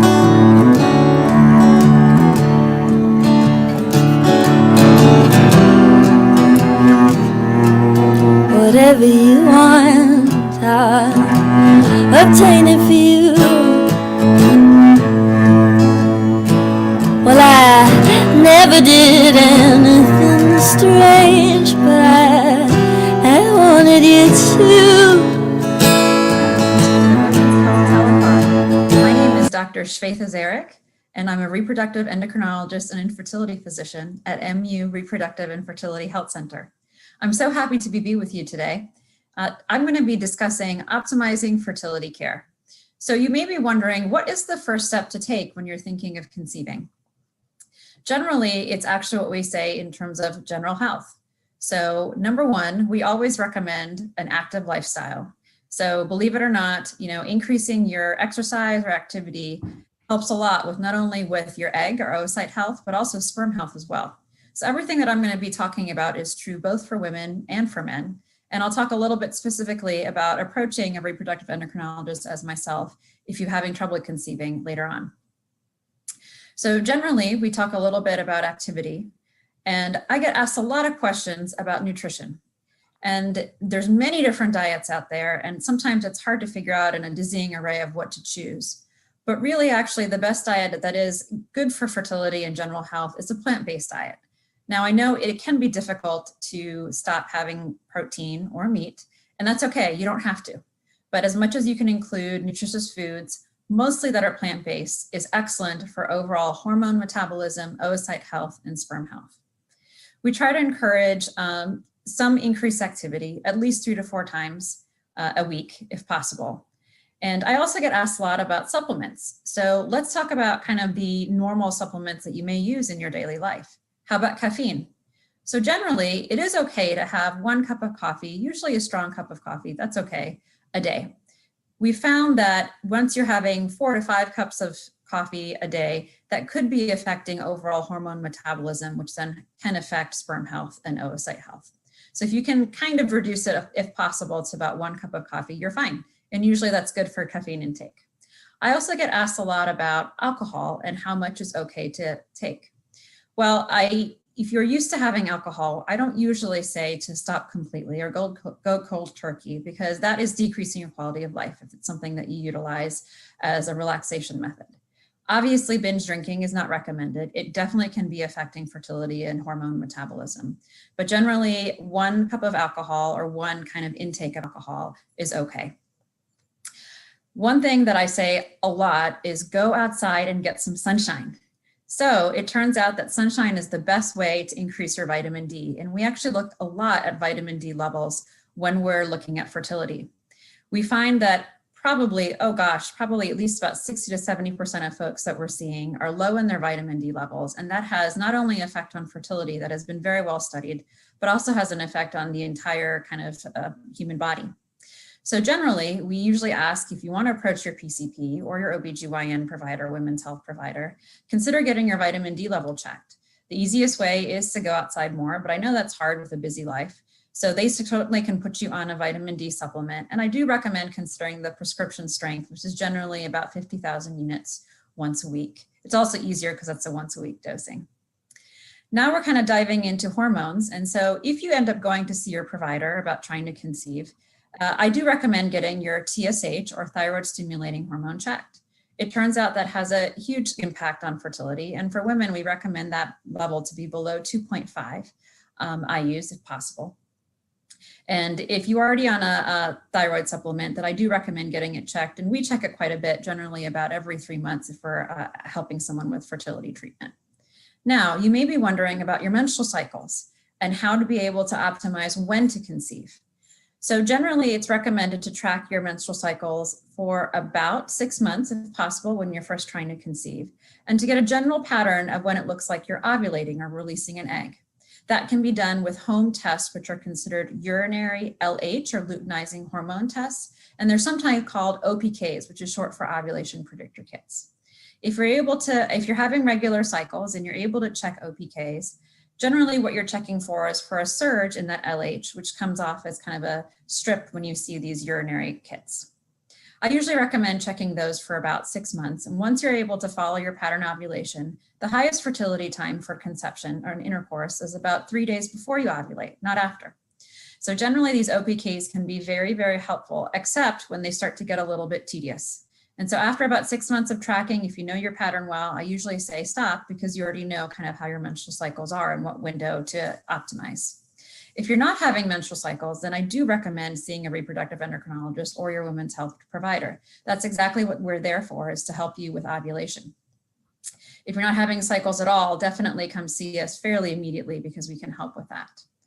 Now, for the guys, you may be wondering, is there anything different? Actually, generally, no. So, being active, having a healthy diet, all of that actually matters quite a bit. And generally, the best way to kind of check male fertility is to check a semen analysis, which we do as part of initial fertility consultation. I'd like to leave you with wondering if you do need to seek help with seeing a fertility specialist, when to do so. So generally, before the age of 35, we recommend trying to conceive for about a year, about 12 months. And I usually say about the 9-month mark is a good time to consider seeing a fertility specialist.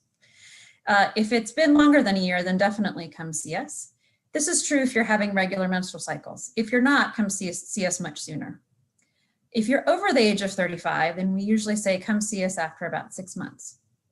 This way we can do initial fertility consultation. We'll talk you through all the same things that we talked about today. And I also will then talk you through what we do for fertility testing, which I promise you is efficient and gives a lot of information. So to summarize, we recommend everything that is normally talked about: an active lifestyle, increasing your vitamin D, getting more sunshine, a nutritious diet, kind of limiting your caffeine and alcohol intake. And one thing that's also really important for the guys, consider a multivitamin. For the women, please be on a prenatal vitamin. In the reproductive years, we recommend being on a prenatal vitamin anywhere from the age of 20 to 40 plus years. Thank you so much for joining me for this session on optimizing fertility. I absolutely encourage everyone, if you have time, to check out our auction items. You can go to womenstelethon.com.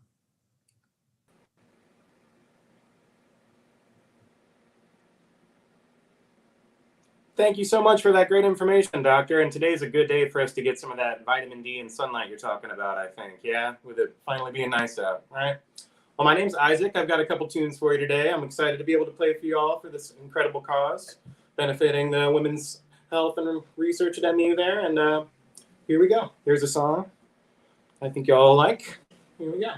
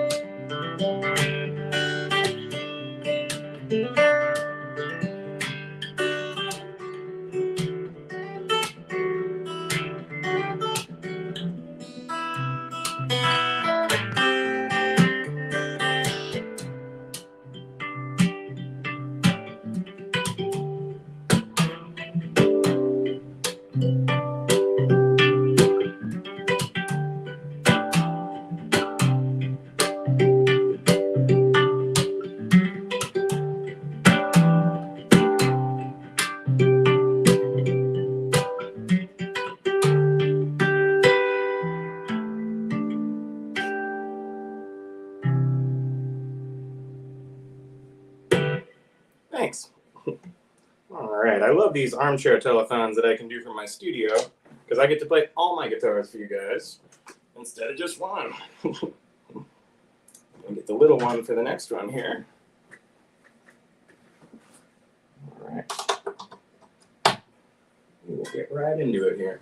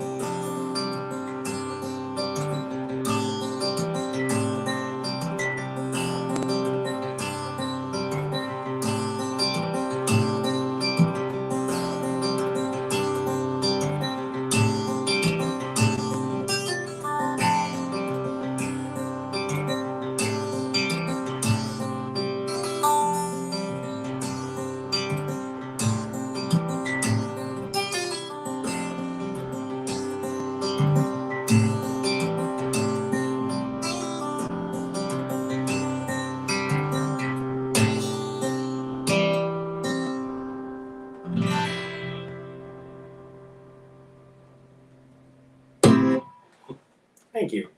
That one's really fun to play. All right, we're gonna switch back to the other one here. This is fun. There's one I really wanted to play today that I feel like is kind of the right one to play on a day like today. So for the occasion we've got. So let's see if you guys recognize this one. All right. I'll tune it up here. There we go.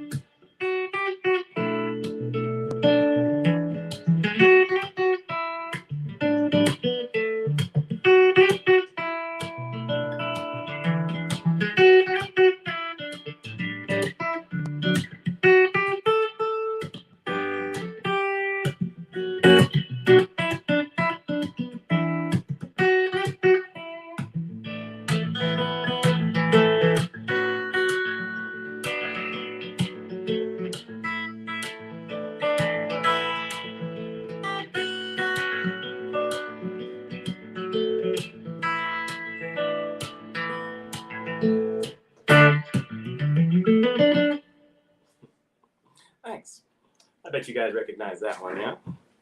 All right, I'm not sure how much time I have left because we didn't do the normal thing. Welcome to Women's Health right here. Telethon. My name is Adriana McGarity, and I will be discussing nutrition and functional medicine as an effective approach to health care.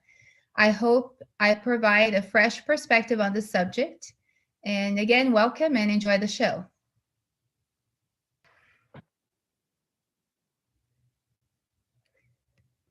The evolutionary biologist Theodosius Dobzhansky once said, "Nothing in biology makes sense except in the light of evolution.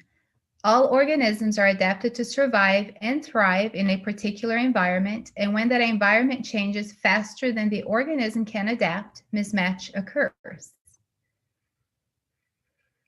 The profound mismatch between our genetic heritage and the modern environment we live in today is responsible for the epidemic of modern diseases from which we are suffering. To put it in perspective, if human history was a football field, for the first 99.5 yards, humans have lived as hunter-gatherers, and it's only in the last half yard that we developed agriculture, and only in the last few inches that the Industrial Revolution occurred. For 66,000 years, our ancestors ate a diverse and nutrient-dense diet. Humans ate primarily meat and fish, wild fruits and vegetables, nuts and seeds, and some starchy plants. We were physically active, we didn't sit for long periods, and we lived in sync with the natural rhythms of light and dark. Studies have shown that when factors such as high rates of infant mortality, trauma, and a lack of emergency medical care were considered, contemporary hunter-gatherers and our ancestors lived lifespans that were closely equivalent to our own today. The major difference being they reached these ages without acquiring chronic diseases. So where did we go wrong? The agricultural and industrial revolutions led to a major shift in our diet and overall decline in human health.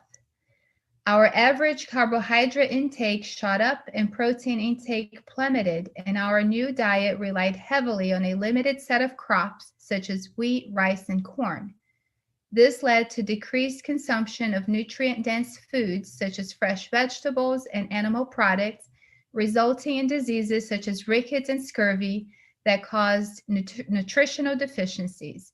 As a result, our foods had to be fortified with vitamins. White sugar, flour, and vegetable industrial seed oils make up over 50% of the calories the average American consumes on a daily basis. 1 billion people suffer from obesity and diabetes combined, and obesity in adolescents has quadrupled in the past 30 years. Almost 20% of kids ages 6 to 11 are now obese. The number of people diagnosed with depression increases by 20% each year, and 1 in 4 women and 1 in 6 men have an autoimmune disease. This is the first generation of kids in modern history with shorter lifespans than their parents. The cost of diabetes alone is $250 billion a year. With this expenditure, we should have incredible health care and be reversing and preventing disease with minimal harm. Statistics show just the opposite. A study in JAMA in 2000 and another one in BMJ in 2016 showed that medical error is the 3rd leading cause of death in the US, with more than 250,000 deaths per year. A major reason why our healthcare system is so ineffective is that our current system is focused on suppressing symptoms with drugs. For example, if someone has high blood pressure, they are given a prescription drug without really any investigation into the reason the blood pressure is high. Excess calories, inflammation, nutrient deficiencies, physical inactivity, and sleep deprivation are some of the major culprits in the epidemic of disease, yet these issues don't usually get addressed at a doctor's visit. 33% of Americans sleep fewer than 6 hours per night. We consume foods and beverages that are high in sugar to fight fatigue and keep us going. We're more sedentary than ever, and we are working more hours than ever, and we are experiencing high stress levels. We now know that genetics account for less than 10% of disease, and the remaining causes are environmental, that is, related to the exposome. The exposome is the sum of all non-genetic exposures in a person's lifetime and encompasses the foods we eat, the air we breathe, our lifestyle choices, and our social interactions. According to recent estimates by the World Health Organization, over 50% of mortality is related to 3 factors of the exposome: air pollution, cigarette smoking, and diet. Epigenetics studies how an individual's behaviors and environment can cause changes that affect the way genes work. Epigenetic changes are reversible and do not change the DNA sequence, only how the body reads it. This explains why identical twins have a higher risk of having the same diseases, but the risk is not 100%. Schizophrenia, for example, has a strong genetic component, yet if one identical twin has it, the other twin only has a 50% chance of having it. This suggests the exposome and epigenetics play an important role even in diseases with a strong genetic component. Genes certainly have an influence in our health, and we can't control our genes. However, changes we make in real time can affect our gene expression and health as well as that of our future generations. This makes the focus on the exposome, that is, a healthy diet, lifestyle, and environment, even more important. Functional medicine combines the best of allopathic and alternative treatments to address imbalances. It does not exclude drugs or surgery when they're necessary, but it does tend to focus more on diet, lifestyle, herbs and supplements, and primary interventions. Functional medicine understands that one disease leads to many causes, and that one cause leads to many diseases. There are many studies looking at the association between health and diet and lifestyle. One of them is the Finnish finger RCT study on Alzheimer's, and it showed that it is possible to prevent cognitive decline using diet and lifestyle interventions. Functional medicine emphasizes nutrition as paramount for health. Some of the basic recommendations for nutrition include consuming fiber from vegetable sources, probiotic-rich fermented foods, and polyphenols from a variety of foods such as berries, extra virgin olive oil, coffee, and dark chocolate. I believe I presented many compelling reasons why we need to adopt a different approach to health care. Functional medicine offers the best alternative as it aims to investigate the root cause of disease instead of just treating symptoms. Functional medicine emphasizes prevention of disease through a whole foods, nutrient-dense approach to eating and lifestyle modifications that will allow the individual to live a healthy and balanced life, as it is guided by the principle of the ancient Chinese proverb, "The superb physician treats disease before it occurs." I would like to thank Chris Kresser and his ADAPT practitioner training program for allowing me to use some of his material and slides for this presentation. And I would also like to thank the Institute for Functional Medicine. And thank you very much for your attention.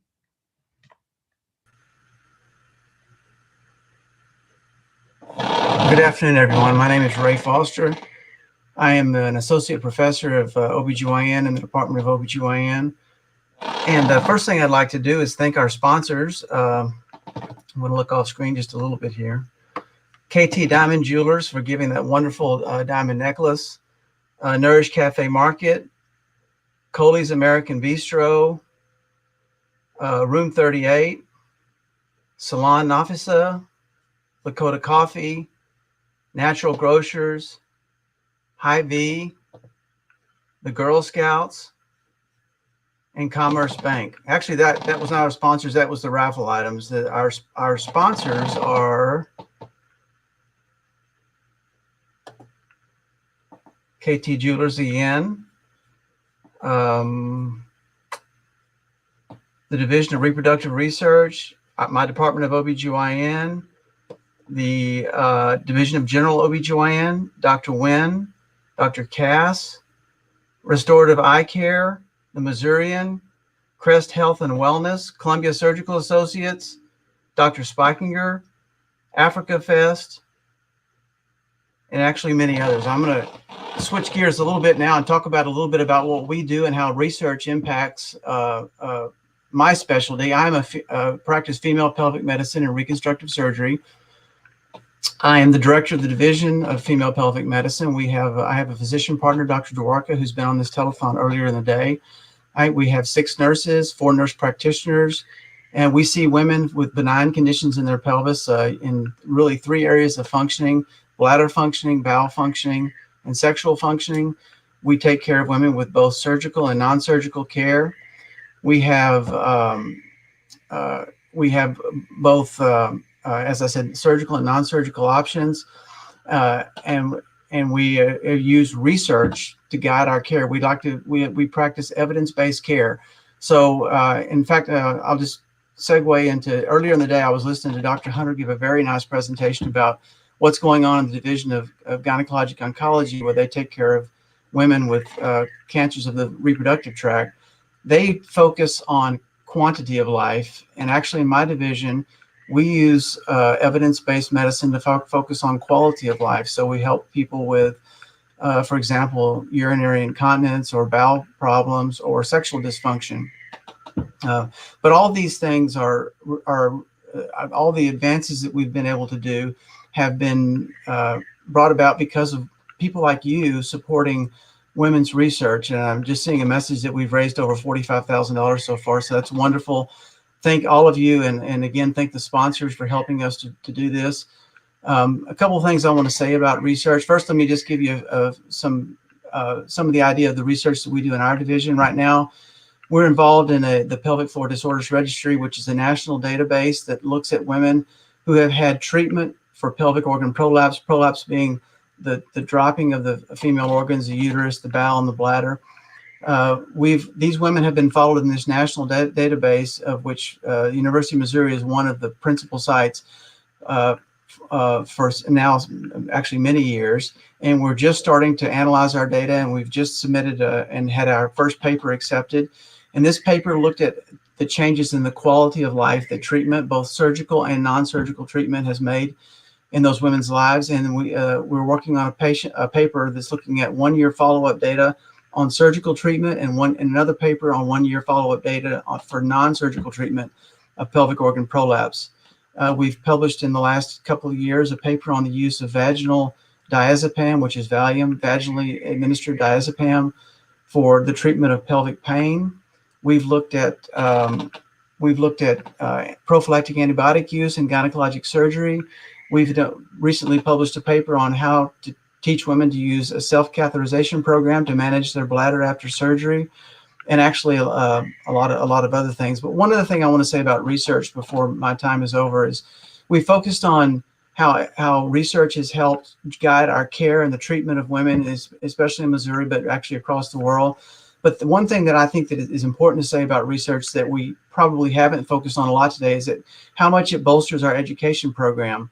Most of the projects, and actually all the projects that I've mentioned so far that we've worked on, have either included or been led by one of our resident physicians. And they've almost all included a medical student. Some of the projects have included fellows, both at University of Missouri and at other institutions. We are teaching the young physicians and postdocs and PhD students and master's students and even undergraduate students how important research is in bettering the lives of our patients. So once again, I want to say thank you for your participation, and I'm going to get out of the way and let Violet Vonderhaar take over, and thank you again. All right. Hey everybody, I'm Violet Vonderhaar, and this is Philshawn Johnson. I'll be playing you some original music today. This first tune is called Allies.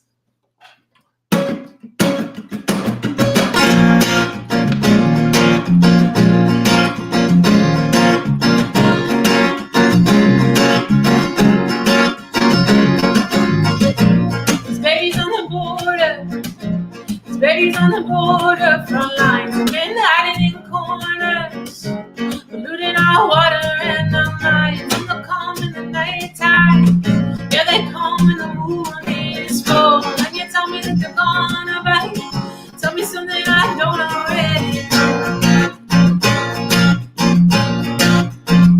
So where are my allies? Where are my allies?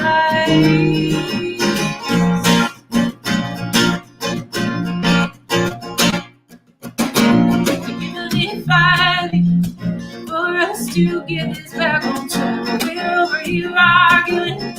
We're gonna lose something that we'll never get back. And this is not a warning. This is a crisis, don't you know it? You try to ignore it. There is nowhere left for you to go. So where are my allies? Where are my allies?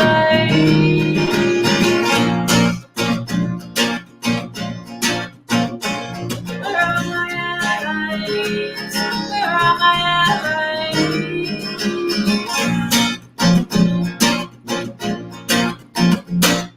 They know that the days are numbered. Yeah, the writing's on the wall. They know that the days are numbered. Sit back and watch it fall. Yeah, they know that the days are numbered.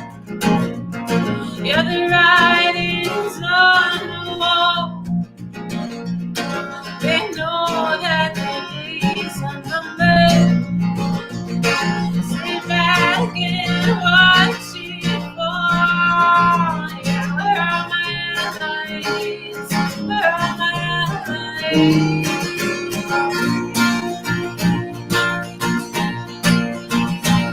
Where are my allies? Where are my allies?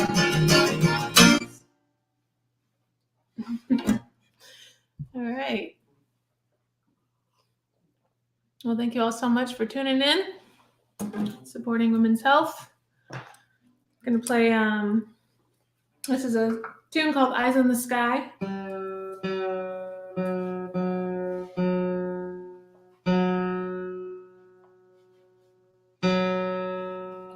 And you can find this on the album The Captain that I released with Phil Shawn and a couple other members with Violet and the Undercurrents back in 2019. If you want to hear a full band version of it, you can find that on Spotify. And the song is called Eyes in the Sky.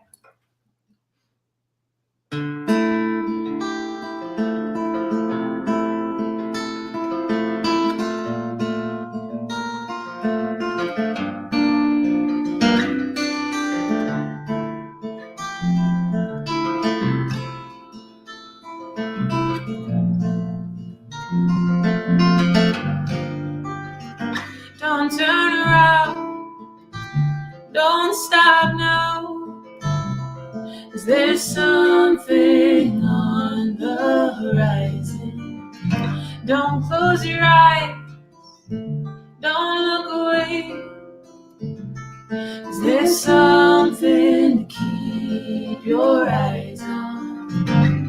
And don't ask me how I know, I just know these things sometimes. Don't ask me how I know, I just know that it's right. Don't ask me how I know, keep your eyes on the sky.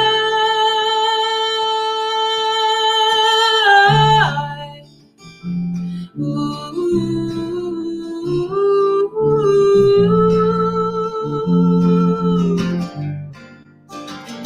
Don't waste your time on trying to compare yourself to the ocean. 'Cause if you try, then in due time you'll forget where it said. This golden emotion. And don't ask me how I know, I just know these things sometimes. Don't ask me how I know, I just know that it's right. Don't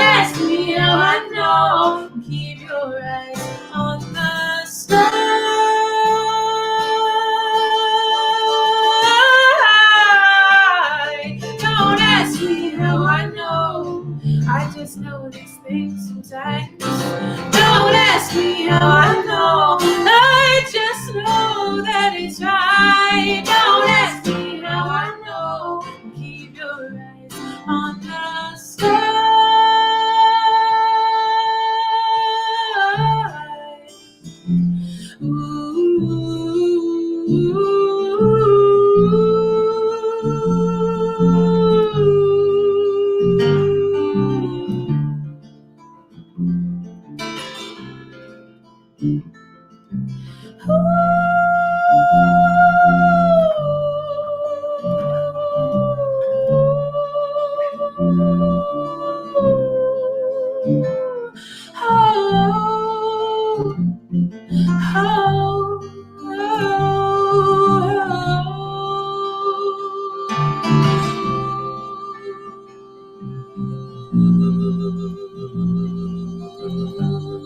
Keep your eyes on the sky. Keep your eyes, keep your eyes. Keep your eyes on the sky.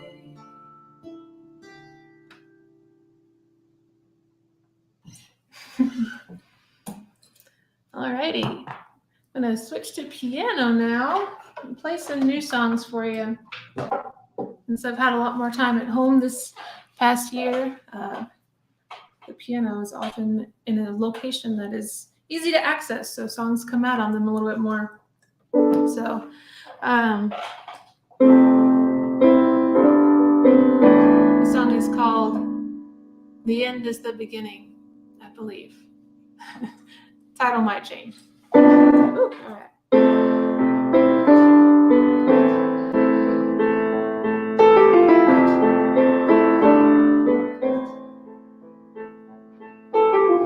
There's a lot that I don't miss about what came before. Yeah, I found peace in the stillness. I found an open door. Still, I wish I could hold you. Yeah, I wish I could hold you.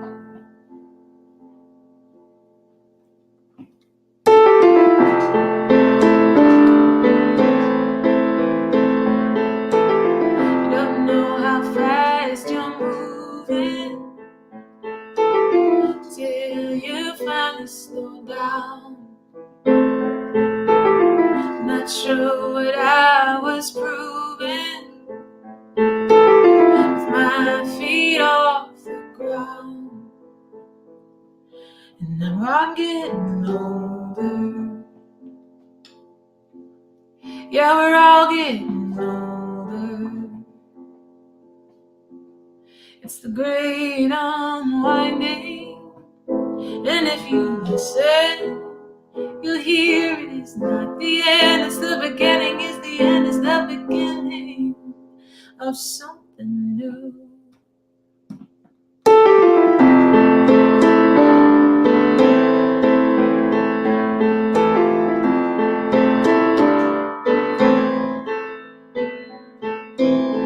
No longer afraid of my shadow.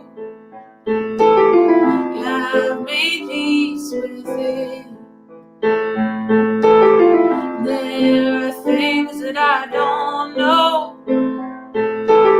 so I remain open. And I have this knowing that I'm always growing. It's the great unwinding. And if you listen, you'll hear it is not the end, it's the beginning, it's the end, it's the beginning of something new. The great unwinding. And if you listen, you'll hear it is not the end, it's the beginning, it's the end, it's the beginning, oh, the end is the beginning. Yes, it's the beginning of something new.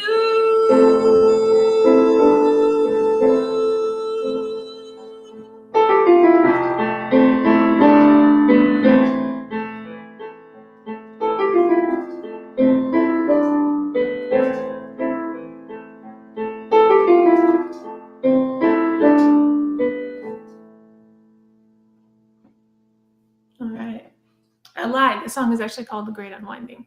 So it's not the end is the beginning. It will come to me. Okay, I'm going to play another new one here on keys.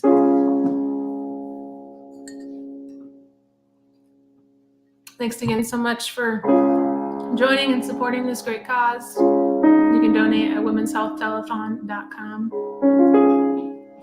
The song is called Ready to Fly.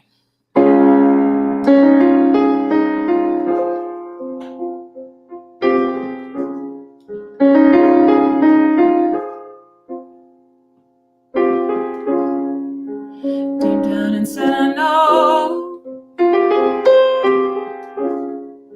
that this is really meant to go. Yeah, we will stop dreaming with our eyes open wide, and we will awaken to what is inside, and we will remember where we are from,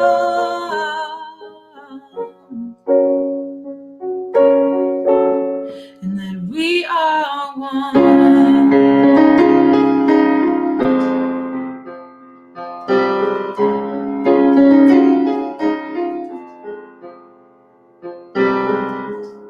And every day feels the same. I'm getting used to the change, and I'm getting better at living with fear. Yeah, I'm standing closer to the edge of the pier, my arms outstretched wide, looking up at the sky.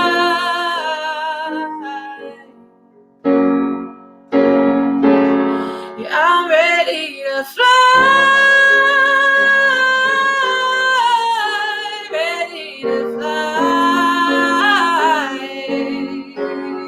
I'm ready to fly, ready to fly. Oh, I'm ready to love my enemy, even if I know we don't agree. I'm ready to fly. Oh, I'm ready to face my own shadow. I'm ready to learn what I don't know. I'm ready to fly. Even with my face down in the dirt, I will still love through all this hurt. I'm ready to fly. And I know I will feel this broken wing when I open up my mouth to sing. I'm ready to fly. I'm ready to fly.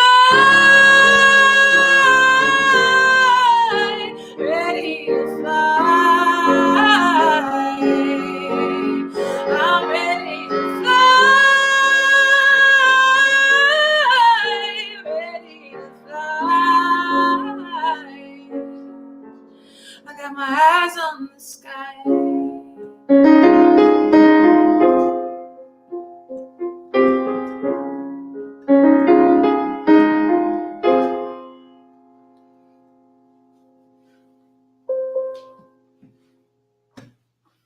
Woo! All right. Welcome back, Phil Sean. Hi.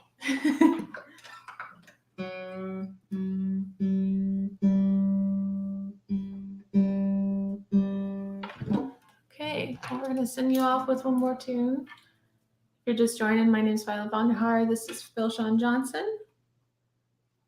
And we are supporting women's health today. You can donate at womenshealth.com. Sorry, womenshealthtelethon.com. You should see the little scroll going down below, I guess.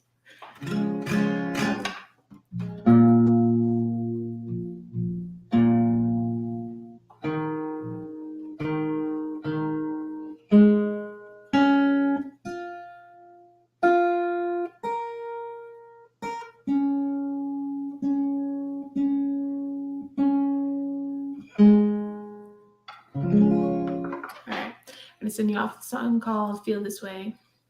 Thank you all so much for listening.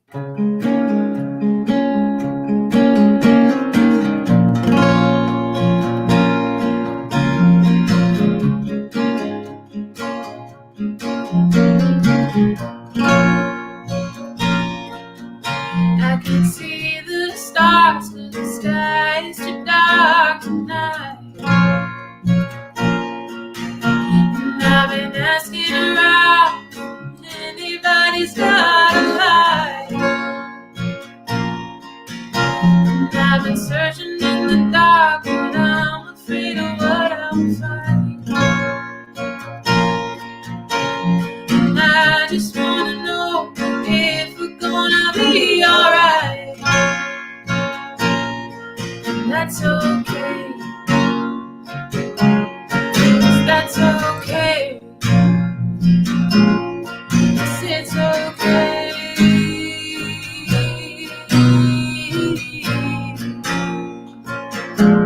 Oh, to feel this way.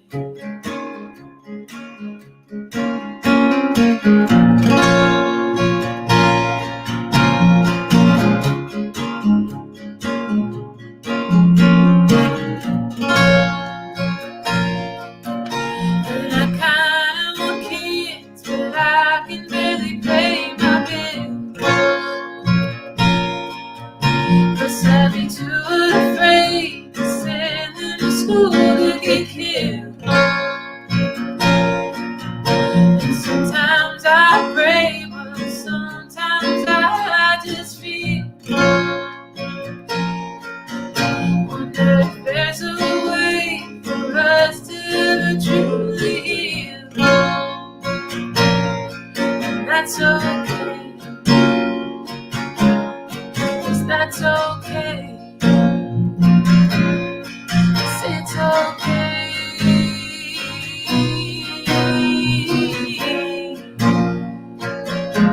Oh, to feel this way.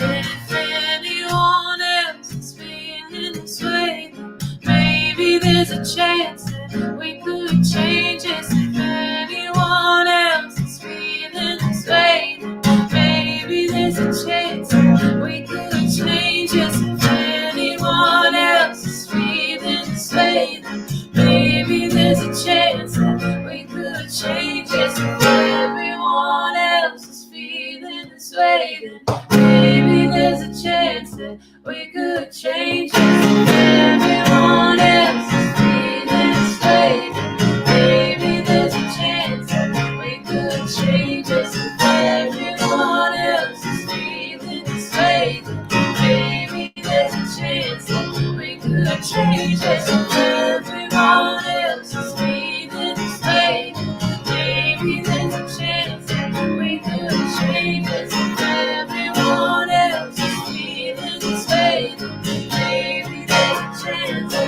we could change it. It's okay. 'Cause it's okay.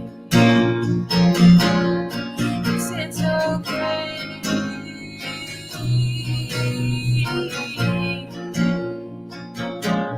Oh, to feel this way.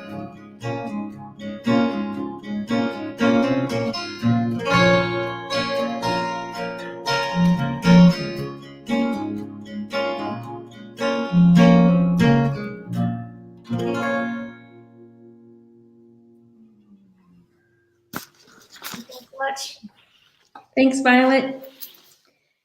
Hi, I'm Dr. Erin Tuller. I'm a GYN oncologist at MU's Ellis Fischel Cancer Center, and that means I treat cancers of the female reproductive tract. Thanks so much for joining us for the 2021 Women's Health Telethon.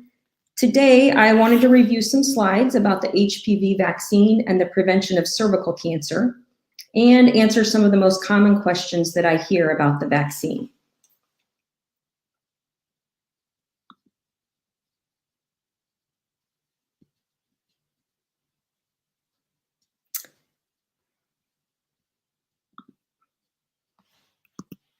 So what is HPV and how does it spread? How do you get it? HPV stands for the human papilloma virus. So HPV is a virus, just like a common cold virus or the coronavirus. But this virus spreads from person to person through skin-to-skin contact, and that includes through sexual contact. There are lots of types of HPV. Some types of HPV cause warts anywhere on the body, but other types of HPV can cause cancer. Cancers of the cervix, the vagina, the penis, the anus, the mouth, and the throat. The types of HPV that cause cancer are usually spread by sexual contact. So the HPV virus causes almost all cases of cervical cancer. It causes about 90% of cases of genital warts and 80 to 90% of anal cancers in both men and women. It also causes almost half of all cases of vaginal and vulvar cancers and penile cancers, and about a third of cases of cancers of the mouth and the throat. Just some basic HPV facts. One, HPV is very common. So most adults in the United States will get an HPV infection at some point. It's not rare, it's not unusual. There's also no symptoms of early HPV infection. This infection doesn't cause fever or discharge or pain or anything else that you would notice early on. Most people who get the HPV infection don't get cancer, but some do. In fact, about 10,000 women in the United States get cervical cancer every year. We don't have any way to know which people with the HPV virus will get cancer and which people won't. So it's best if we are able to just prevent the HPV infection in everyone. So common questions about HPV. One is, how do I know if I have this infection? Well, your doctor will test you for HPV when they do your routine pap smear screening. Not everyone gets this test. We don't start testing until age 25, even though we start doing pap smears at age 21. But it is important to get your routine pap test with your doctor so they can detect HPV infections and precancerous lesions, because these things can be treated before a cancer develops. The big question that everyone who's diagnosed with HPV asks is, how can I get rid of this? Unfortunately, we don't have any medical treatments to get rid of HPV. It is true that many people, probably most people, will clear the HPV virus with their own immune system, but some won't. And again, we don't have any way to know who will clear the virus and who won't clear the virus. The only medical treatments we have are treatments to prevent HPV or to treat the cervical changes or the cancers that are caused by HPV. So obviously, it's ideal if we just prevent HPV before people even get infected. So how can you prevent HPV? You can prevent HPV by getting an HPV vaccine. The HPV vaccine is very effective at preventing an HPV infection. The vaccine that we use in the US is called Gardasil 9, and it prevents 9 different types of HPV. These 9 types are the most common types that cause both warts and cancers. And the CDC currently recommends vaccinating boys and girls at age 11 to 12. So the vaccine is thought to be best at age 11 to 12 for a couple of reasons. One reason is that preteens have a higher immune response to the HPV vaccine than older teens. So if we give it when people are younger, they'll actually have more protection than people who are older. The other reason is that it's best to immunize against the virus before you're ever exposed to the virus. So there's very little risk of exposure to this virus before age 13, and that's why that's an ideal time to vaccinate. We hear lots of parents say they don't want to vaccinate their younger children because they're not sexually active yet. But what you want to do is be fully vaccinated and have a good immune response to this before you ever even think about initiating sexual activity. So who can get the HPV vaccine? Everyone age 9 to 26, both boys and girls, can get the vaccine. Again, it works best if it's given before age 13. It is FDA approved now up to age 45. If you're someone in the age 27 to 45 age group, it's best to talk to your doctor to see if you would benefit from the vaccine. The benefit in this group is not the same from one person to another. So it's just best to individualize the decision in that age group. This is also a common question. Is the HPV vaccine safe? Yes, the vaccine is safe. There are all kinds of stories on the internet you can find about side effects or things that have happened to people after they've received the vaccine. But actually, we have a lot of research and scientific data about this vaccine. And that science has shown us that if you compare people who got the vaccine versus people who got a placebo shot, the only thing that you're at higher risk of getting if you get the vaccine is redness, tenderness, or swelling at the injection site. There are also a lot of reports of people passing out when they get this shot. So teenage girls are in general at higher risk of passing out when they get shots, and that does include the HPV vaccine. So we do see that sometimes, and that's why we have people sit and wait for about 15 minutes after getting the shot before we let them get up and leave. Does this vaccine work? Yes, this vaccine works. It prevents 6 different types of cancer, and it prevents 90% of all cervical cancers. The current estimate is that if everyone in the US who were eligible actually got this vaccine, we could prevent 30,000 cases of cancer every year. That's about the number of people that attend a Major League Baseball game. So that's a lot of cancers we could prevent each year. The vaccine isn't perfect, just like no vaccine is perfect. So even if you get it, you do still need to see your doctor for regular pap tests. How can you get the vaccine? You can get the vaccine from your primary care physician. So any family medicine office, internal medicine office, pediatrician, or OBGYN should be able to give you this vaccine. You can also get the vaccine at your local health department. Here at the Boone County Health Department, we do give the vaccine, and I've got the number posted to call so that you could make an appointment.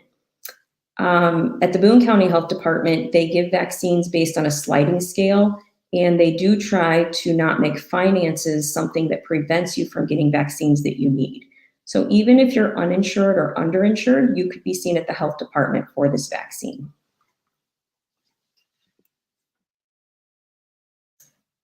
And that concludes the slides that I have. I want to thank you for joining us for the Women's Health Telethon. Your support helps us study reproductive tract cancers, such as cervical, ovarian, and uterine cancers, to advance the prevention and treatment of these conditions. Thank you so much for supporting the MU Institute for Women's Health Research. Well, thanks to all of you for coming to the Women's Health Telethon. I've been asked to speak with regard to some mental health issues. By way of introduction, I'm Howard Houghton. I'm one of the physicians here at MU Psychiatric Center. I've been with MU Psych since 2003 and was in private practice for about 12 years before that. I am board certified in psychiatry and board eligible in child psychiatry. Besides academic practice, also I've had private practice for quite a few years too, as I alluded to. I think that one thing that is not really going to surprise probably anybody is this certainly 2020 and 2021 has certainly started off this way, but it's just been a tough year. Besides obviously the pandemic, which started with a great deal of fear and concern and still remains a very scary item, there's also been the associated problems that many are aware of. The difficulty with just even the questions about what to do in terms of the risks of the pandemic. The social isolation hasn't really been helping. A lot of sources of support have evaporated just because you can't get to them or they're not available. In addition, there's some basic stuff. Job insecurity, financial insecurity, a lot of bad things have happened. The stress of isolation, not even being able to engage with families or friends on anything in the way of a close manner. And that's really been very weighing on people. In addition to this, we've had a lot of it's been a very stressful year, much controversy. And misinformation has led to a lot of confusion. In short, there's just been a great deal of angst, for lack of a better way to say it. Obviously, I've done very little to make you feel better there, but we're going to come back. We're going to circle back around to what you can do about that. One of the big and arguably key drawbacks of from a mental health standpoint, of course, is that all these things that I've alluded to, the stress, the stressful situations, the lack of knowing what's going on and what you can do about it has worsened even the best of us.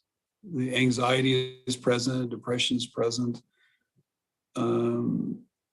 disturbances and just basic stuff. Some people have trouble eating and sleeping as a result. These things are just simply not good for you.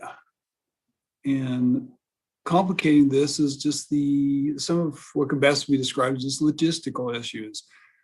You may want to see a mental health professional or even just a medical professional for that point, but for a long time it was impossible even to get face-to-face with people. And even now it's quite difficult. We as a population have had to become used to the idea of using telehealth, for example.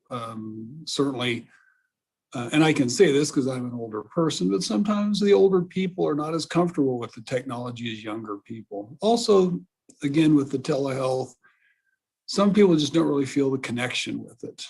And hence the access to care is affecting things, not only from the standpoint of that, again, face-to-face human contact, but just even being able to access these things. Not everybody has access to telehealth. It requires a considerable amount of technology and even to some extent technical ability. In addition, and further complicating this is it's hard to even get some fairly basic things. For example, prescriptions. Sometimes it's hard to even get prescriptions, not just because you can't get to the person, but because you can't get the prescription. Certain medicines require physical prescriptions, the actual paper itself. So that's going to be a bit of a trouble. Again, falling back on access to care, the ability to even get a follow-up appointment. If you get in to see a provider, when's your next available appointment? It could be months out, which is very difficult, certainly when you're in a crisis, but even when things are going reasonably well, several months follow-up can be very difficult if you're under a lot of stress that I commented about earlier. These situations can make matters worse. Certainly if you have a psychiatric disorder or even what I would describe as just normal anxiety. If you're nervous, not having clear answers to things is going to make you more nervous. If you have worries about your friends, you're going to be more nervous. If you're worried about your own health, exposure to the coronavirus or anything like that, that's going to cause trouble. Furthermore, these sorts of things affect the medical issues. If you have heart trouble or lung trouble or something like that, just the difficulties getting to see your provider is going to contribute to anxiety. What happens if I can't get my prescriptions? What happens if my breathing becomes more difficult? The medical community is still there, but many people are frankly unclear as to how to access it. And the access is difficult, but I would emphasize improving, and we have reason to be hopeful at this point. Mood disorders, as a general statement, depression and bipolar, we can get busier than that, but they're just bigger words. Trouble with your mood is going to be very common too. These can go everywhere from being just a little bit down to very severe, even thoughts of harming yourself, sometimes such to the point of where imagination can play tricks on you. You don't feel like you're thinking correctly, or you may misperceive things. This, of course, does not help in a situation under such stress. It's understandable and regrettable. And I think it's important that you need to understand that it's forgivable. If you feel like you're a weak person or somehow not as good a person because you're having all these problems, that's simply not true. These are hard times for everybody. A final comment is the substance abuse, which is always at issue. It never really goes away in the population. There's ample evidence that the substance abuse issues can worsen, again, with the isolation, increasing stress. It might be a question of self-medicating, as people say. I'm very anxious, so I'm drinking more, things like that. We can understand it. And again, we need to be showing a certain degree of compassion. These are very hard times, and some people, I'm afraid, will have issues with substance abuse. And it's already known that this unfortunate disorder has gotten worse with this pandemic, I mean. While I've sat there and I've said all sorts of bad things and probably very depressing things, I think one thing I would like to emphasize is that this is all very bad things that have happened to us. But this is in the past. We have reason to believe that there's light at the end of the tunnel. We have effective vaccines that are coming out. We have now greater understanding of the virus than we did a year ago. A year ago, it was this evil and unknown thing. We were receiving a lot of misinformation or unclear information. I think one of the most common ones we heard is just like the cold. It's in the same class of viruses, but by no means is a common cold. This is a serious, serious illness. Making matters a bit different is some people seem to recover reasonably well, and I'll be blunt, some people die. But we do need to understand that we have a far greater understanding of this now. There's a great deal of things that you can do to take care of yourself. And I think if you start looking around and looking for something good, you're going to find there's a lot of good stuff out there. There's much you can do, but it's all going to start with you. You have to take care of yourself first. It's not being selfish, that's just being practical. In conclusion, I would like to say this. I realize that I started off by saying a lot of arguably depressing items, telling you how bad things have been, how hard it has been to get care, how much psychiatric illness has worsened. But we're coming out of it. There's much that can be done on all the diagnoses I've discussed with you. There's much that can be done on all the problems that you've been having with regard to access to care, access to information, access to people. The key thing now is to take care of yourself, keep pushing on, and look for that light at the end of the tunnel. Thank you.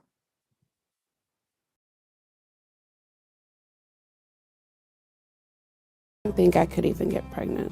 When I was 16 years old, a doctor told me that I wouldn't be able to conceive because I had irregular periods. But what I didn't know is how hard it was actually going to be to stay pregnant. I was surprised when I became pregnant in March 2016. I was 25 years old, but I started spotting at 6 weeks. I went to the emergency room. They left me waiting in the waiting room. The bleeding started to get worse. I bled into the chair. I was embarrassed, and I was devastated to be sitting in a pool of blood, losing my baby to a miscarriage. After that miscarriage, my doctor diagnosed me as a diabetic. He put me on medications to control my sugars and also to help with fertility. With my sugars in check, I ended up getting pregnant again that summer. But I went into preterm labor because my membranes were protruding and because my cervix was dilating. The hospital in Jefferson City, they transported me to MU Women's and Children's. I had no idea where they were taking me at first. When I got there, that's when I met Dr. Danny Jackson. I still remember his face as he talked me through my options. Unfortunately, I did lose my son November 22nd, 2016. But I'd come to find the healthcare team that would help me work towards motherhood over the next 3 years. I got pregnant again February 2017, but I miscarried at 8 weeks. When I got pregnant again that summer in 2017, July, Dr. Jackson inserted a cerclage, a stitch to hold my cervix closed, at 13 weeks. He also started me on progesterone injection. He knew from past research that this could help prevent preterm labor. I ended up going into preterm labor at 20 weeks. Losing my baby boy, the holidays became great sadness for me. I continued to ask God why these losses kept happening to me. Throughout 2018, I worked with an MU fertility specialist, Dr. Danny Shush. He started me on supplements to raise my vitamin B and folic acid levels. He also started me on progesterone to strengthen my uterus. I became pregnant again in March 2019. Dr. Jackson inserted another cerclage at 13 weeks, but this time he used a thicker stitch and located it higher on my cervix. I remember after the procedure, a surgical tech said, "And we don't want to see you back for another 20 plus weeks." It helped to be surrounded by now familiar faces in my healthcare team. I kept my diabetes in check, and I also continued to take the progesterone. Having made it past my 24-week mark, I decided to share my story on Facebook.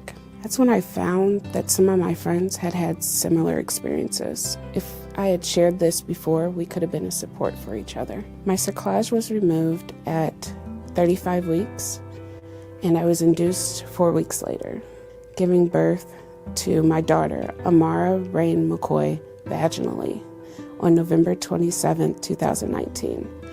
Ironically, on Dr. Jackson's birthday.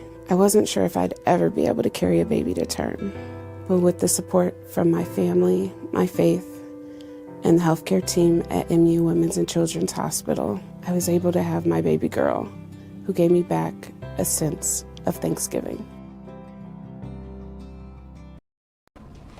Hello. Thank you for joining us today in support of the Women's Health Research Institute. My name's Dr. Lisa Brenneman, and I'm an OBGYN physician here at the University of Missouri. I am excited to hear from our researchers today about interesting and innovative projects to improve the health of women. My handy health hint for today talks about reducing our risk for cardiovascular disease as women. Cardiovascular disease, or heart attack and stroke, kills about 1 in 3 women over their lifetime. That's 1 woman every minute. Thinking about how we can reduce our risk for heart disease is critically important. Luckily, there are a few key numbers that knowing and modifying can drastically change our odds from dying of cardiovascular disease. This campaign was started by the American Heart Association and is known as Know Your Numbers. The first number you need to know is a measurement of your total cholesterol. Total cholesterol is a laboratory value typically drawn fasting. It can be influenced by our diet. It can be influenced by our family history. Luckily, we have powerful cholesterol-lowering medications and powerful lifestyle interventions to reduce our total cholesterol and lower our risk for heart disease. Typically, we would begin to measure cholesterol in our 20s and 30s to assess for any underlying familial disorder. So know your total cholesterol. The second key number is a measurement of your blood pressure. Knowing your blood pressure is key in decreasing your risk of death from cardiovascular disease. Patients come to see me typically in the office for preventive care or gynecologic needs such as a pap smear. And we often joke that having to get undressed from the waist down in front of your doctor certainly raises your blood pressure that day. But more important than one single measurement on one day is the trend of your blood pressure over time. Consistently sustained elevation of blood pressure increases our risk of death from cardiovascular disease. Blood pressure can be modified by medication or lifestyle intervention. So know your blood pressure. The third key critical number is an assessment of your blood sugar. Blood sugar is typically assessed fasting as an assessment of our risk for type 2 diabetes. Other labs in addition to fasting blood sugar can also be used, but a simple, inexpensive blood sugar can truly be life-saving. We know there are risk factors throughout the reproductive lifetime for type 2 diabetes, such as diabetes in pregnancy or gestational diabetes. Being aware of an elevated blood sugar or glucose disorder can be critical at taking the appropriate measures to bring blood sugar down to normal levels. Elevated blood sugar or type 2 diabetes is a key risk factor in death from cardiovascular disease. And the final number we need to be aware of in evaluating our risk for cardiovascular disease is our body mass index, or BMI. The BMI is a measurement of our height compared to our weight and an estimate of our overall body fat percentage. BMI is divided into categories of normal body weight, overweight, and obesity. We know as BMI increases, our risk of death from cardiovascular disease also increases. We like to think that we can't change what we don't measure. So knowing the measurements from these 4 key numbers can lead to radical changes in your life and with your doctor in lowering your risk for cardiovascular disease. I would encourage you to make an appointment today if you don't know your numbers to take the first step in reducing risk. I appreciate your attention today and your enthusiastic support for the Women's Health Research Institute. It's been a pleasure to visit with you. Goodbye.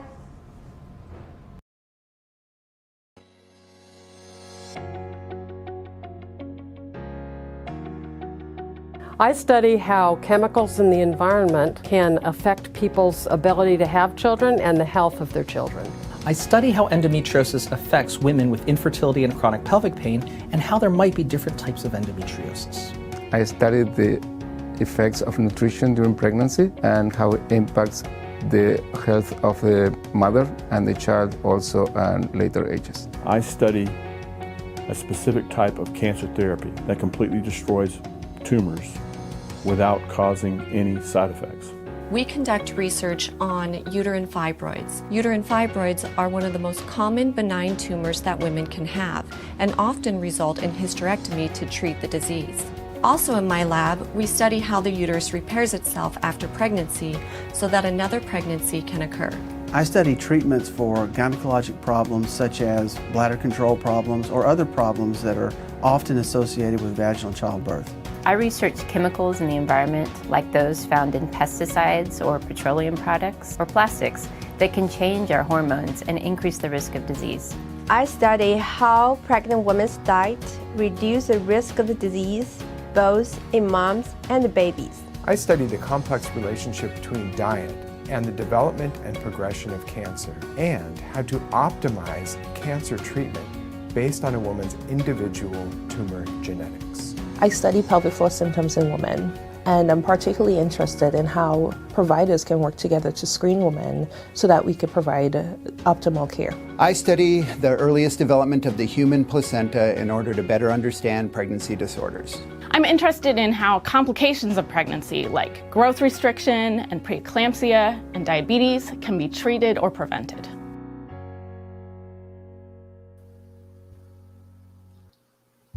Hi there. Welcome to another hour of the Women's Health Telethon. My name is Dr. Melissa Terry. I am a general OBGYN doctor with MU Healthcare. I want to talk just a little bit about women's health research. Women deserve better healthcare, and that starts with more research and understanding women's unique health challenges. Women's health research fuels advancements in women's healthcare, but it remains very underfunded. Your help to support our research is of special significance. Less than 15% of research grant applications submitted to the National Institutes of Health receive funding, and less than 8% of those that are in women's health receive funding. Thanks to people like you and people who have given to us in the past, the MU Institute for Women's Healthcare now has a team of 12 dedicated researchers with over 40 research projects that are helping to develop new initiatives to improve the quality of life for women and create novel advancements. So thank you very much. I hope everyone has had a chance to bid on some items at the silent auction. I hope you've all purchased your raffle tickets. I wonder how many raffle tickets have sold. I don't think I can see an update on that. But after I'm finished speaking for the next few minutes, I may have to go and purchase some more. Since I already have my outfit picked out to wear with that beautiful diamond pendant from KT Jewelers. If you haven't seen it yet, go and check it out at womenshealthtelethon.com. And while we are talking about our sponsors, I would like to once again thank all of our sponsors, including KT Diamond Jewelers, the MU Division of Reproductive and Perinatal Research, the Division of General OBGYN, that's me and all of my partners within our department, Dr. Hung Nguyen, Dr. Alan Cass, Restoration Eye Care, the Missourian, Crest Health and Wellness, Columbia Surgical Associates, Africa Fest, the Missouri Center for Gynecologic Oncology, Stephanie Westwood Rothermick at Synergy Wealth Solutions, Veterans United, MFA Oil, State Farm, the Rotary Club of Columbia, Missouri, MU Department of Medicine, Ann and Carl Korshkin, Dr. Linda Hedrick, and Dr. Chung Ho Lin. As I said earlier, I hope that you have enjoyed all of the healthy hints that we have provided for you today. And I also hope that you have been enjoying the music. I have too. I've been watching the music backstage and have very, very much enjoyed some of the new music that we have heard today.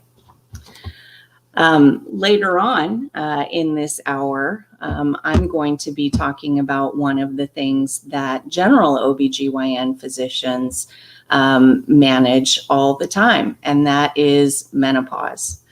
General OBGYN physicians like myself and like Dr. Johnson, who will be joining us in the next hour, take care of all kinds of women's health issues. We take care of pregnant women, and we also take care of women who are beyond the age of childbearing. Those women have unique challenges during that time of life. The information that was provided by Dr. Brenneman in the last Handy Hints segment is very important, and I will also be discussing some of the cardiovascular, heart, stroke risks that occur in women as they get older. As Dr. Houghton mentioned earlier, we have had an interesting journey in healthcare over the last year with the pandemic, and we have started using telehealth much more than I ever thought would be possible in obstetrics and gynecology. And I actually and a team of some of our residents are starting a research project that looks at the ability of telehealth, of the telehealth venue to provide gynecologic care to women. There are challenges with telehealth, as were mentioned earlier, but it is a growing way and a very interesting and fun way to provide healthcare to patients. I have personally been able to take care of pregnant women by telehealth, not for every appointment, of course, but for certain appointments where the physical presence in the clinic isn't necessary. I have also been able to provide a lot of GYN follow-up care through telehealth. And I have very much enjoyed getting the hang of all of this modern technology. Some other interesting areas of research that we are currently where we are currently participating is placental research. And using the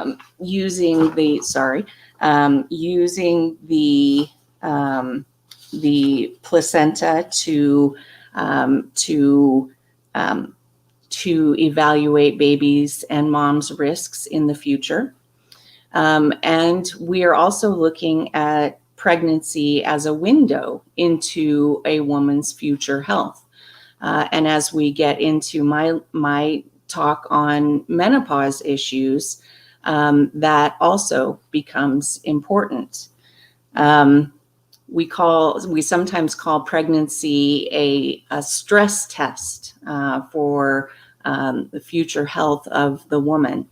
And we know that that some of the complications of pregnancy also translate into issues later on in life. And so the research that we are performing here is fascinating, it's groundbreaking, and I am privileged to be a part of a department that supports and emphasizes and encourages research as much as our department does. I am going to wrap up my brief introduction here, and we will be getting into some music. I see there we have Richie. Hello. Hey, everybody. Thank you for joining us today. My name is Richie Kilkin, and I'm going to play a few original songs for you. Then if we have time, might do a cover or two. This first one is called Dragons.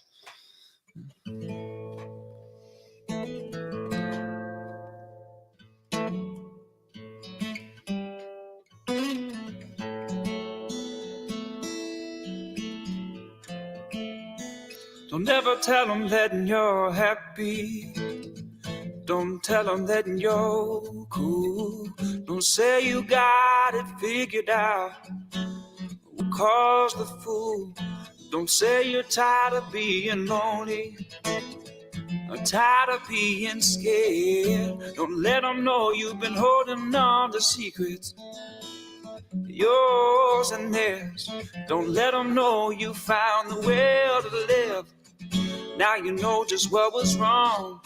Don't let them know you found some love to give. You shouldn't have to try it all. The changes you made with too many days alone in that place where you redefine the old ways. And the crossfire was just a phase. Limbo can be a hostile space. The same face for all future stays. Don't slay more dragons than it takes, 'cause you'll be back again. Explaining motives for the future when all the dust has cleared the air. Never mind your words of wisdom. They don't care, they don't care. Don't let them know you found something pure at the heart of every fall. Don't let them know that you're so sure. You shouldn't have to hide it all. The changes you made with too many days alone in that place where you redefine the old ways. The crossfire was just a phase. Limbo can be a hostile space. The same place for our future stays. Don't slay more dragons than it takes, 'cause you'll be back again. Explain the motives for no, without a job to do. And too much theory leaves me dreary when there's things that I've been missing that have always been near me, and all of my mistakes, in spite of my charm, telling me to change, pull back along. 'Cause I just gotta get noble, I gotta get old. I must endure the suffering every master told. I gotta be something nobody knows, enter the places that nobody goes.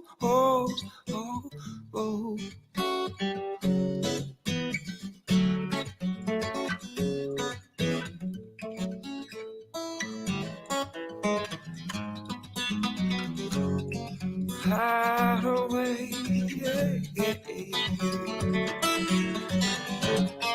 I'll hide away, hide away,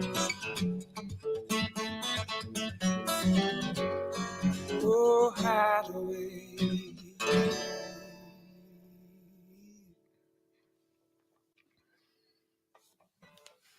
All right. Well, thank you very much.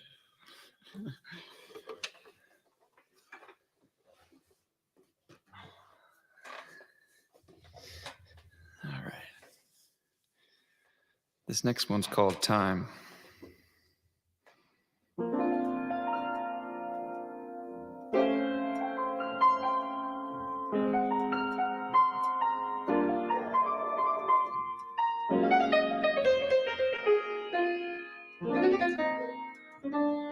This one seems to be featuring my dog Ella on the bark.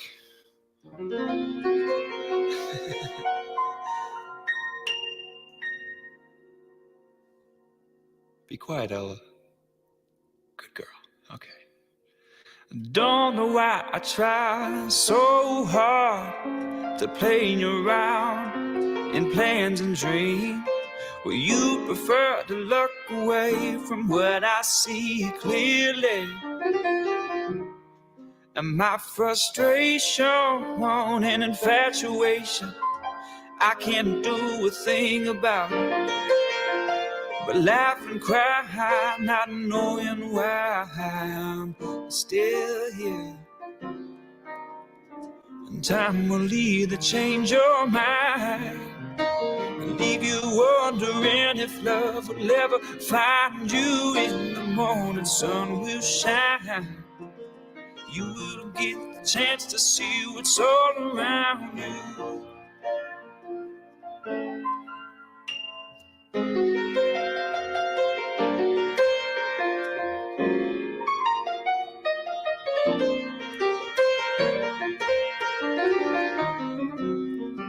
My mind's already working miles a minute and faster when I spin it. It's love that I want, still learning to give it, and time is moving faster while I'm trying to stay in touch with my youth. While the world supplies the people I need to help me see the truth, jumping dimensions but reversibly so. Are we living in tensions with oceans of dreams and only buckets of lessons? But time will either change your mind, will leave you wondering if love will ever find you. In the morning sun will shine, yeah. You will get the chance to see what's all around you.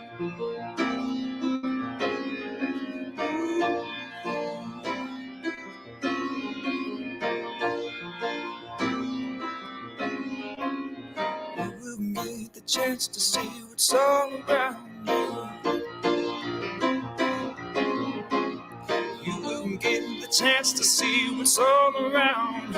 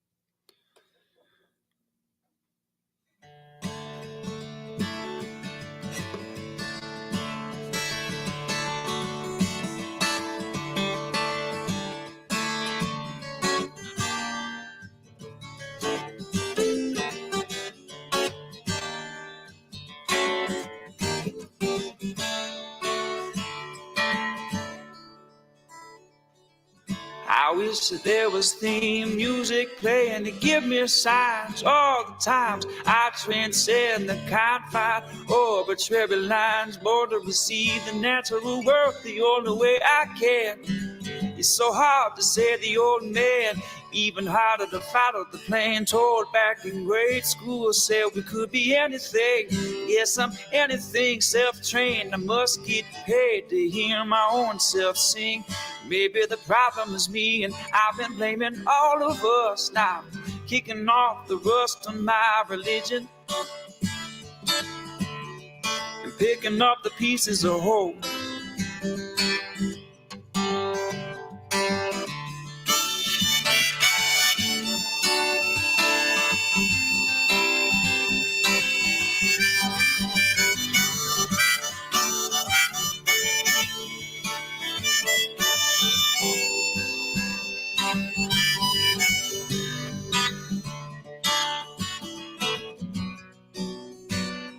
I took too much time to rest.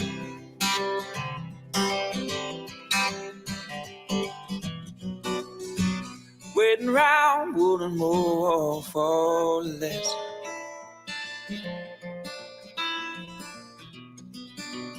Wearing some kind of togetherness. I feel the need to undress my loneliness.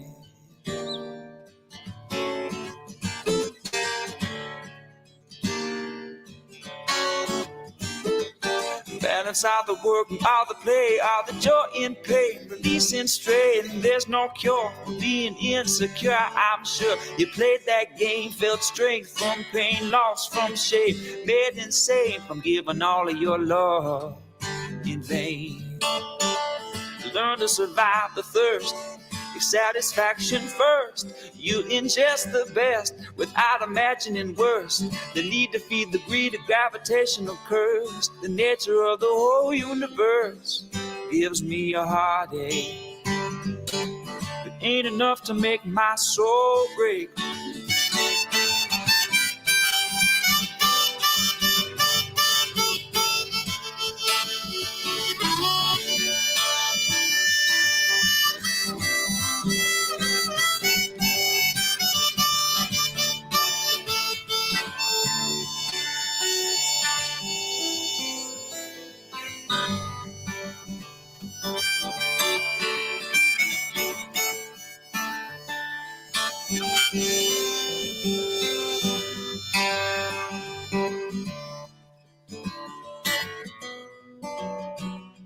It took too much time to rest.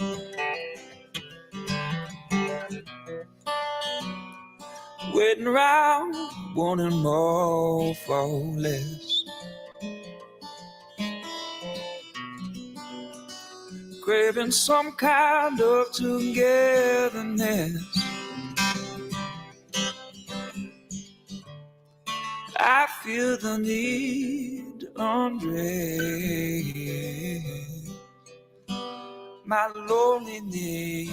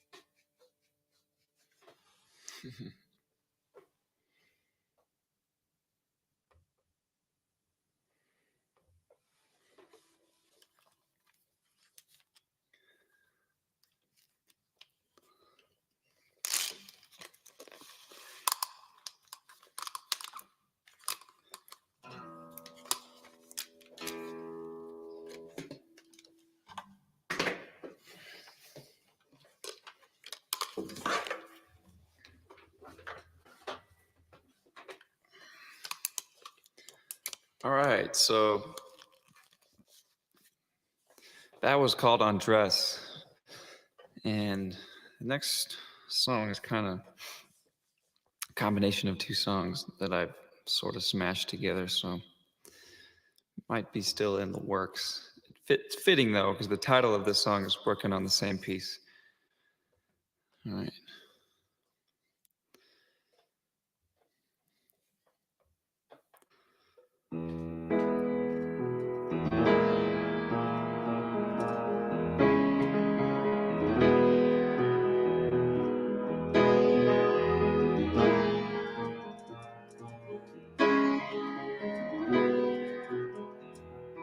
We're all just working on the same page, trying to feel a bit of sane peace.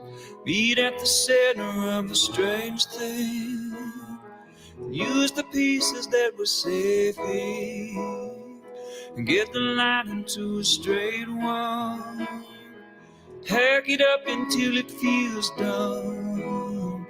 That's the road you're gonna run on.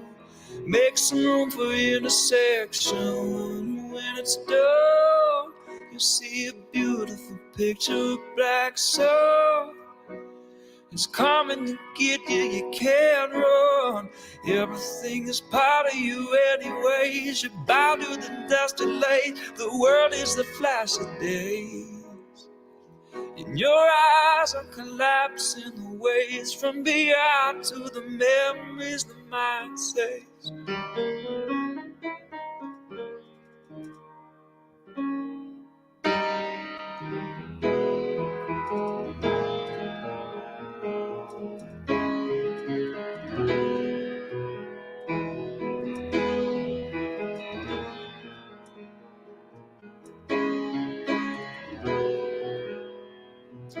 Cause you'll bump heads with others sometimes. Don't distress, you have the same mind. It's getting better, these things take time. Don't enthuse, you get the soul prime. When it's done, you see beautiful picture in black soul. It's coming to get you, you can't run. Everything is part of you anyways. You're bound to the dusty lace. The world is a flash of days. And your eyes are collapsing the waves from beyond to the memories the mind says.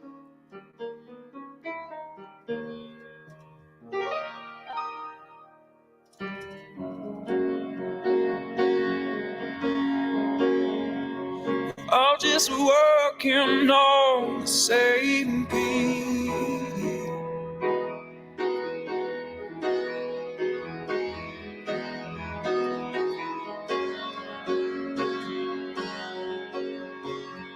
We're all just working on the same page.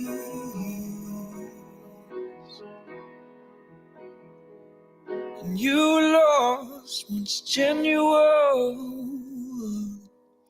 Starving for attention with every action, won't slow down for no one. Insidious, righteous question, Jesus among us. Thus maybe this rapture was just born from dust, and came shining its reflections in all directions, and leave the earth harmonious.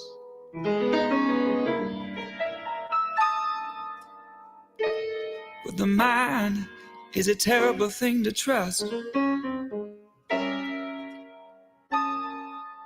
and so you gotta let it go.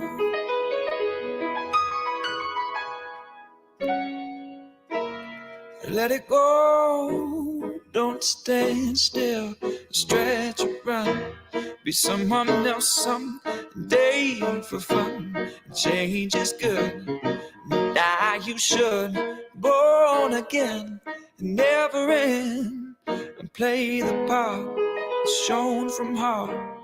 You're not lost when your heart is there. At all costs, find out where you've been here for every year. It's never been so clear. Love now, no fear.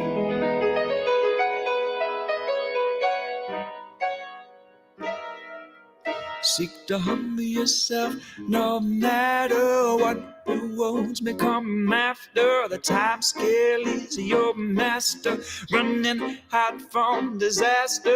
Who can blame you running faster? Snakes hide inside forever. The Red Queen knows no surrender. Love and mercy surpass her. Heads of high to multiply from the south. But wake up, Father, be your defender. Forget the treasure, the pleasure and splendor. Process the paradox and later render pieces of puzzle left together. Stories of heroes born from broken tether, carry a heavy load, whether clever or not.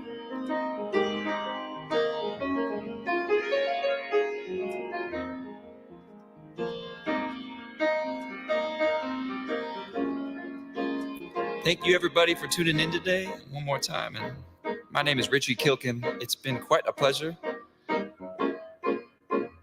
sharing my music with y'all, and if you can, please donate to this cause. Shout out to all the musicians and all the people throwing this thing together.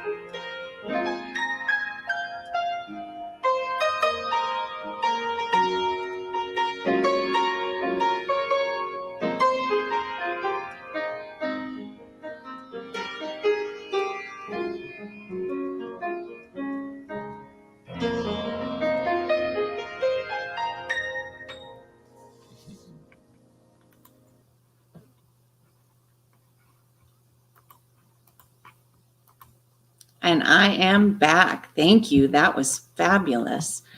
I am now going to give another little handy health hint. So, as I said earlier, I'm not great with technology, but I want to go ahead and share this screen.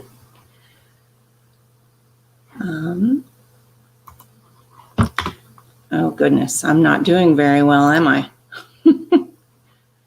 See, I told you. Okay, here we go. Here we go. All right. So Again, my name is Melissa Terry. I am an assistant clinical professor in the Department of OBGYN and Women's Health at the University of Missouri. And we are going to talk about the mysteries of menopause today. What is menopause? Well, all women eventually do stop having periods, and menopause occurs when a woman stops producing the female hormone called estrogen.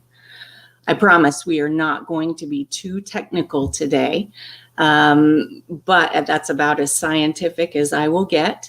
But we say that a woman is menopausal when she has not had a period for 12 months.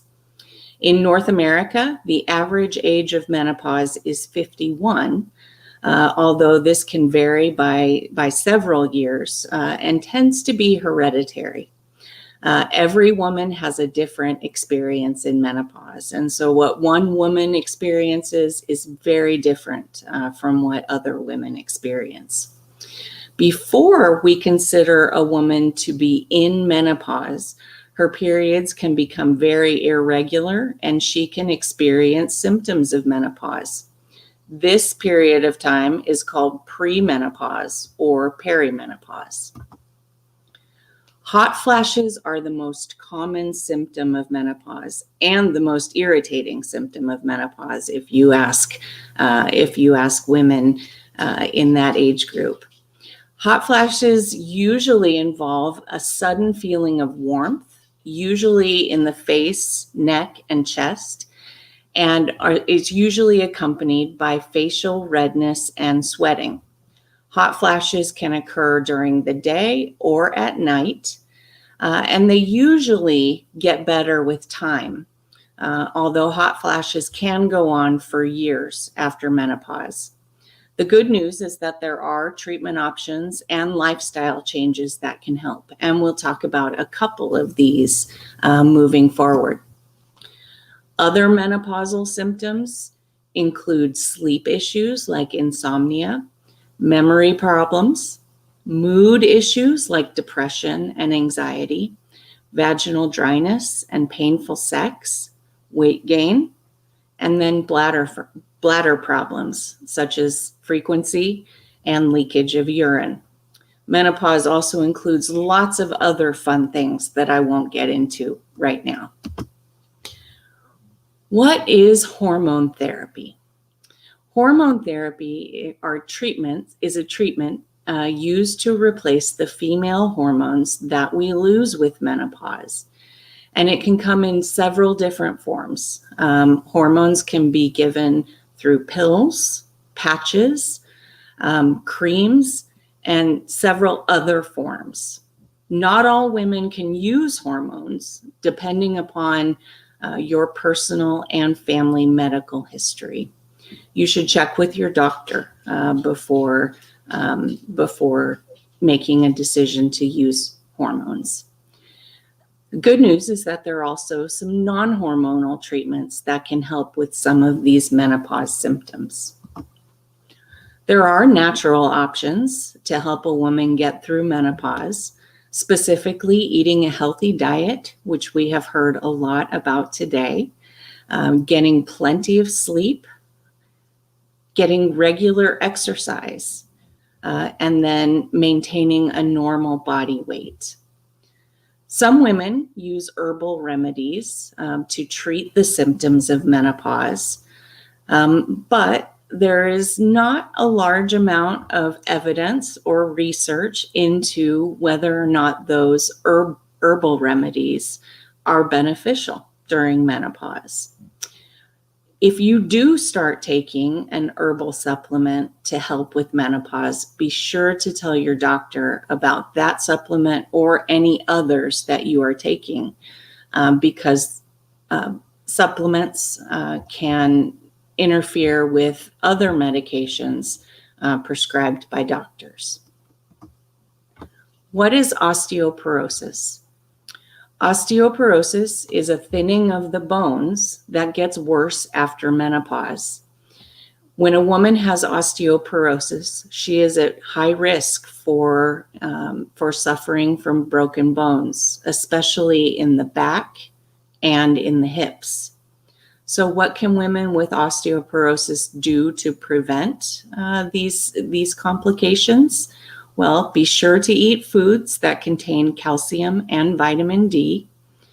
There are supplements, calcium supplements and vitamin D supplements, but as with any vitamin or mineral, it's always better to get those types of things through your diet.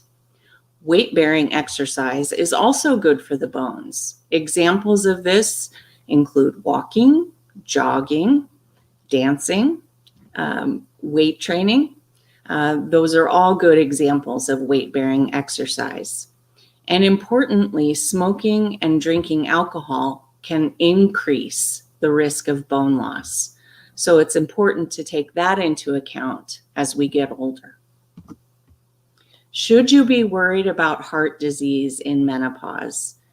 As Dr. Brenneman said earlier, yes, we absolutely should. And the cardiovascular disease in women rises significantly after menopause occurs.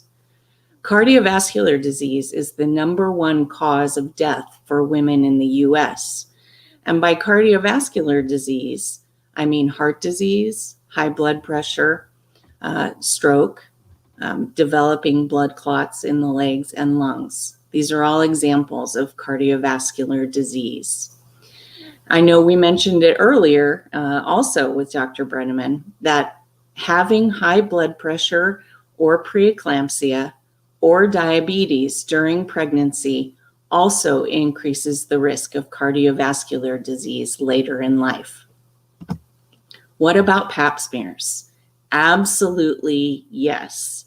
And thank you, Dr. Tuller, for talking about the HPV vaccine earlier. You absolutely should continue getting pap smears. Pap smear guidelines are based on each woman's own personal risk factors for developing cervical cancer.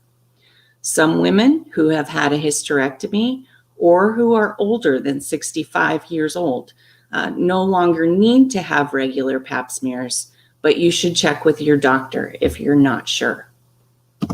How about mammograms? Yes. OBGYN doctors recommend that women have annual mammograms for breast cancer screening starting at age 40. Doctors in other specialties have different recommendations, but these are the recommendations from gynecologists. And finally, when should I call my doctor?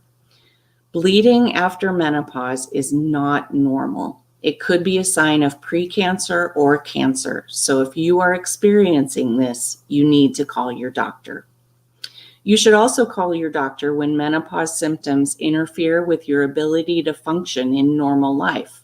Can't work or sleep because of hot flashes, having relationship issues because of vaginal dryness, having frequent bladder symptoms. Call your doctor.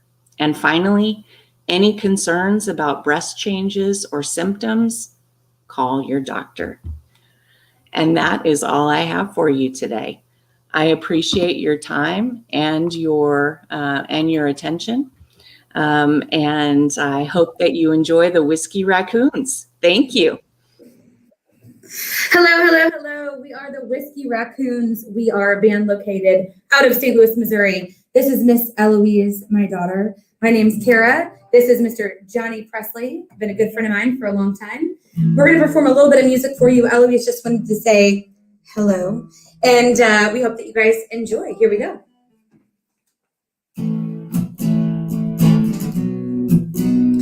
Thank you guys so much for having us. We're going to do a few covers here and then a little original tune as well.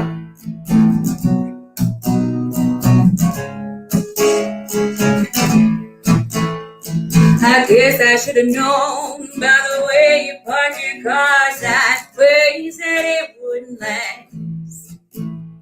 See, you're the kind of person who believes in making out once, love I'm leaving fast. I guess I must be dumb to the pocket full of horses, Trojan and some of them. But it was Saturday night, I guess that makes it alright. You say, whatever got to lose. Honey, I said, little red Corvette. Baby, you're much too fast. My little red Corvette. You need to find a love that's gonna last.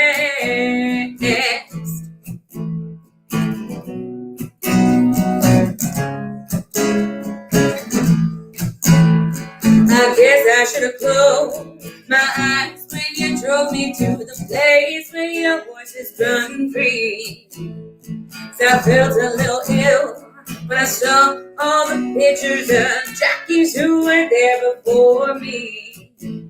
Believe it or not, I started to worry and wondered if I had enough plan. But hey, it's Saturday night, I guess that makes it alright. When you say, baby, you got enough gas. Oh yeah, little red Corvette. But baby, you're much too fast. My little red Corvette. You need to find a love that's gonna last.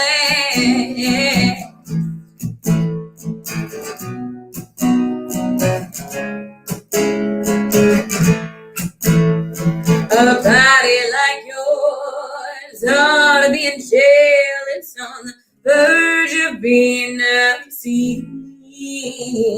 So move over, baby. Give me the keys. I'm gonna try to take your little red love machine. My little red Corvette. Baby, you're much too fast. My little red Corvette. You need to find a love that's gonna last. I said, my little red Corvette.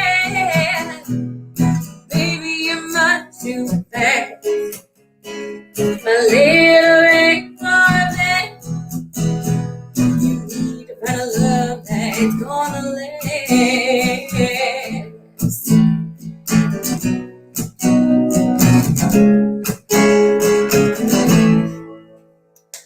All right. Well, we are so excited to be here. Like we said, we are the Whiskey Raccoons, and we want to thank you guys so much for tuning in and for watching this. Be sure to look us up on Facebook, Instagram, Twitter, our website, whatever it is, and keep in touch. And we just are excited to support this great cause. So here's our next song.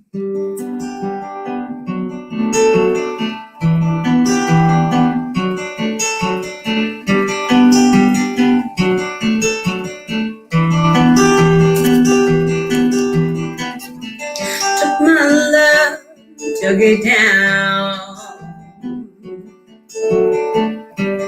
Climbed the mountain and I turned around.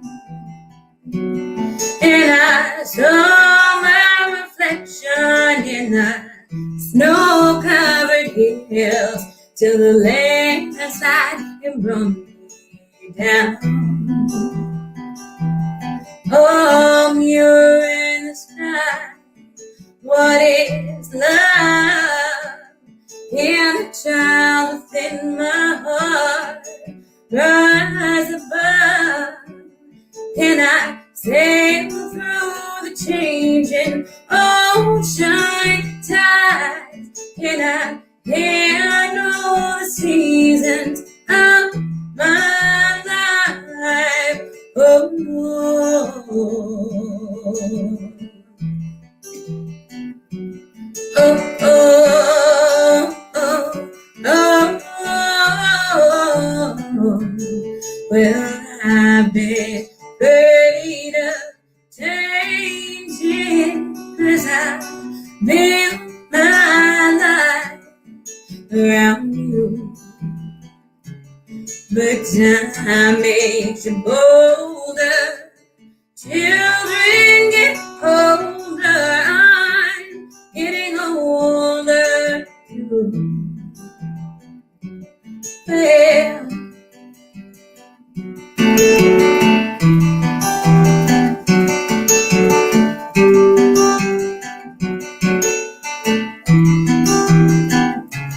well,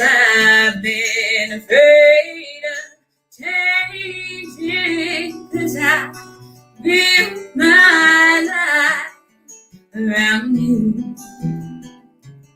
But time makes you bolder. Children get older. I'm getting older too.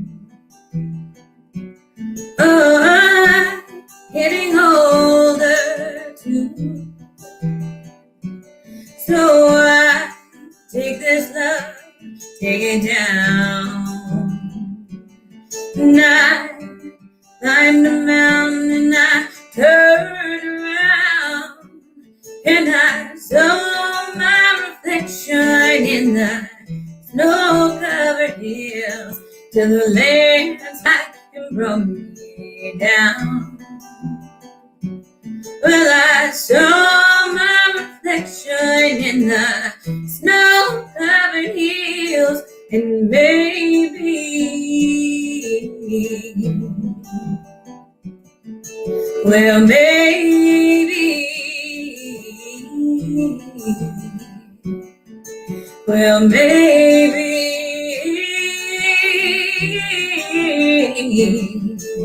the landslide brought me down.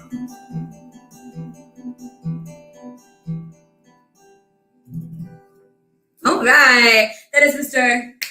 Johnny Presley on the guitar. My name is Kara Schaumburg, and together we make up the Whiskey Raccoon. Woo! John, all right. So this next song that we are going to get for you guys is actually our new single. It drops on March 12th, 2021. So that's in like 2 weeks, which is crazy.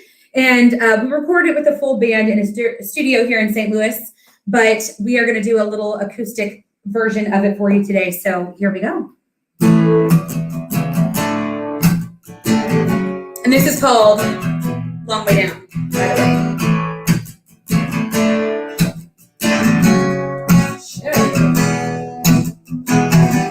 Not much of a talker when it comes to things like this, but I'm gonna try and I'll give it like this.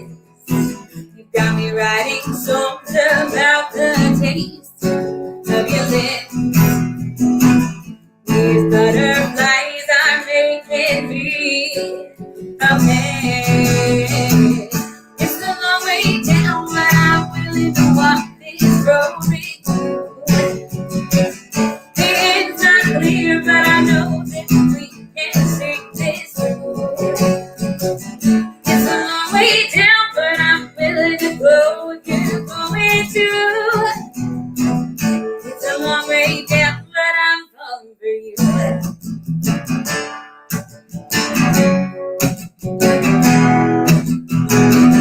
Just you and I walking through the park.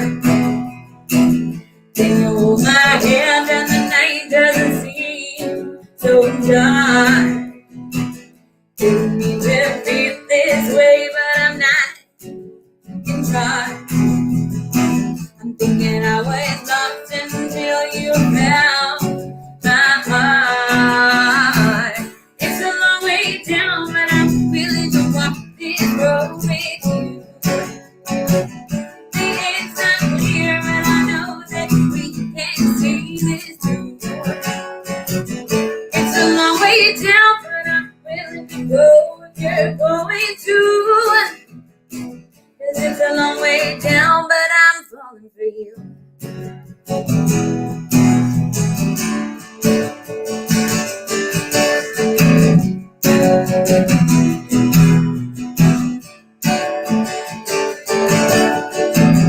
Thought I was meant to walk this world alone. Free from the falling, happy I'm on my own. Thought I was right all along until you proved me wrong.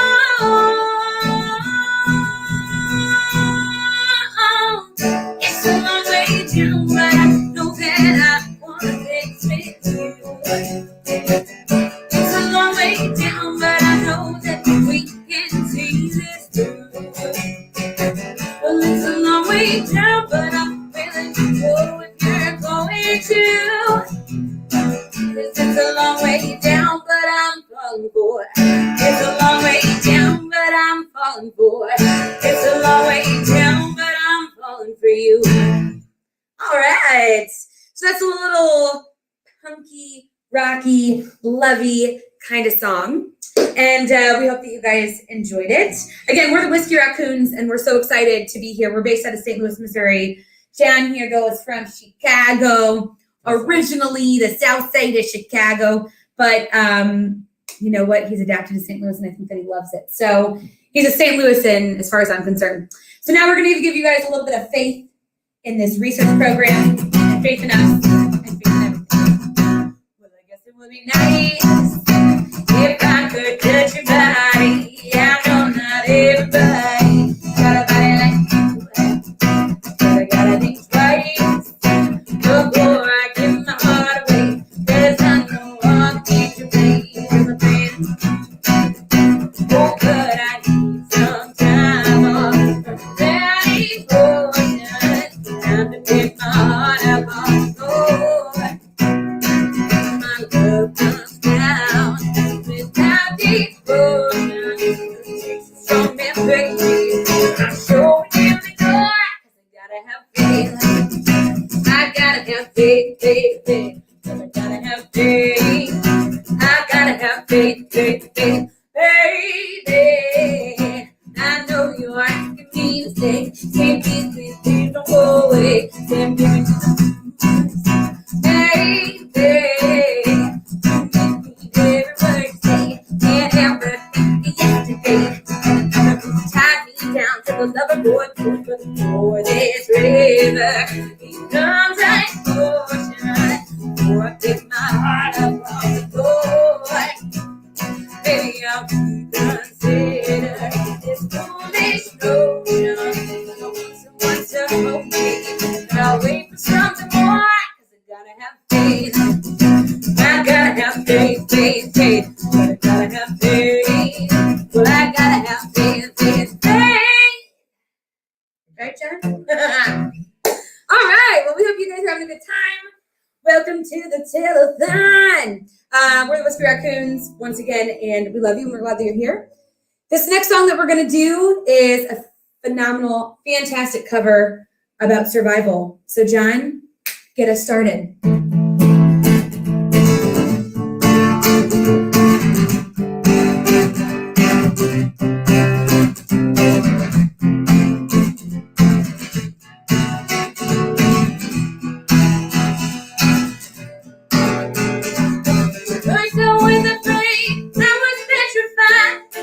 Thinking I could never live without you by my side. Then I spent so many nights thinking how you did me wrong. I'm good strong. I learned how to get along, and now you are back from my face. I just walked in to find you here. That sound on your face. I should have changed that secret line. Should have made you leave your gate. I don't know for just 1 second.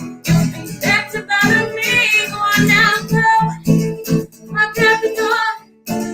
Just turn around now. You're not welcome anymore. You're the one who tried to hurt me with the knife. You tried to crumble. You got to lay down and down all night. I'll just survive. As long as I know how to love, I know I'll still love. I got all my life to live. I got all my love to give. I'll survive. I will survive. Hey, hey. Woo!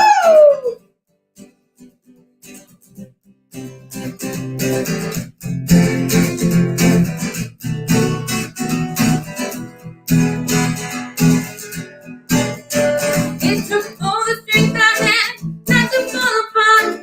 Kept trying hard to mend the pieces of my broken heart. I spent on so many nights feeling sorry for myself. Used to cry. Now I hold my head up high and you see me. Somebody new. I'm not that chained up little person still love you. So you felt like dropping in. Just expect me to be free. Now I'm saving all my love.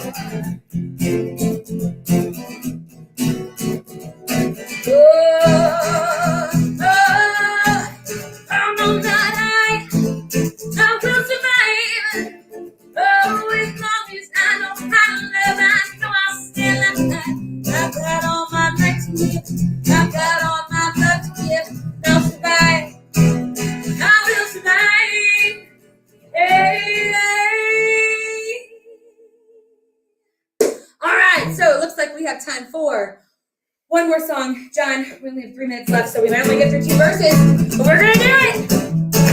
Here we go, party on, people. You don't have to be beautiful now to turn me on.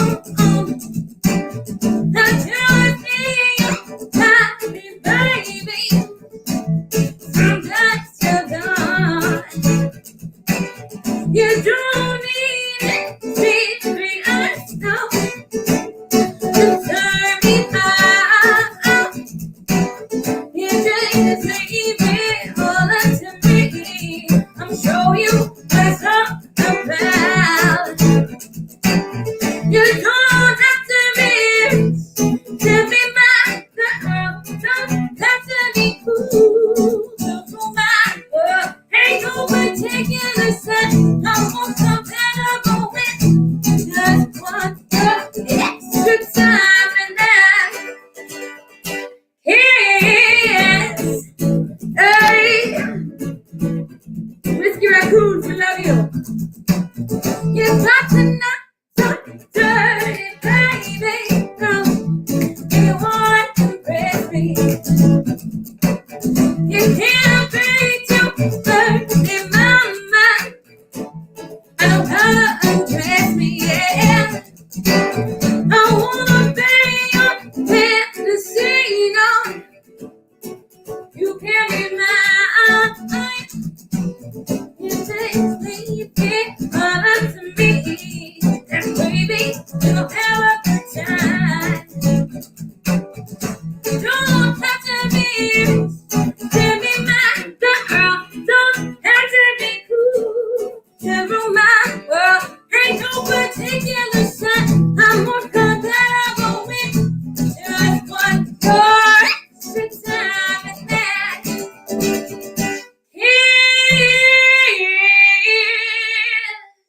All right, well, we're the Whiskey Raccoons. That's our time. Thank you guys so much and have a great day.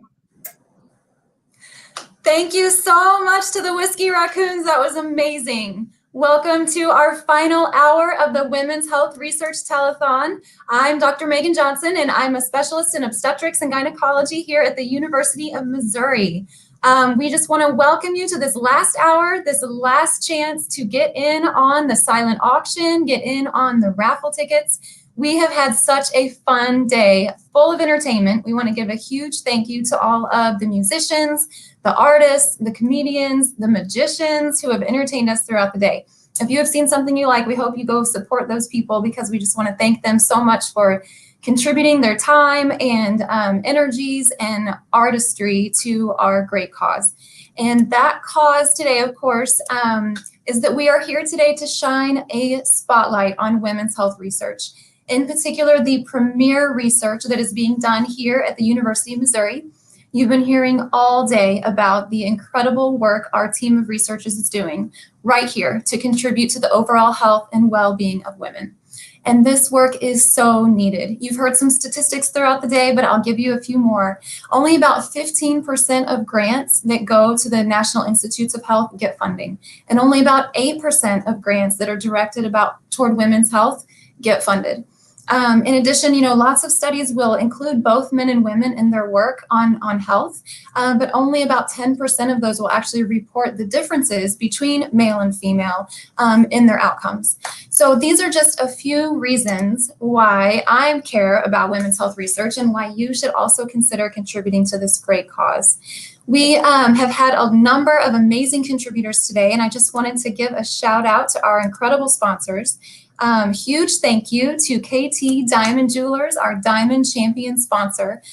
They, of course, are the donors of the amazing diamond and ruby pendant. You can go to womenshealthtelethon.com and look at it and enter to win it. Thank you also to some departments here at the University of Missouri, the MU Division of Reproductive and Perinatal Research and the Department of Obstetrics, Gynecology, and Women's Health. I'm super proud to be a part of that department, and it's a department that recognizes the importance of research, which really drives and informs everything that we do every day. So thank you, of course, to Dr. Wynn. He is our chair of our department, and Dr. Alan Cass for also being sponsors. We want to give a huge thank you to Restoration Eye Care, the Columbia Missourian, Crest Health and Wellness, and Columbia Surgical Associates. Also, Dr. Ellis Spicinger, another OBGYN physician here at University of Missouri, the Africa Fest Como 2021, and the group Our Children. So thank you so much to all of our sponsors and donors.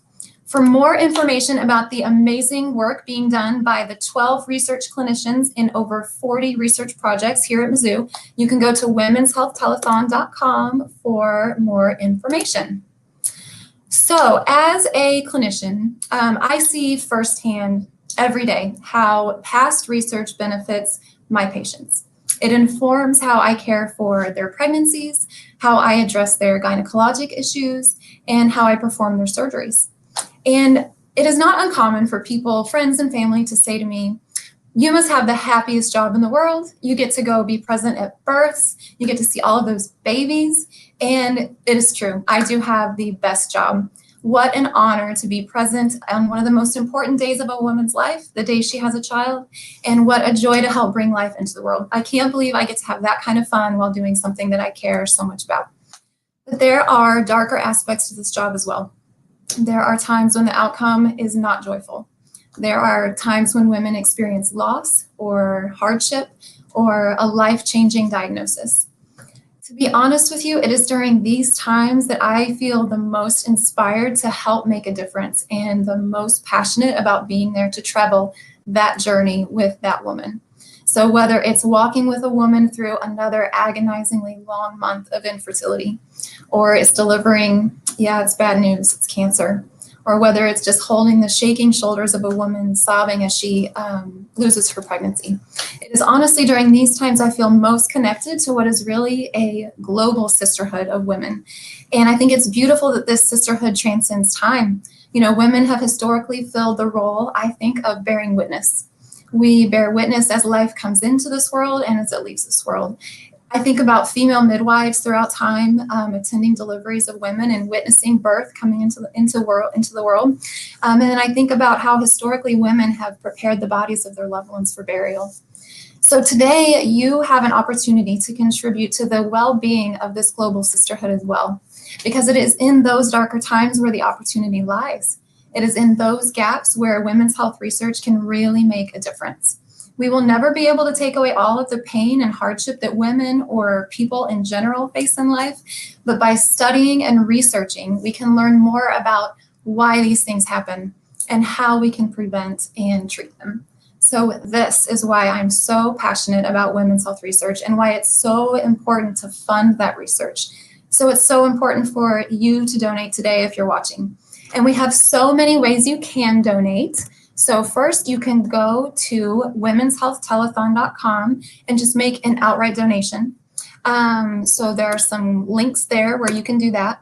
You can also go and purchase raffle tickets. This, I think, is where there's a huge opportunity to get bang for your buck. So in return for your kindness and generosity in donating to this great cause, you can purchase raffle tickets and enter to win a number of amazing things. So for $10, you can buy one raffle ticket, but of course you get more bang for your buck the more tickets you buy. So if you, for example, $250 can give you 75 raffle tickets, and $500 will get you 200 raffle tickets. And then you can throw all of those in the virtual bucket, and there are a number of amazing items that you can enter to win. So of course, the most exciting one that everyone's had their eye on is this beautiful diamond and ruby pendant from KT Diamond Jewelers.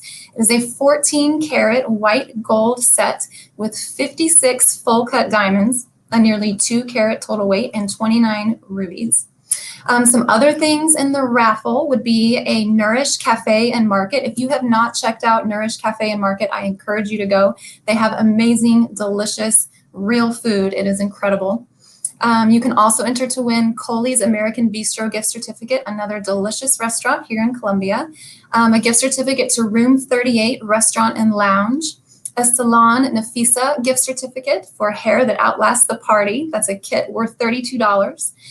You can get a Lakota coffee and tea set, a Natural Grocers $30 gift certificate, a Hy-Vee grocery gift certificate. Can never have enough help with grocery money. Or you can enter to win 12 boxes of Girl Scout cookies. So some amazing things there.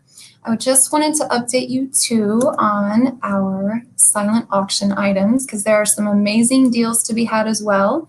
If you go to womenshealthtelethon.com, it's not too late, even though we're in our final hour, to get on the bandwagon and bid on some of these amazing items. So for example, there is a VIP taste and tour certificate for Les Bourgeois Vineyards for up to 8 people. So you can take 7 of your friends and go on a tour of Les Bourgeois Vineyards. And the current bid on that is $140. So if you think you can bid on that and get a good deal there, I encourage you to do so. There are some really cool fine art prints by Jenny McGee. One is of Faroe Field and one is of Tiger Spirit. The current bid on those is $120. So get on over to womenshealthtelethon.com and get your bid in on those too.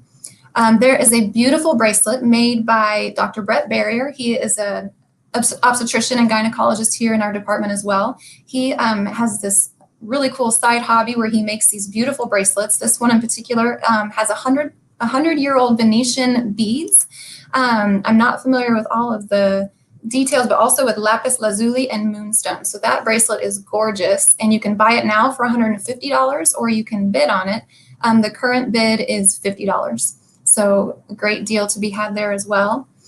You can also look at some beautiful whiskey and crystal Scotch glasses. The current bid on those is $125. And remember that all of the stuff on the website is all going to this amazing cause of supporting women's health research. We've talked all day today about how important it is to give money to help fund the researchers who are doing the critical work of putting time in to inform how we clinicians practice. All of it is designed to just better inform how we can take care of patients and improve the lives of women for generations to come. So I hope you will go on over to womenshealthtelethon.com as we are in our final hour. And I will see you all in another 10 minutes. I'll be giving another talk on nutrition during the pandemic. So we're going to turn it over to Eugene Peebles, and he's going to give us another great musical performance. All right, thank you. Thank you very much. I'd like to thank the representatives of the state of Missouri, and Columbia. I appreciate this opportunity, and we're going to have fun here. And we're going to start off for 24K. I got 2 songs if time permits. Thank you. Here we go. Let's have some fun. Come on, let's put those hands together. Don't have to take a recommendation. Thank you.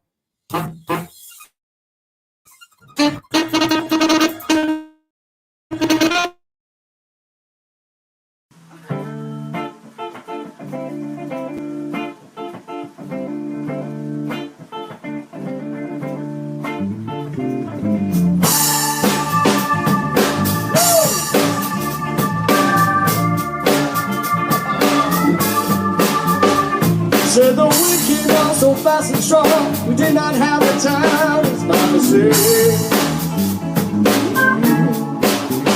Oh, and down below the ground we sang, watch that bird, the American bird.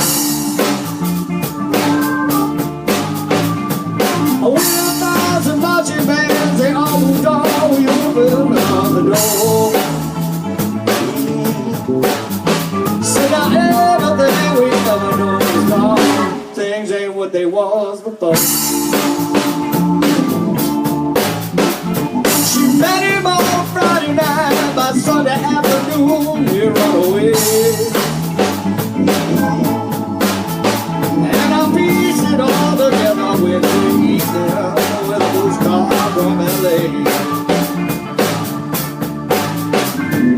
Thursday morning came and found me on the ground behind a rubber bar. Said the only love I ever know is gone, things ain't what they was before. Oh, I don't mind the change in time, the settles of the storm. And that moon shines on you, things ain't what they was before. With whiskey on my breath, I sang a song about love that I want to do. And the pain of that refrain took on new meaning when she walked into the room. Oh, she told me she was sorry, she could not live without me anymore. Oh, no. Said the only love she ever known was gone, things ain't what they was before. Oh, I don't mind the change in time, the settles of the snow. And that moon shines on you, things ain't what they was before.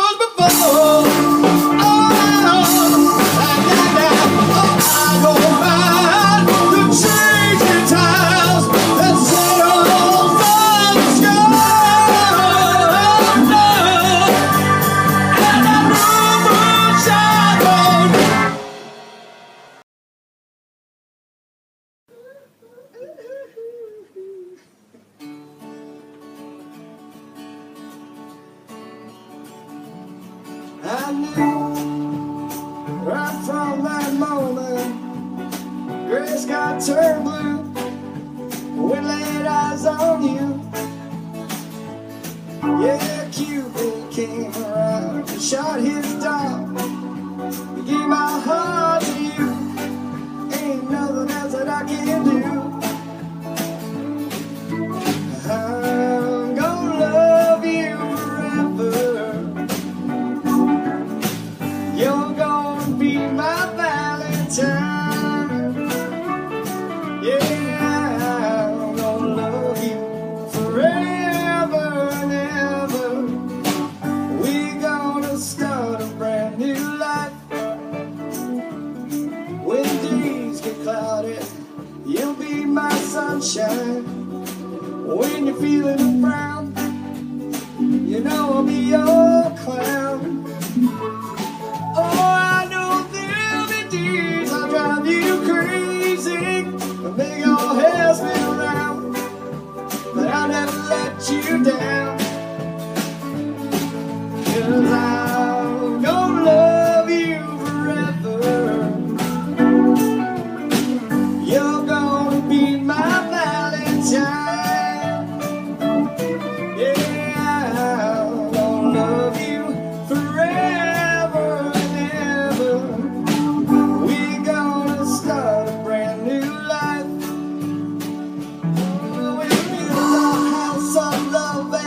So happy, you're gonna take my hand. I'm gonna be your man. 'Cause I'm gonna love you forever. You're gonna be my Valentine. Yeah, I'm gonna love you through rain and stormy weather. Together we'll get through every time. 'Cause I'm gonna love you forever and ever. We're gonna start. We're gonna start. We're gonna start a brand new life. Yeah.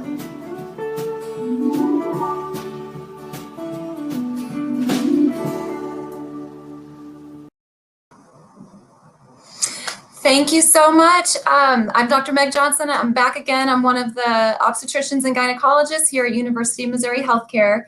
We were so sad to miss Eugene Peebles, the Talking Sax performance. We had some technical difficulties and we're so disappointed we didn't get to hear him, but check out Eugene Peebles, the Talking Sax. Very talented man right there, very talented saxophone.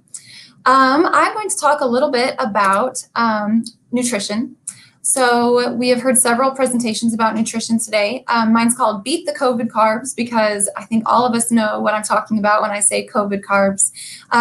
Actually, one study showed the average weight gain over this entire pandemic for an individual is about 12.5 pounds. I don't know if that resonates with anyone out there, but there are lots of reasons for this. You know, movement in public places is restricted, so a lot of us aren't going to our normal routines, going to our normal gyms, meeting with friends, group classes.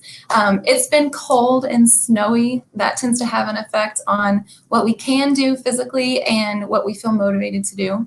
And then, of course, we've also seen an increase. We heard from Dr. Howard Houghton earlier today about an increase in just mental health issues during this pandemic, too. Lots of concerns with depression, other mental health issues, and that really takes a toll on people's mood and on our motivation as well. So if you've been tuning in today, you've heard some wonderful information about the interplay between women's health and nutrition. And I'm going to expand on that information. You probably have heard some from Dr. Mark Hunter about how nutrition can play a role in preventing and treating women's reproductive cancers. That he talks a lot about the role of intermittent fasting and reducing carbs. And so if you wanted to know more information about the amazing data on intermittent fasting, you could talk to him. Dr. Courtney Barnes has a lot of amazing information about the whole foods plant-based diet as well. So if you wanted more information about that, you could reach out to her and hear about the success she's had with some of her patients too.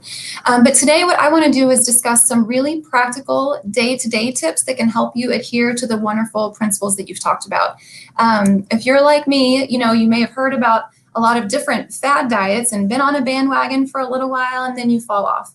In my opinion, that is human nature. And human nature, you know, there are some people that can just be really dogged in their pursuit of one particular lifestyle change, and that's amazing. But I think the important thing is to know that human nature is to be committed to something and then maybe life happens and we fall off. And it's important not to guilt ourselves about that, but to just get on the next bandwagon and keep going. So I just want to leave you with 5 key principles that I think about when I think about food and when I talk to my patients about food that might just help you in your day-to-day life. So I am going to switch over to some slides and share my screen with you to just give you a few visual images. So let me share this screen and we will be up. Let me just make sure that we are getting those slides up and running. And it looks like we are. So I'm going to start presenting those slides. Okay, so the first of 5 tips for practical, just day-to-day approach to health and nutrition is real food. So let's talk about the difference between real food and processed food. I'm just going to give you an easy definition. Processed food is anything that comes in a bag or a box that has more than 5 ingredients on the label. So if you see the picture on the right, you can see that there are a lot of boxes and bags there. And that food is not as recognizable to its natural state. So you don't see an apple over there. These are all things that have been really, really highly processed. In that process of processing, it takes away, it strips food of its natural vitamins and nutrients. And then to make it taste good, we got to add a bunch of salt and sugar back in. Whereas on the left side, we have food that is really close to its natural state. So you can recognize there's a piece of fish, there's a piece of chicken, there's a tomato, there's a blueberry. So trying to include shopping around the perimeter of the grocery store where all of the real foods are located, the fruits and vegetables, the dairy, the meat, the produce, as opposed to the center of the grocery store where the aisles are, that's where all the processed food is. So trying to just increase the proportion of the foods on the left and decrease the proportion of the foods on the right. So one just simple, easy definition, try to minimize foods that come in a box or a bag that have more than 5 ingredients on the label. So then along with this is the myplate.gov principles. So, you know, we used to have that old-fashioned food pyramid. Nobody really knew how to understand that or how to implement it, but now we've replaced that with the myplate.gov. So the key principle here is, again, about increasing the amount of real food in your diet. So if you look at the plate in the center, really, when you look at your plate, when you're making your plate for a meal, fill up half of it with things that come from plants, things that are fruits, things that are vegetables, things that are colorful. So we can see the plate on the right. This is really typical. We'll have a huge plate of spaghetti, a big piece of garlic bread, and then a little corner for our canned green beans. Whereas the plate on the left, you can see half of it is filled with fruits and vegetables, and then half of it on the right is divided into the carbs and the protein. So we just want to try to structure our plates a little bit more like that so that 50% at least of what we eat is coming from plants. So again, another common meal on the right, fish and chips, looks delicious, not a single colorful thing on that plate. And then on the left, we can see half the plate is full of fruits and vegetables and the other half is our protein and our carbs. And then again, eating out, maybe we want to have some Indian food. The plate on the right has a ton of carbs and then the meat and the sauces, whereas the plate on the left has filled up at least half the plate with fruits and vegetables. So that's just the second tip, or really part of the first tip. Less than 5 ingredients and then fill up half your plate with fruits and vegetables. So the second tip is portion size. We have developed a really exaggerated sense of what we need to eat in terms of portion. So it's probably most hard to do when we eat out, but even at home, we kind of have we have a exaggerated sense of what we need to eat in a given meal. So we don't really need 3 meals a day that each come with an entree, 3 sides, and a dessert. Say for lunch, you could get away with having 2 side dishes, and then you might find that by dinner time, you're hungry, you're ready for dinner, but you're not starving and you weren't thinking about food, for the last hour before dinner. So these are some really, really common meals that you might find at restaurants, but probably enough food to go for several meals. So one way to help bring awareness of your portion size is to get a food tracking app like MyFitnessPal. This is just an example, but it really helps just rescale your mental picture of what a portion size is. We don't even know how many calories might be in a cilantro lime vinaigrette dressing until we log it. So it's not that we need to be so regimented and perfectionistic about it, but you can use a tool like the MyFitnessPal app to help get you, help reset your idea of what is in the food you're eating. My next tip is make your calories count. So I like delicious food too, and I like to splurge, but don't waste your calories on junk food. So, the workplace is a common place that we're always celebrating a birthday or a holiday. Well, don't eat the nasty, sugar cookies that are really highly processed and don't taste that good anyway. But when Aunt Martha makes her homemade chocolate pecan pie, go ahead and have it, but try to just save your calories for the things that are really delicious and the things that you really like. And that way you're not spending so many calories on I call them wasted calories. Another place where we waste our calories is on drinking our calories. So really our go-to should be water. I know it's not as palatable for some people, but there are so many hidden calories in the things that we drink. So make your calories count. Don't drink your calories. Save it for the delicious food. The last tip, or the fourth tip, I guess, is it's really, really hard to eat healthy without planning ahead. It's just critical. We're all so busy that if we don't set aside an intentional time to plan our meals out for the week, if you're like my family, those are the weeks when we don't plan that we end up going out to eat, or we end up just grabbing the pizza out of the freezer. So, I've set an alarm on my calendar every Sunday at 4:00. That's when I start to think about, okay, what are we eating every day of the week? Okay, we've got this practice on Tuesday night, so we're going to do this. Then go to the grocery store and try to get all of your things chopped ahead of time. It's a lot easier to pull out, a bag of chopped strawberries and set them in front of your family than to think, oh, I've got those strawberries, I got to wash them, I got to chop them still. So just try to have it all done and be intentional about planning ahead.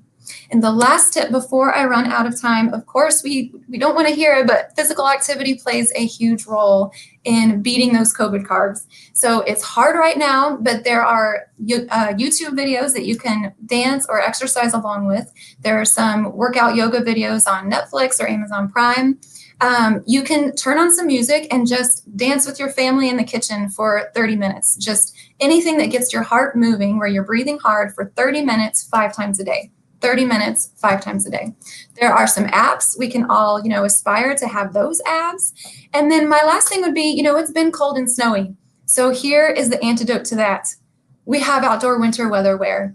Sometimes we set up false barriers for ourselves. So it turns out we can put on our coat and hat and gloves and go outside, even when it's cold, even when it's snowy, and even when it's dark. So don't put up false barriers for yourself. If you can commit to getting in just 30 minutes of breathing hard and working hard 5 times a day, you'll really see it pay off. So I'm going to stop sharing my slides now because it's time for the next presenter. And it looks like Molly McLaughlin is here and she's going to entertain you. Thanks for listening. Thanks so much, Dr. Johnson. So great coming to you from wintry, snowy Massachusetts, where, yes, if you have the gear, it makes it so much better to get outside and really fun in the winter as well. Though we did not have the polar vortex that I think y'all had or might still have now. Anyway, thanks so much for having me. I'm really glad to be here as part of the telethon to raise funds for women's health research. So important. I'm going to start off with a song that is just an adorable song featuring several birds. And then I'll go into a couple jigs, the Maid on the Green and Rose in the Heather.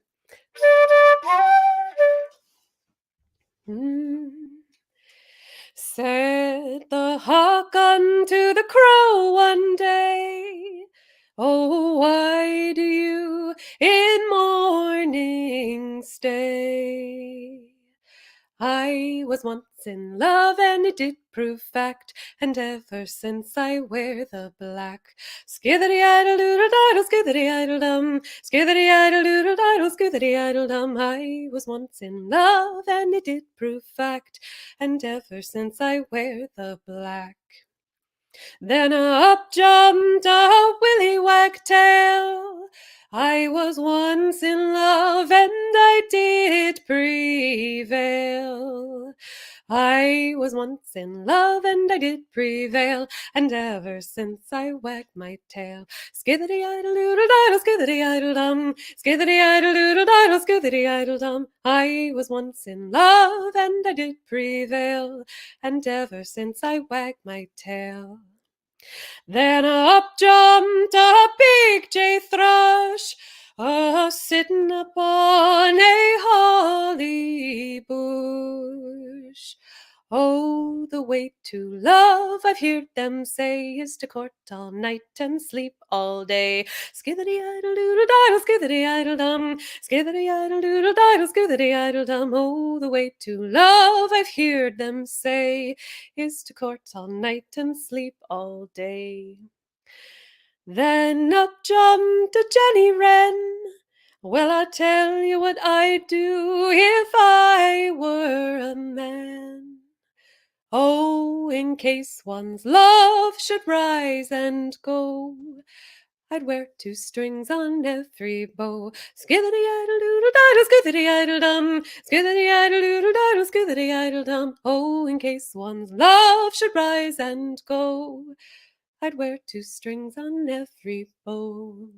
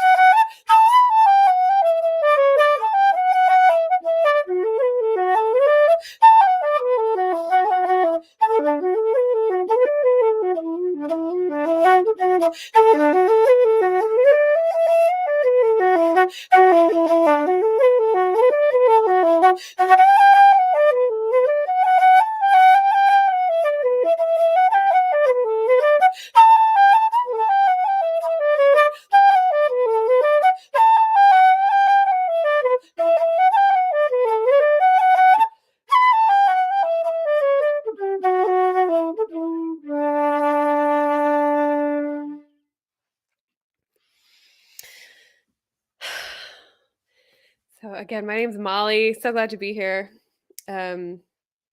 This is a wooden flute, an Irish style flute, though I play other genres using this instrument. What do we do next? Yes, there's a waltz. This waltz is called Lusignac, written by an English composer, Chris Woods. This is a gorgeous tune and sort of worked up an intro at the beginning that is my own. And yeah, thank you so much for being here and tuning in to the telethon, raising money for the Institute of Women's Health Research.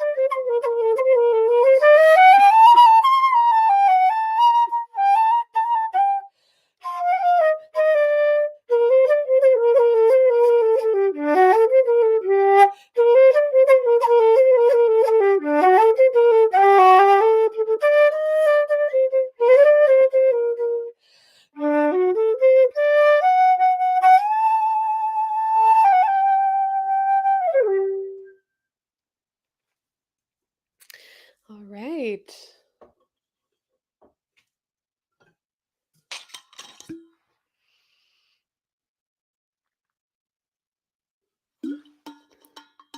Well, I'm so happy that today has been such a successful day so far. And thank you all for continuing to donate.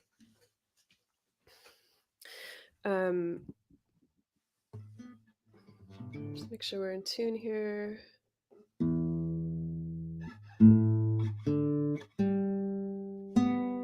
Yep. Yep.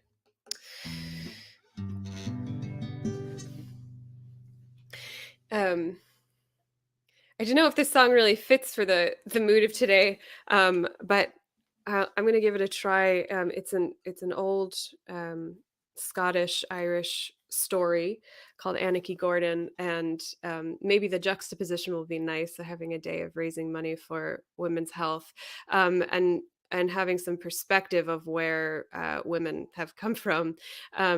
It's a love story of a woman who falls in love with Anarchy Gordon, but she's basically under the control of her father, who's forcing her to marry Lord Sultan. She doesn't want to marry, and she swears she'll die if she is forced to marry him. And yeah, it's not lost on me that there's a lot in this song, women as property, and just how wrong that is. And so I sang this song to my dad the other day, and I was really touched that at the end he was like, "God, I can't imagine thinking about you that way." And I was like, "Oh, thank God." So we've come a long way. This is Anarchy Gordon.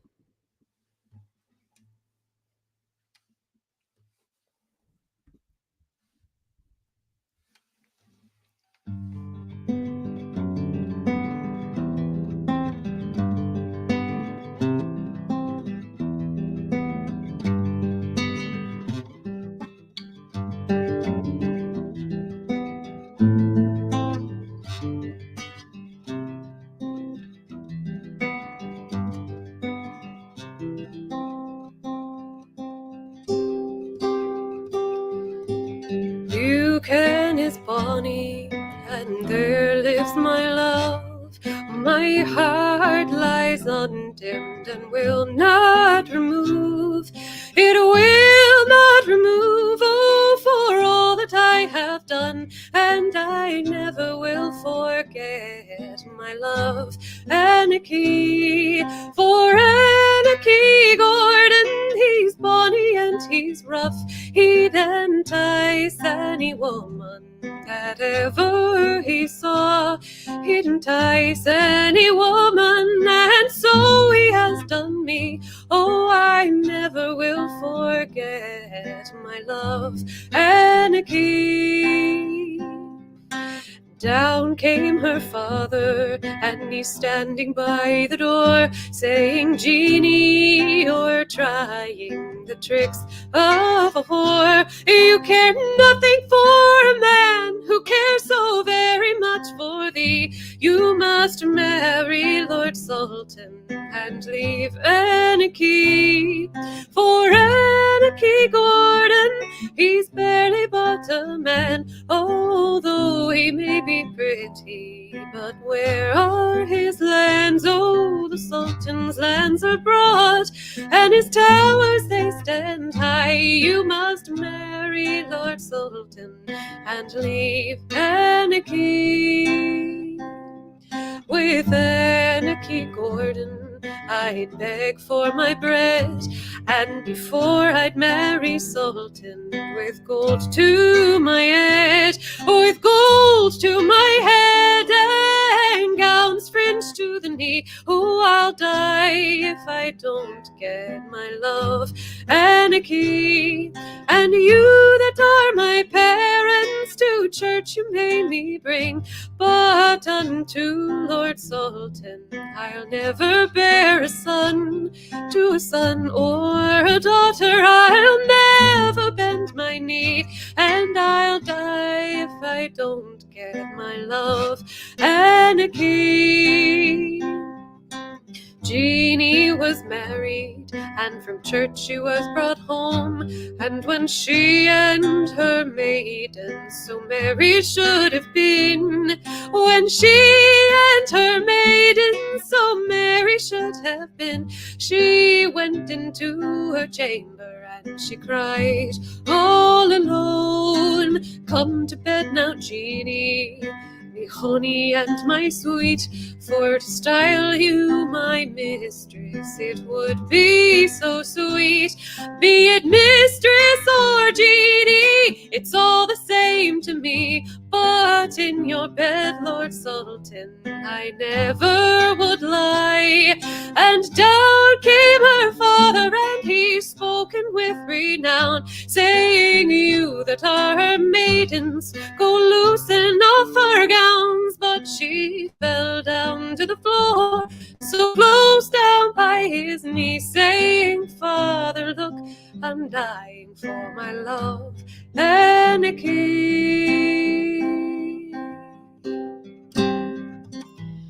The day Jeannie married was the day that Jeannie died, and the day that young Anarchy came home on the tide. And down came her maidens, all wringing out their hands, saying, oh, it's been so long, you've been so long from the sands, so long from the sands, so long upon the flood.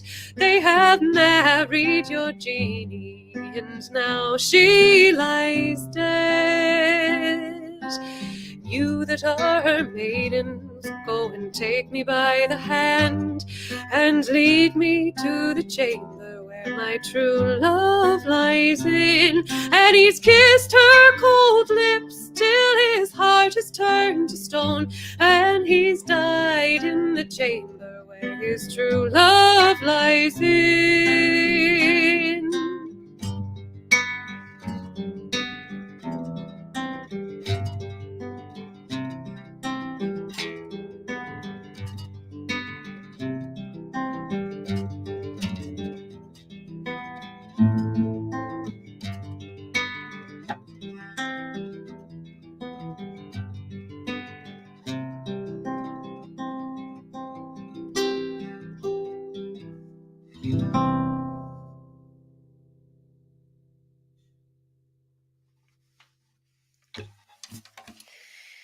Yes. All right. Well, thank you again for tuning in and for all of your donations and generosity. It's been really a pleasure to be here this evening as we get close to the end of today. My name's Molly McLaughlin, and just have a quick tune to go out.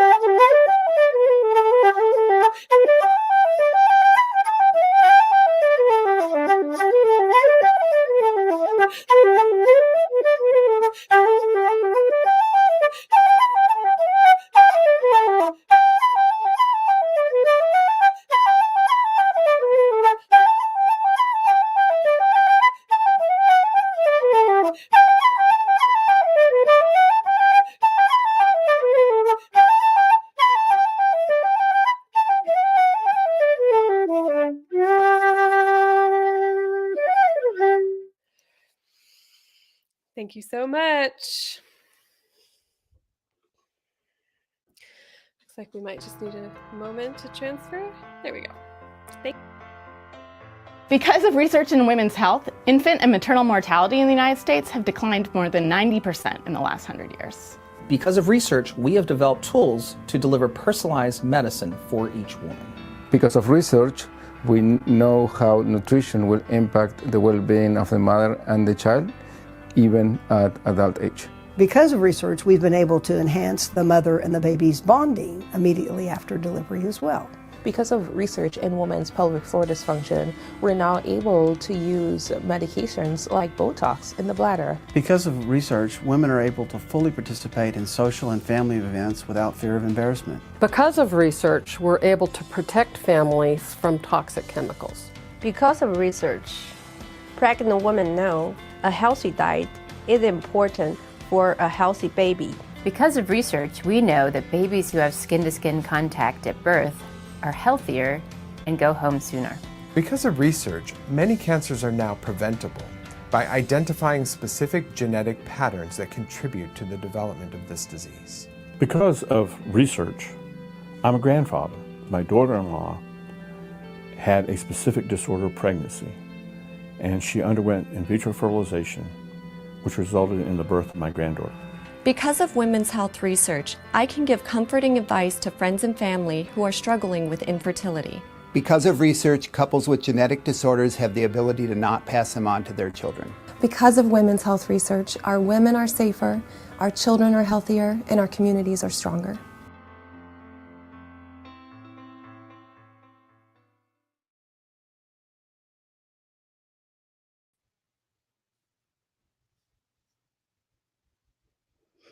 Hi, thank you so much for spending part of your Saturday with us. It's been a beautiful day here in mid-Missouri, and we have raised over $46,000 for women's health research.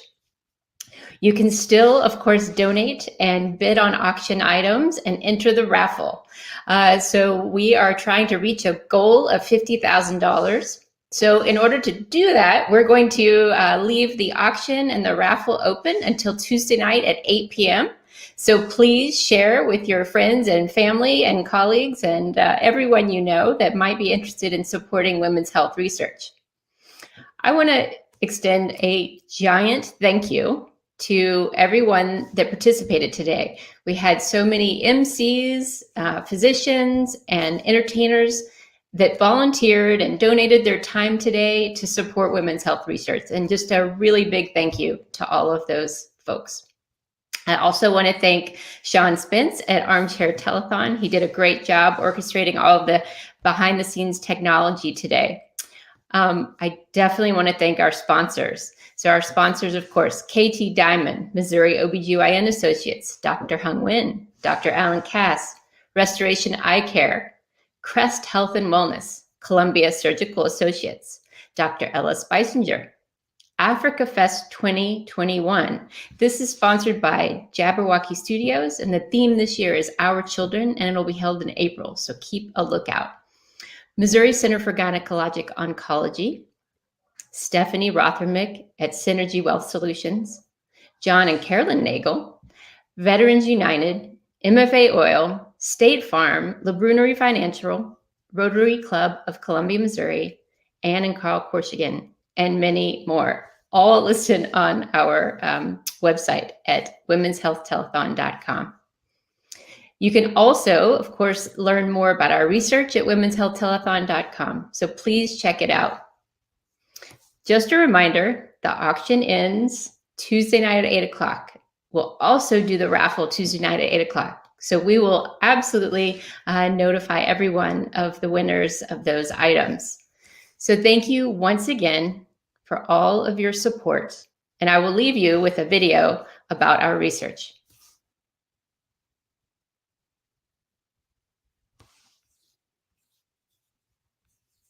Coming.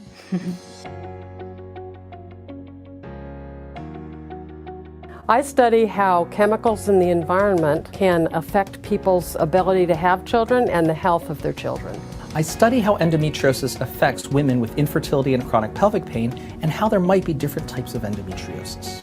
I studied the effects of nutrition during pregnancy and how it impacts the health of the mother and the child also and later ages. I study a specific type of cancer therapy that completely destroys tumors without causing any side effects. We conduct research on uterine fibroids. Uterine fibroids are one of the most common benign tumors that women can have and often result in hysterectomy to treat the disease. Also in my lab, we study how the uterus repairs itself after pregnancy so that another pregnancy can occur. I study treatments for gynecologic problems such as bladder control problems or other problems that are often associated with vaginal childbirth. I research chemicals in the environment, like those found in pesticides or petroleum products or plastics that can change our hormones and increase the risk of disease. I study how pregnant women's diet reduce the risk of the disease, both in moms and the babies. I study the complex relationship between diet and the development and progression of cancer, and how to optimize cancer treatment based on a woman's individual tumor genetics. I study pelvic floor symptoms in women, and I'm particularly interested in how providers can work together to screen women so that we could provide optimal care. I study the earliest development of the human placenta in order to better understand pregnancy disorders. I'm interested in how complications of pregnancy, like growth restriction and preeclampsia and diabetes, can be treated or prevented.